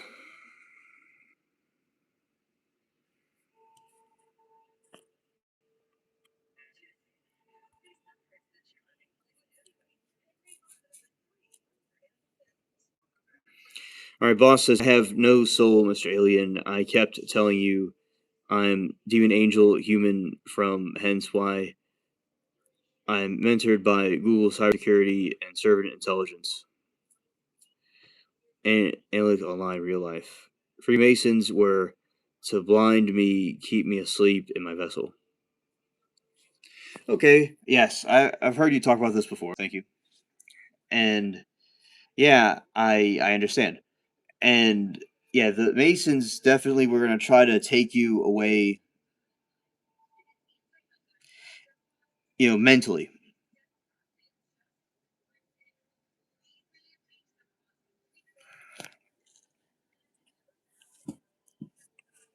Yes, knowledge share. Yeah. Totally ordered by Google and cybersecurity and several intelligence agencies. Yeah,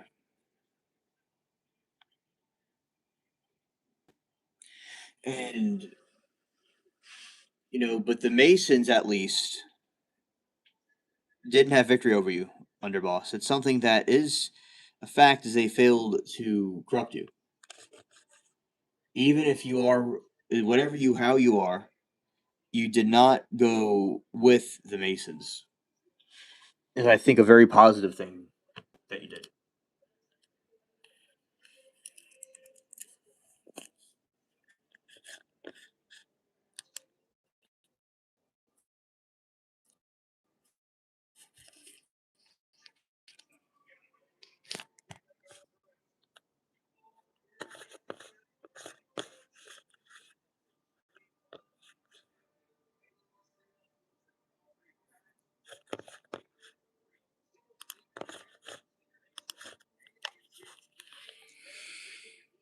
All right.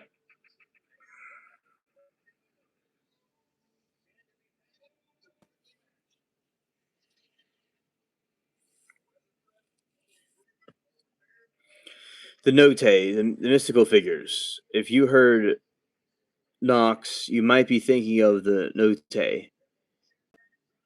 These are complex, often circular diagrams, often magical gaze, up to receive specific prayers. They are intended to act as visuals.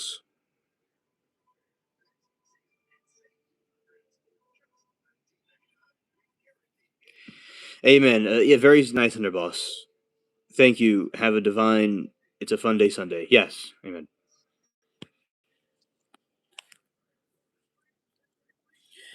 All right. Notate the mystical figure. If you had Nox, you might be thinking of Note. And these are complex circular diagrams that magician gaze upon while receiving specific prayers. They are intended to act as visual keys to unlock the mind.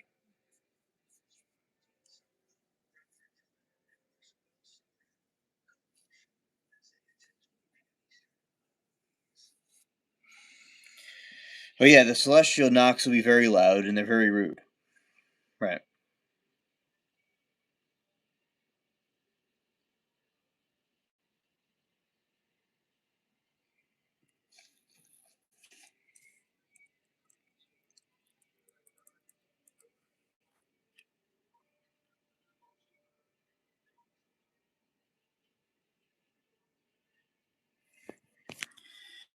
Nooks and crannies magic.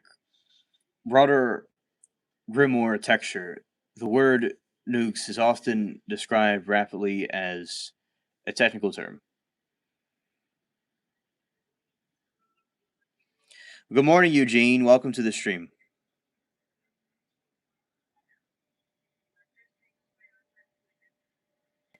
Yeah, it's almost Monday for UAP. Yeah.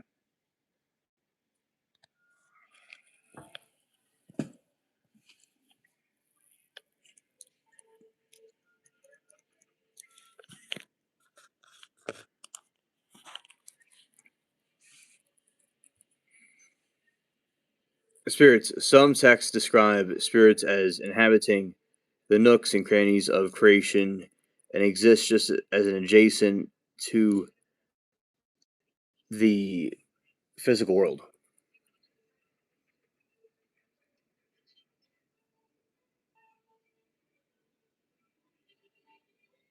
Oh yeah, UAP. He is not in the Masons, by the way.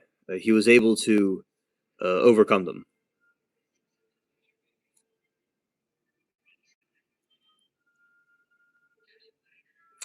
All right, Ted understood. Welcome to the stream. If you're referencing the Solomon's Keys, there's a video game. Nukes simply refer to hidden blocks and secret areas.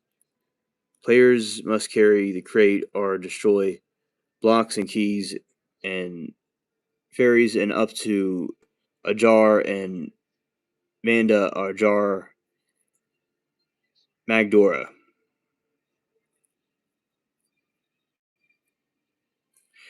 Thank you, Stat 2020. I appreciate it.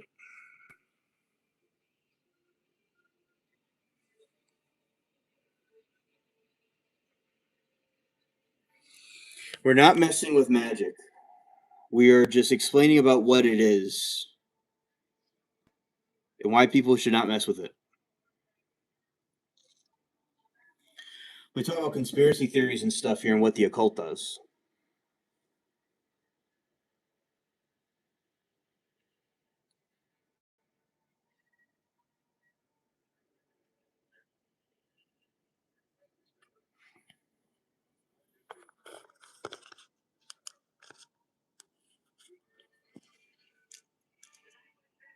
Mhm.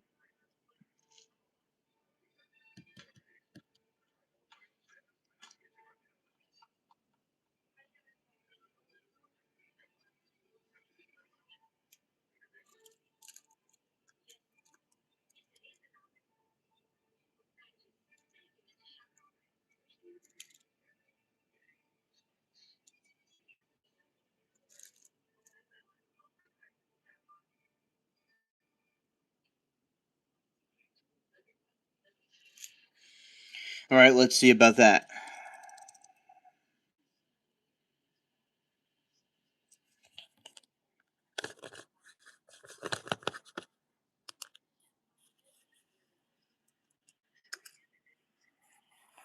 All right, we're about to go into that mark in a second.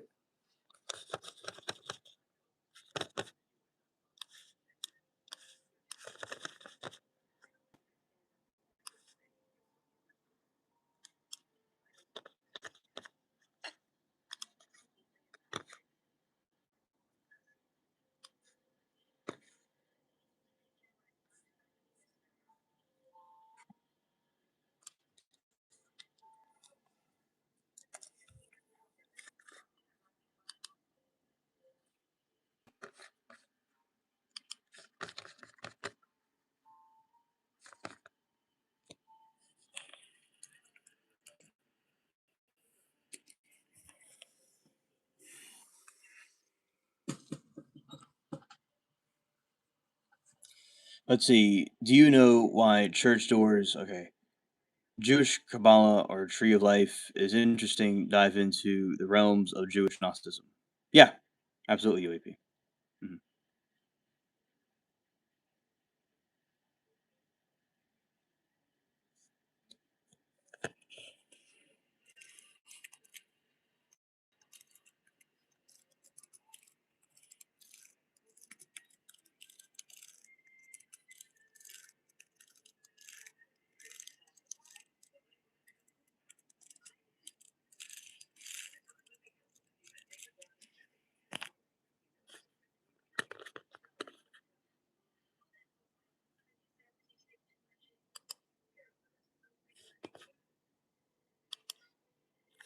Ah,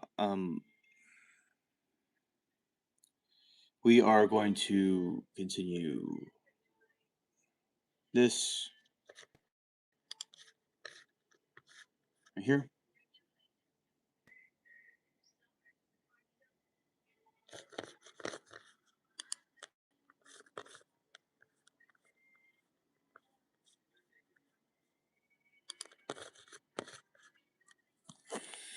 All right. Well, there is popular folk between arched doors and were designed, nothing could hide on the top of them, preventing evil spirits and enemies from lurking above. The primary reason for arched church doors and rooted in architectural engineering and theological symbolism.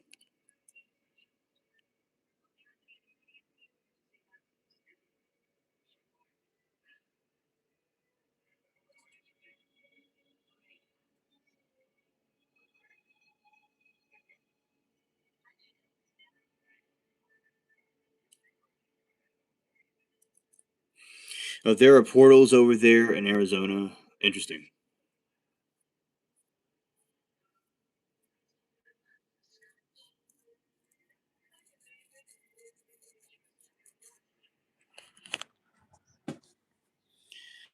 Historical churches were built with heavy stone, a flat intel horizontal beam over a wide doorway can crack under the immense weight of the wall above it.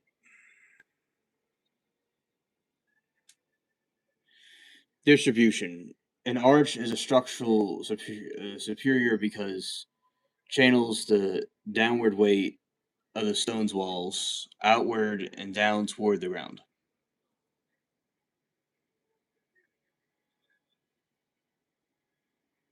Yeah, right on UAP. Yeah.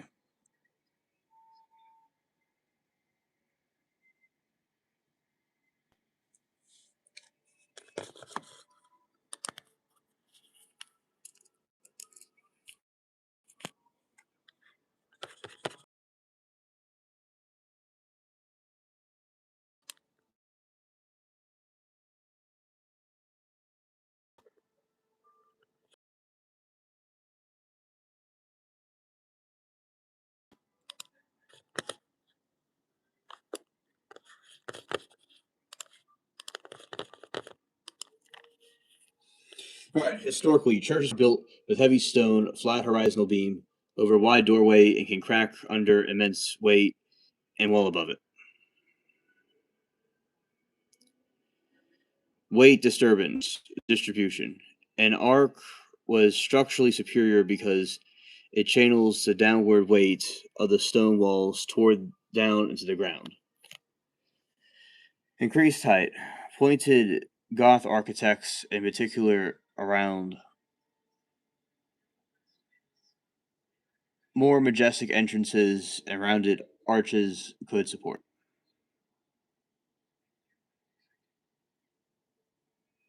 I don't do Ouija boards.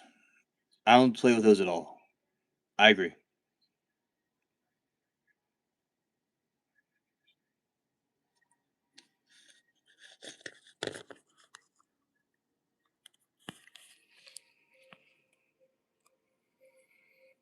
Union of heaven and earth. In sacred geometry, a circle or round top represents heaven, while the square or flat bottom represents earth. An arched door symbolizes the transition point where these two realms meet.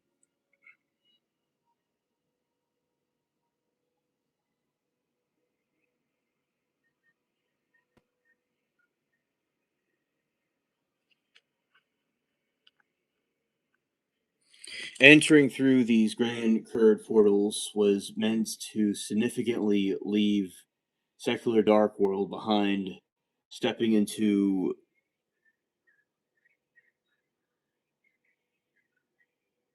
and no one's conjuring any demons, right? Where these realms meet, the gate of heaven. Entering through the grand curved portals was meant to significantly leave the secular dark world behind and stepping into holy light filled space.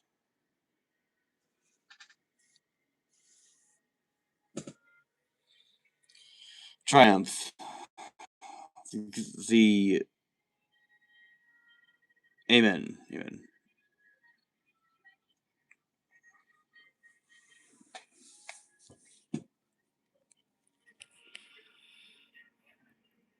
Triumph. The Gothic pointed architects often resemble the Roman triumphal arches, symbolizing Christ's victory over death and the devil.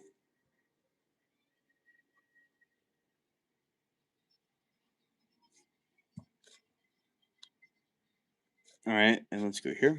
What's that part?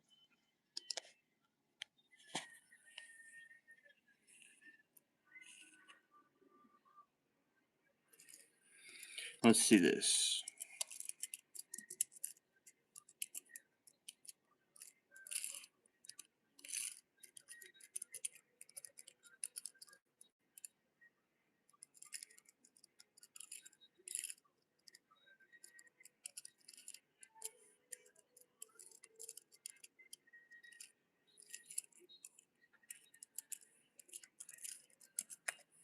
We're getting there. Okay.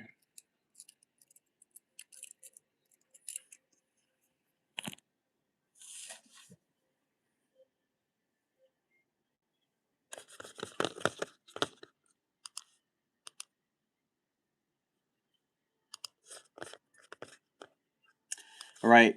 Another second, we will. Okay.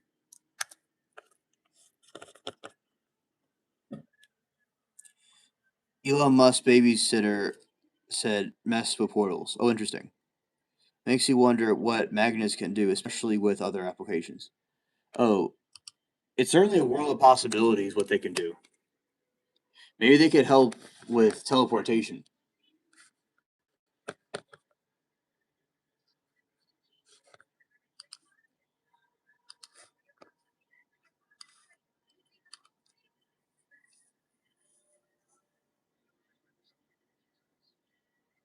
Exactly. I agree. You hit the exact principle that powers almost everything in our modern world. Electromagnetic induction of process using motion and magnetism to push electricity through a wire.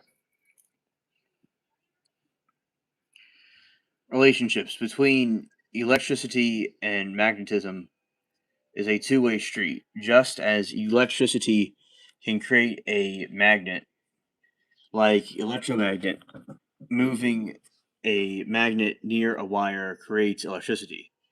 The electronics. Every copper wire is fully full of tiny charged particles called electrons. Usually they will sit in the there or move more randomly.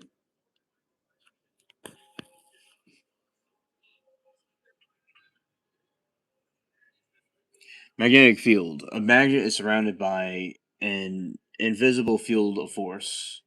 The push when you spin a magnet near the coil of a wire, the invisible magnet field sweeps through wire. This motion physically pushes and pulls electrons, forcing them to flow in one direction. This flow of electrons is electricity.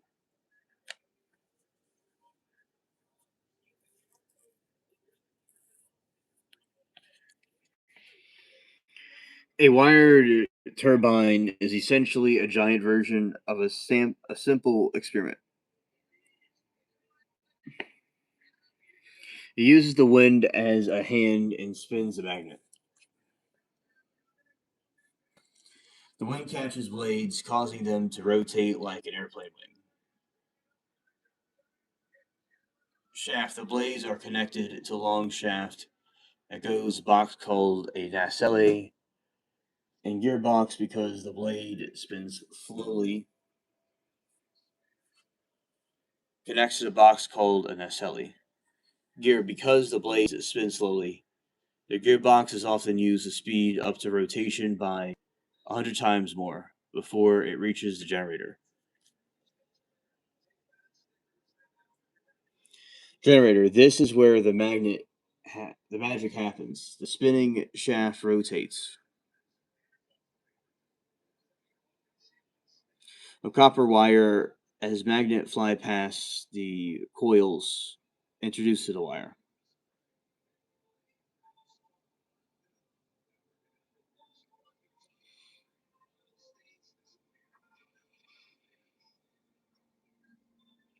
Yin and yang. Yeah.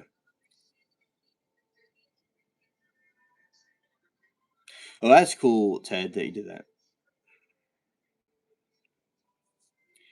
In some cultures, the magnets were believed to attract good fortune and repel evil spirits. Oh, interesting. Interesting.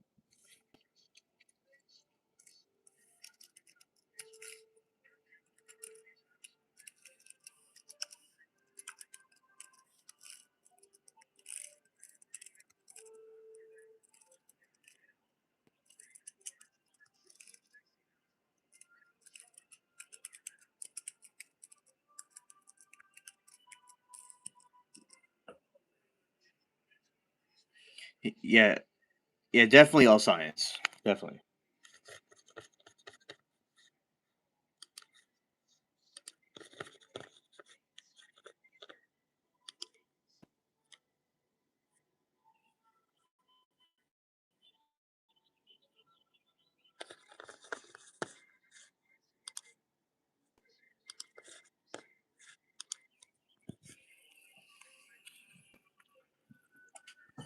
In theoretical physics, the ufology hypothesis that UFOs are often theorized to be magno mag and athermatics MHD or advanced electromagnetic systems of propulsion. This concept mirrors how wind turbines generate electricity, but in reverse instead of using motion to create electricity. These crafts would use massive amounts of electricity to create motion.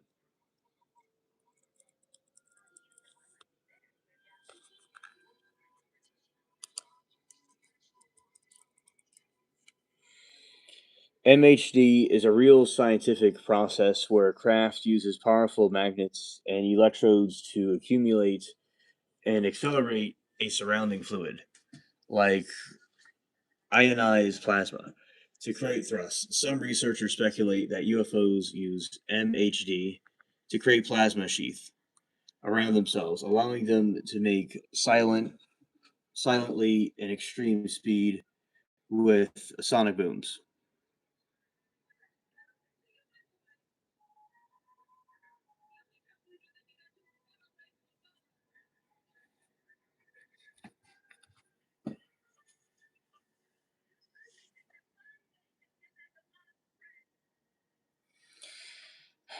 I am on an alien website.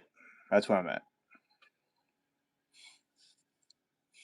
Magnetic field interaction. Theoretically, a craft could use high-frequency magnetic fields to push against a panel. The planet's magnosphere. However, Earth's magnetic field is extremely weak, around 2,000 times weaker than any fringe magnet. This would require immense, nearly impossible amount of power to achieve the flight.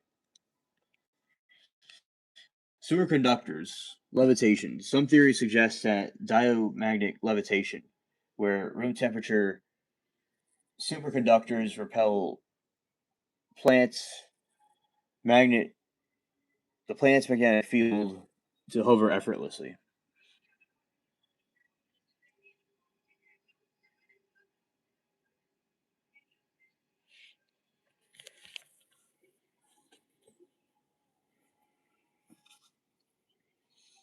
Electric interface. Reports of UFOs, often more car engines stalling or electric. Magnets and vibrations. Fuel which could be a byproduct of magnetic baseline engine. Silent flight. Because magnets have no moving parts, a magnetic engine would be almost perfectly silent, matching a common silent saucer reports. The power problem. The biggest hurdle for the technology is the energy. Move large craft using the magnets, and you will see a power source like the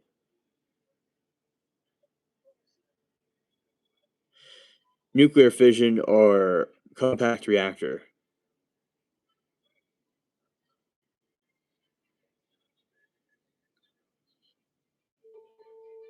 popularized by figures like Bob Lazar.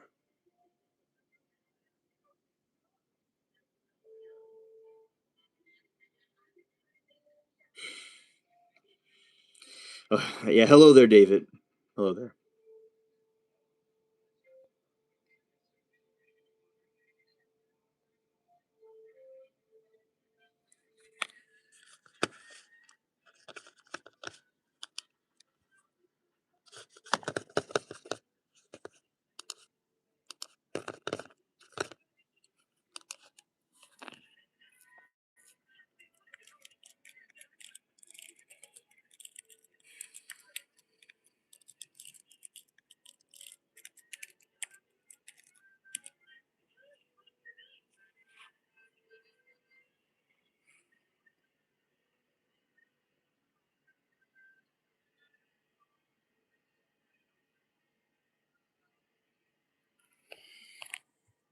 All right, so fission is splitting and fusion is joining.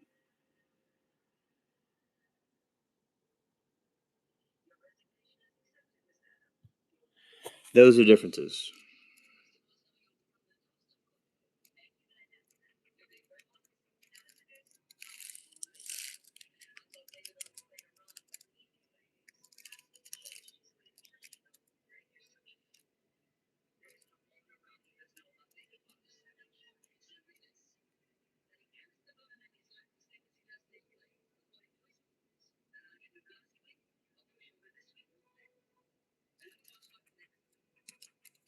Let's see.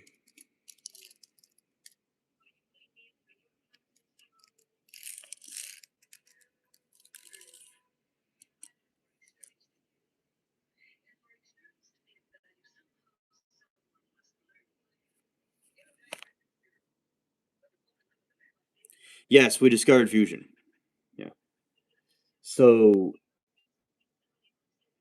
the samsara is the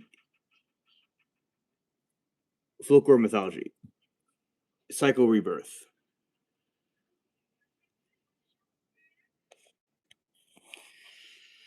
ethical living, living according to duty and performing good deeds as actions, and intentions influence the future existence.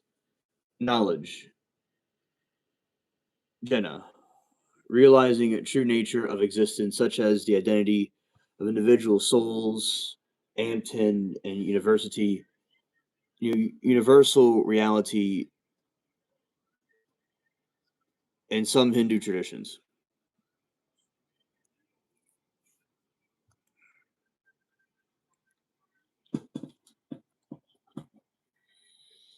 Self-discipline, meditation practices, yoga, etc., and reunification.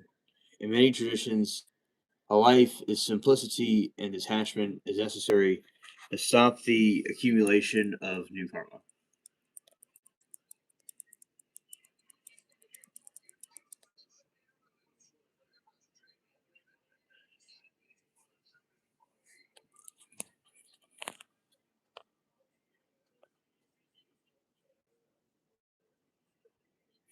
Hilarious, Mark.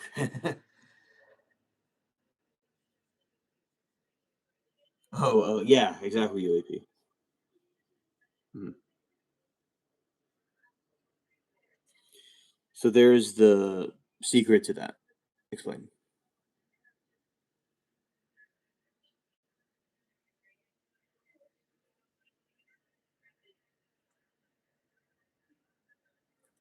Mm.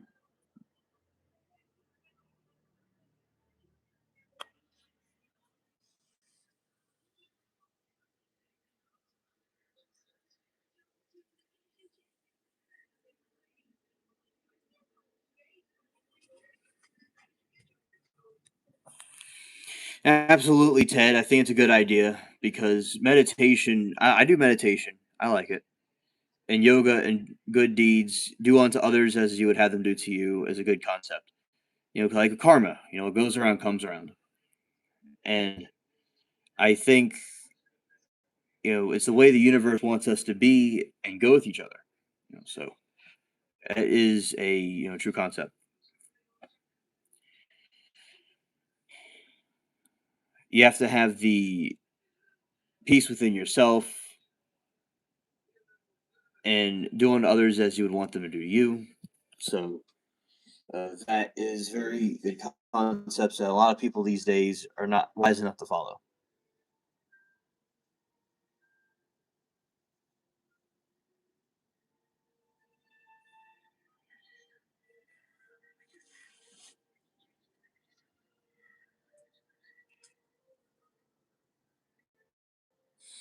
All right. All right. Like the chakras on the spine, they have to be, they all give off a different color, and they're all aligned and glowing, being the light that shine forth before men, you know, because it's within you, not anything else. So, yeah, that is a very good concept.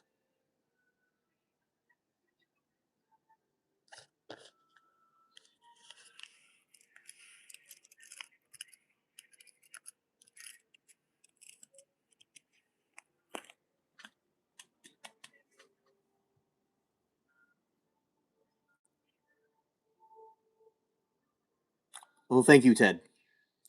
I appreciate you.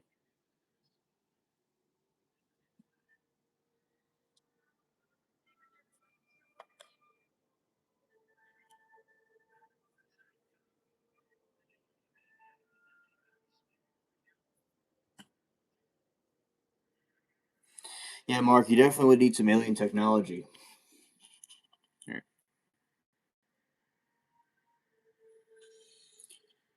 To break free from the cycle of, it sees the self realization, understanding the true nature, and this means the realization of the soul identical to the universe realization and importance of reality. And I think there's a lot of times we can't always control what happens or reaction to it, and accept things as they are. As we go, kind of like a stream of water, and there's rocks. You just kind of go through the stream as it is.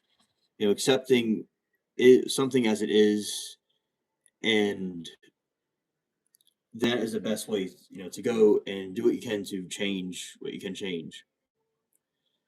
Because a lot of people lack self awareness and go with the desires and things of this world and not go with what is actually right. because the right thing to do is usually the hardest thing to do. It's easy to do the wrong thing, but the hard thing to do is the right thing.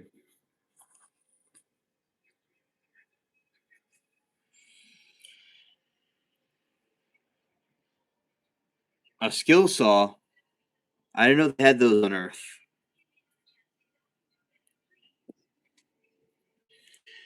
Suffering and rebirth are fueled by craving, ignorance. Practices like meditation, mindfulness, and ascension help detach the spirit from the world desires. Yeah, because it's like people can have to be detached in a lot of ways from things that happen because you get to attach to different things. I think that it's good to have empathy and stuff. Now, when people let the attachment dictate their life path, that's when you have a problem and not going with the flow.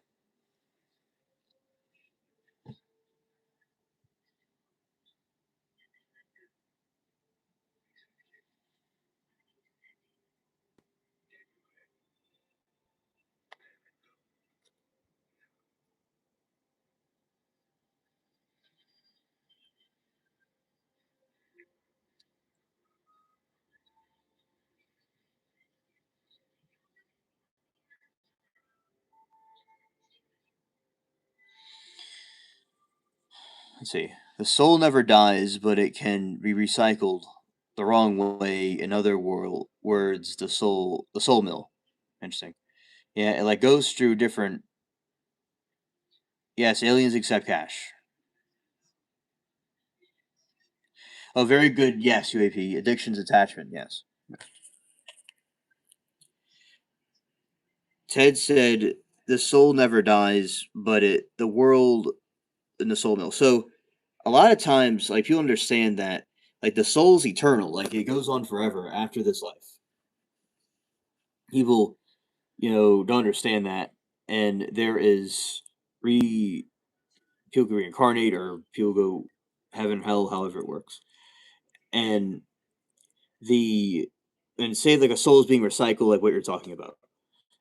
And if people do bad deeds in this earth, in this world, they'll go to the next world and do the same. It'll just like repeat. It's like they basically have to go through the trial again until they get it right, or as a punishment too, maybe. But a lot of people don't realize that.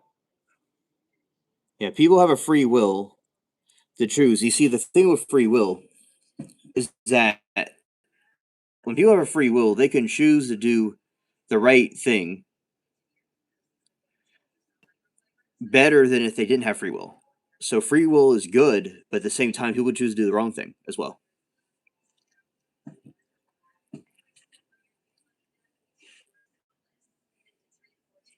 Yeah, and I think that there's spiritual contamination, right?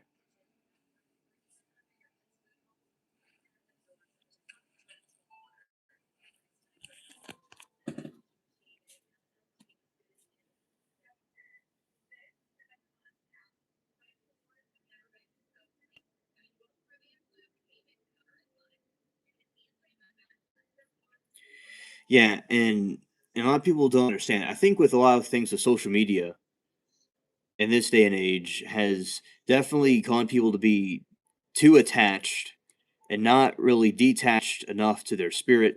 They're letting the social media device or whatever dictate their life path. So that is another situation that people have to understand is a crucial thing. But that's the whole point. I feel the force of darkness or evil in this world cause people to be addicted to their desires, and it's only going to hurt them during the recycling phases at the end. Yeah, so very good point.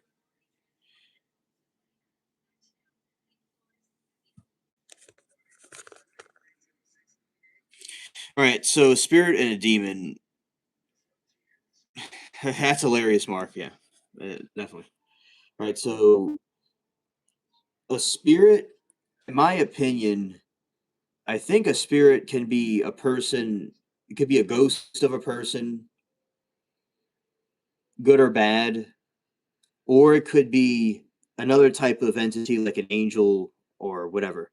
But the demon is certainly a evil spirit that was a from like a fallen angel or an evil. Some people might think they're evil gods or entities that always like were thousands of years older than humans, but they were just got corrupted or were evil at some point. And a spirit could be maybe a human or a unmortal thing. But if that's not, well, I'd like to hear what the other possible answers for that might be than what I think.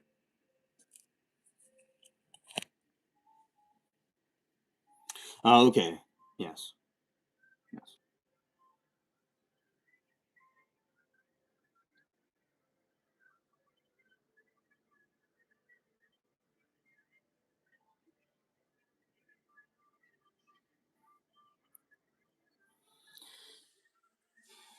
Yeah, because it's like in Taoism, like there's, you know, it's all around us, all around us. This spiritual force, and people, it could be used for something good or something bad, and like people don't know they're doing the wrong thing, that they're acting on it, but in a way that's incorrect for them. Like the no company is better than bad company, as they say. So I think that concept is really important to understand.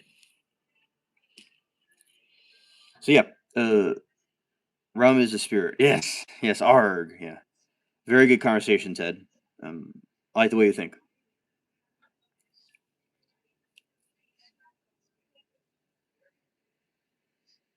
All right, so Ted said demon never had a body, and if it did, it had it one time thousands of years ago, and is jealous of the only wants to cause harm and destruction to those who are alive.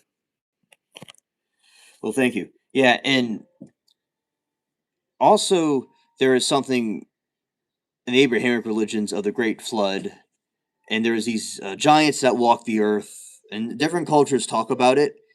And there's this concept where their spirits became demons. So that also aligns with the theory of the fallen entities that were, or people that were hybrids that were taken out and they want what they can't have. So yeah, I definitely agree with that. Where the demons are jealous and they want to go destroy everything that's alive. That's why they corrupt all these people and cause all these wars and things, because they want what they can't have. So they want to destroy someone else that has it. It's definitely like envy, and too much desire for something is wrong, because it's like a poison that causes a domino effect. It's like poisoning a tap water. It's like poisoning a well. Yes, fallen angels, right? The It's a like poisoning a well or poisoning a body of water that people drink from. Yeah, they fallen watchers, fallen angels, falling from grace, and they seek the ruin of souls like a hungry lion. Yeah.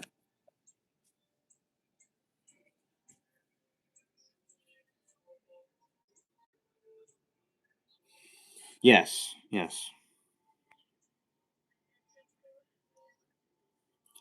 Yeah, and they create the like in Kandahar, Afghanistan. There's a sighting of a Nephilim that the U.S. soldiers fought against. So there are some accounts of these Nephilims either surviving or somehow being recreated after the flood. So they do exist, and there were like dinosaurs. Like the dinosaurs, for instance, were pretty evil. It's not all of them, but a lot of them were. So yeah, I definitely agree with you about that. Indeed, I think people possessed by them or following their ways get like that, and then they use the person as a vessel for their own behavior. So they're just being a puppet.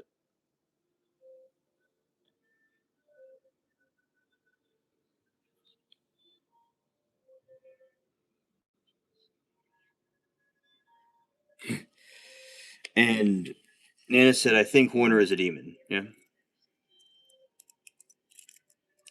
absolutely.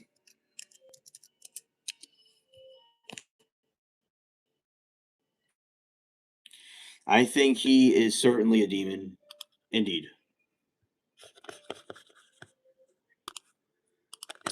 You know what he did to the girl, what he did to her, to Athena, was extremely disgusting.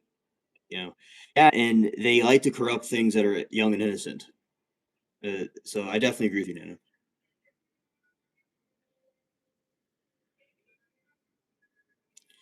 Some of them are giants, therefore the Great Flood. Yes, they went deep underground to survive. You know, some mountain systems are remote.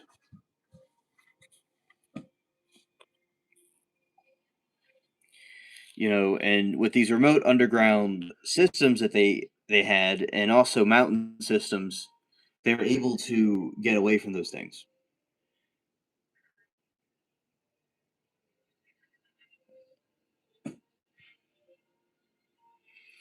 And in the times before the flood, there were people all over the place that oh, they were doing these, bad things and evil stuff everywhere. And eventually they were able to completely, know, corrupt the earth with their evil ways, right? And then after the flood, it seems like some of them are able to bring it back. So a lot of these evil ways come from them. Right. It's all about envy and destruction.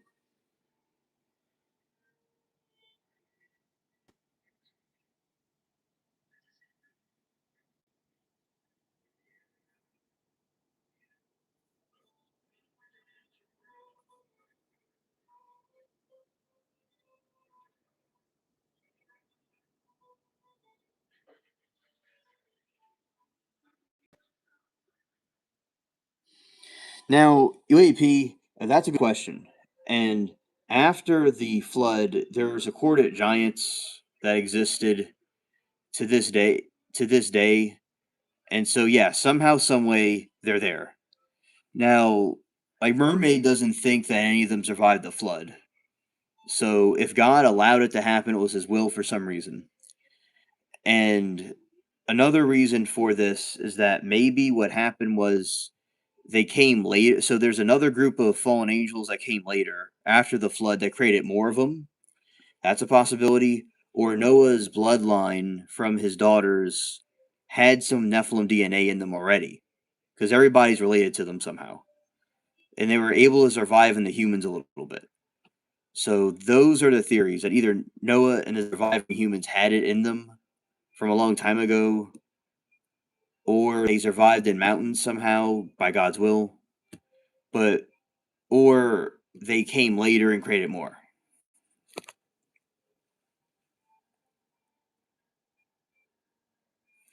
Sodom and Gomorrah were the Nephilims, right? Right.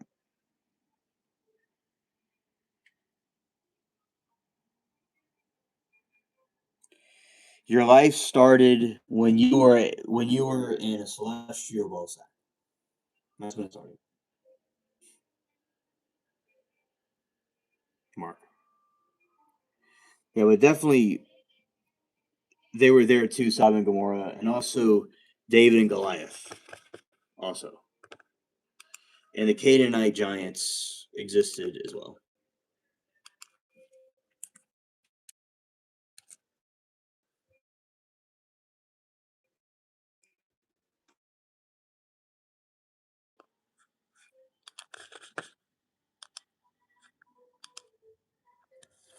Yeah, I believe the Book of Enoch can connect the dots.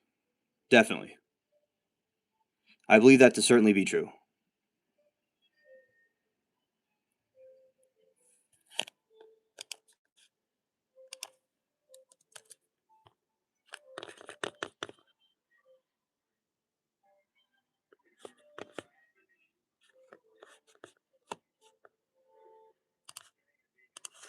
All right. Yeah, Book of Enoch tells all kinds of things that has happened throughout time. You know, about the aliens, about the angels. You know, it gives more detail. I think none of the books should have ever been taken out of the Bible. The Ethiopian Orthodox Bible has the whole thing in there. It has all the books in there, none of them taken out. Good question. Now, I think that the angels, the fallen angels, although the Greys may be them, the fallen, the Watchers, you definitely there's reptilian demons. Lucifer's the dragon. So I do think that they are related to them some kind of a way, because some of those fallen Watchers probably are the reptilians. And out of all the alien species that allegedly exist, they seem like the most wicked ones. And the Greys are either some sort of worker drone, or some of them might be real, some of them might be biological drones. It would depend. Right. Yeah, facts. Facts. Okay, and Knight says Trump is the biblical Antichrist revelation. John 13, nationalism is not Christianity. Okay, thank you for your take on that. And yeah, I don't. Yeah, I don't think he's. I agree with you, Nana. Yeah, I don't. I don't think that's the Antichrist is something else that comes later. Yeah.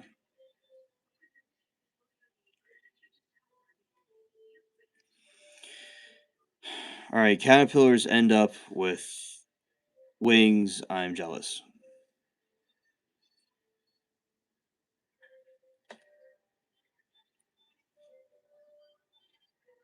And wait, you said caterpillars end up with wings. I'm jealous. All right. So yeah, Mark, you're gonna get very jealous over that. And also, I I definitely think that with a lot of the reptilians and stuff like that. Let's see, red dragons now with white dragon. Yeah, I've seen symbolism, Ted, about the red dragons and the white dragons. They, it's certainly a yin and a yang type of concept.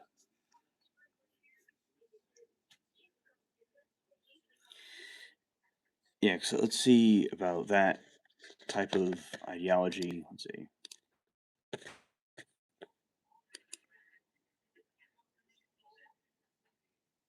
I disagree. I don't think it's a late forgery. I think it's very true.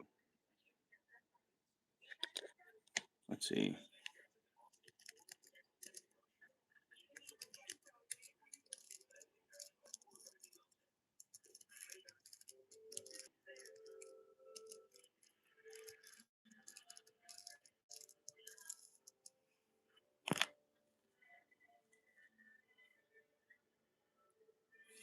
All right, so mythology, the red dragon and the white dragon are most famous for known legendary battle of Welsh folklore.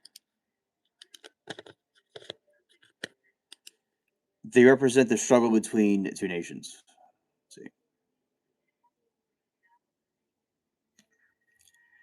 I wouldn't like to be a caterpillar, though scary. Yeah, scared. I do think that Enoch wrote it. Yeah. Okay, conflict. King Vortigern tried to build a castle at Dinas Emery's, and the walls collapsed every night.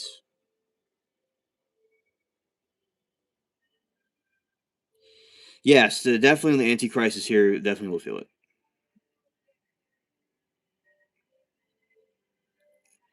Based on what? Well, what do you base that he isn't? Okay, what do you have the base on that he didn't write it?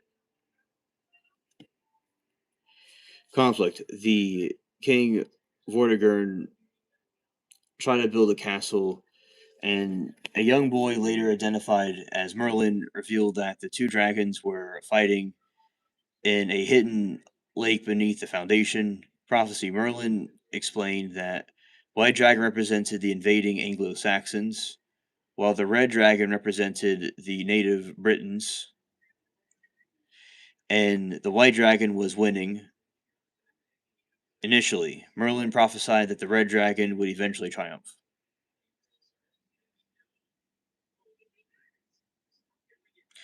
Okay, well, you believe we went into the white dragon. Okay.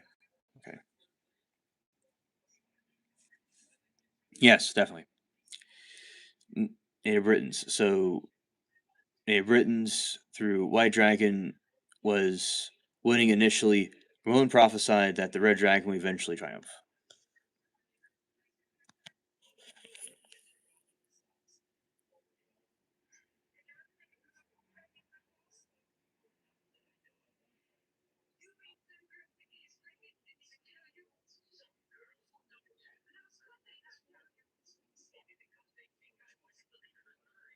Not necessarily, because the story itself originated with Enoch, even if there's documentation of it being written later.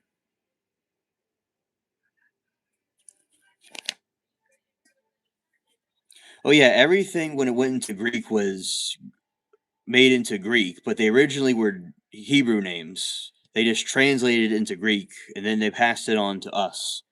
But no, they originally were Hebrew names. Like Yeshua is Jesus. Jesus is like a Greek variation of it.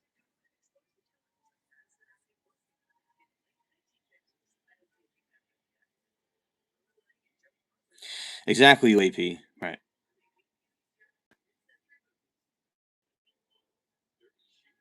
No, I have every reason to trust Enoch. He wrote it. A fact is a fact.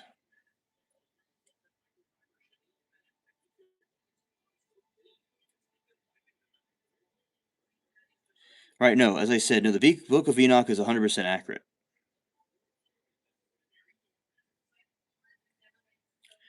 Modern legacy. The red dragon,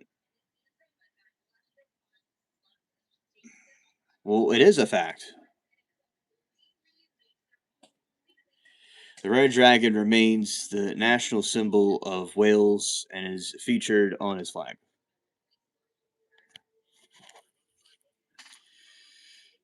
Spiritual symbolism. Beyond folklore, these dragons represented opposing yet balancing forces in various spiritual traditions.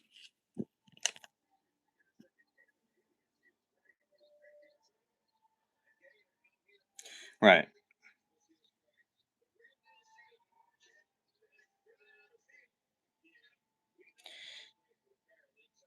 Son of Cowl, did I stutter? I said it's a fact.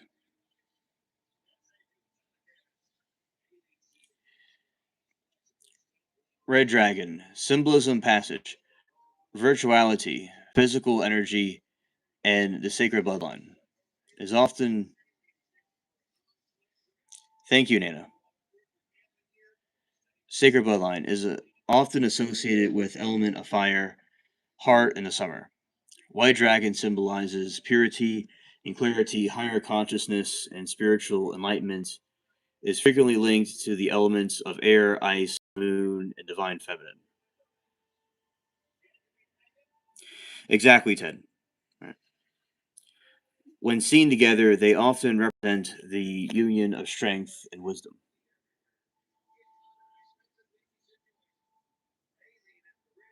I've heard the Emerald tablets, Mark, and I don't know if they seem authentic, but I don't really know if they were found fake or not. But they seem uh, that they weren't faked.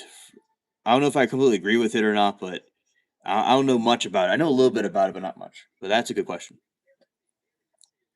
The balance. When seen together, they often represent the union of strength and wisdom, light, shadow, with person. Eastern traditions. The Chinese culture, red dragon is a symbol of good fortune, summer and south. White dragon is represent west and autumn season. Biblical symbolism. Revelation used the great dragon appears in symbolism anniversary of Satan. Yeah, Enoch was in the heaven. That's how he was able to see those visions that he saw. And he was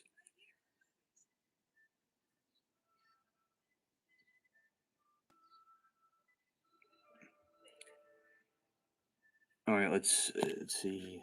And yes, Enoch was led into heaven. That's true.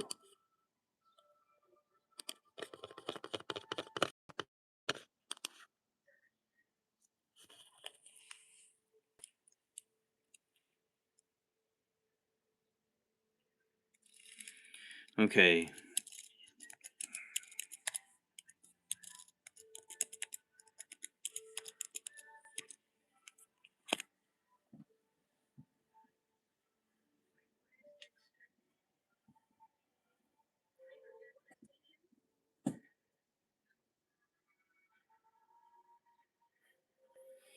The white unicorn is a universal symbol of purity, innocence, and spiritual enlightenment.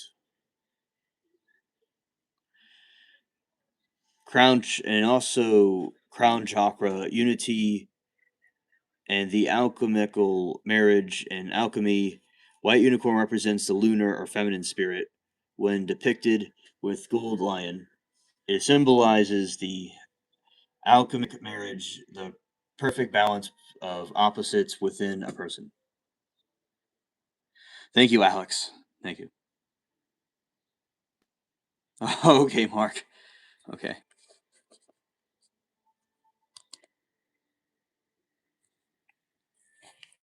Let's see.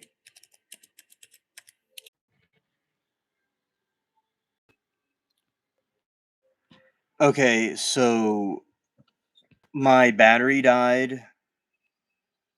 That is the reason why I. Okay, folks, happy day wherever y'all are in the world. Okay, let's see. Yes, Enoch think one having two different times as well. All right. Yeah. So yeah, what happened, Anna?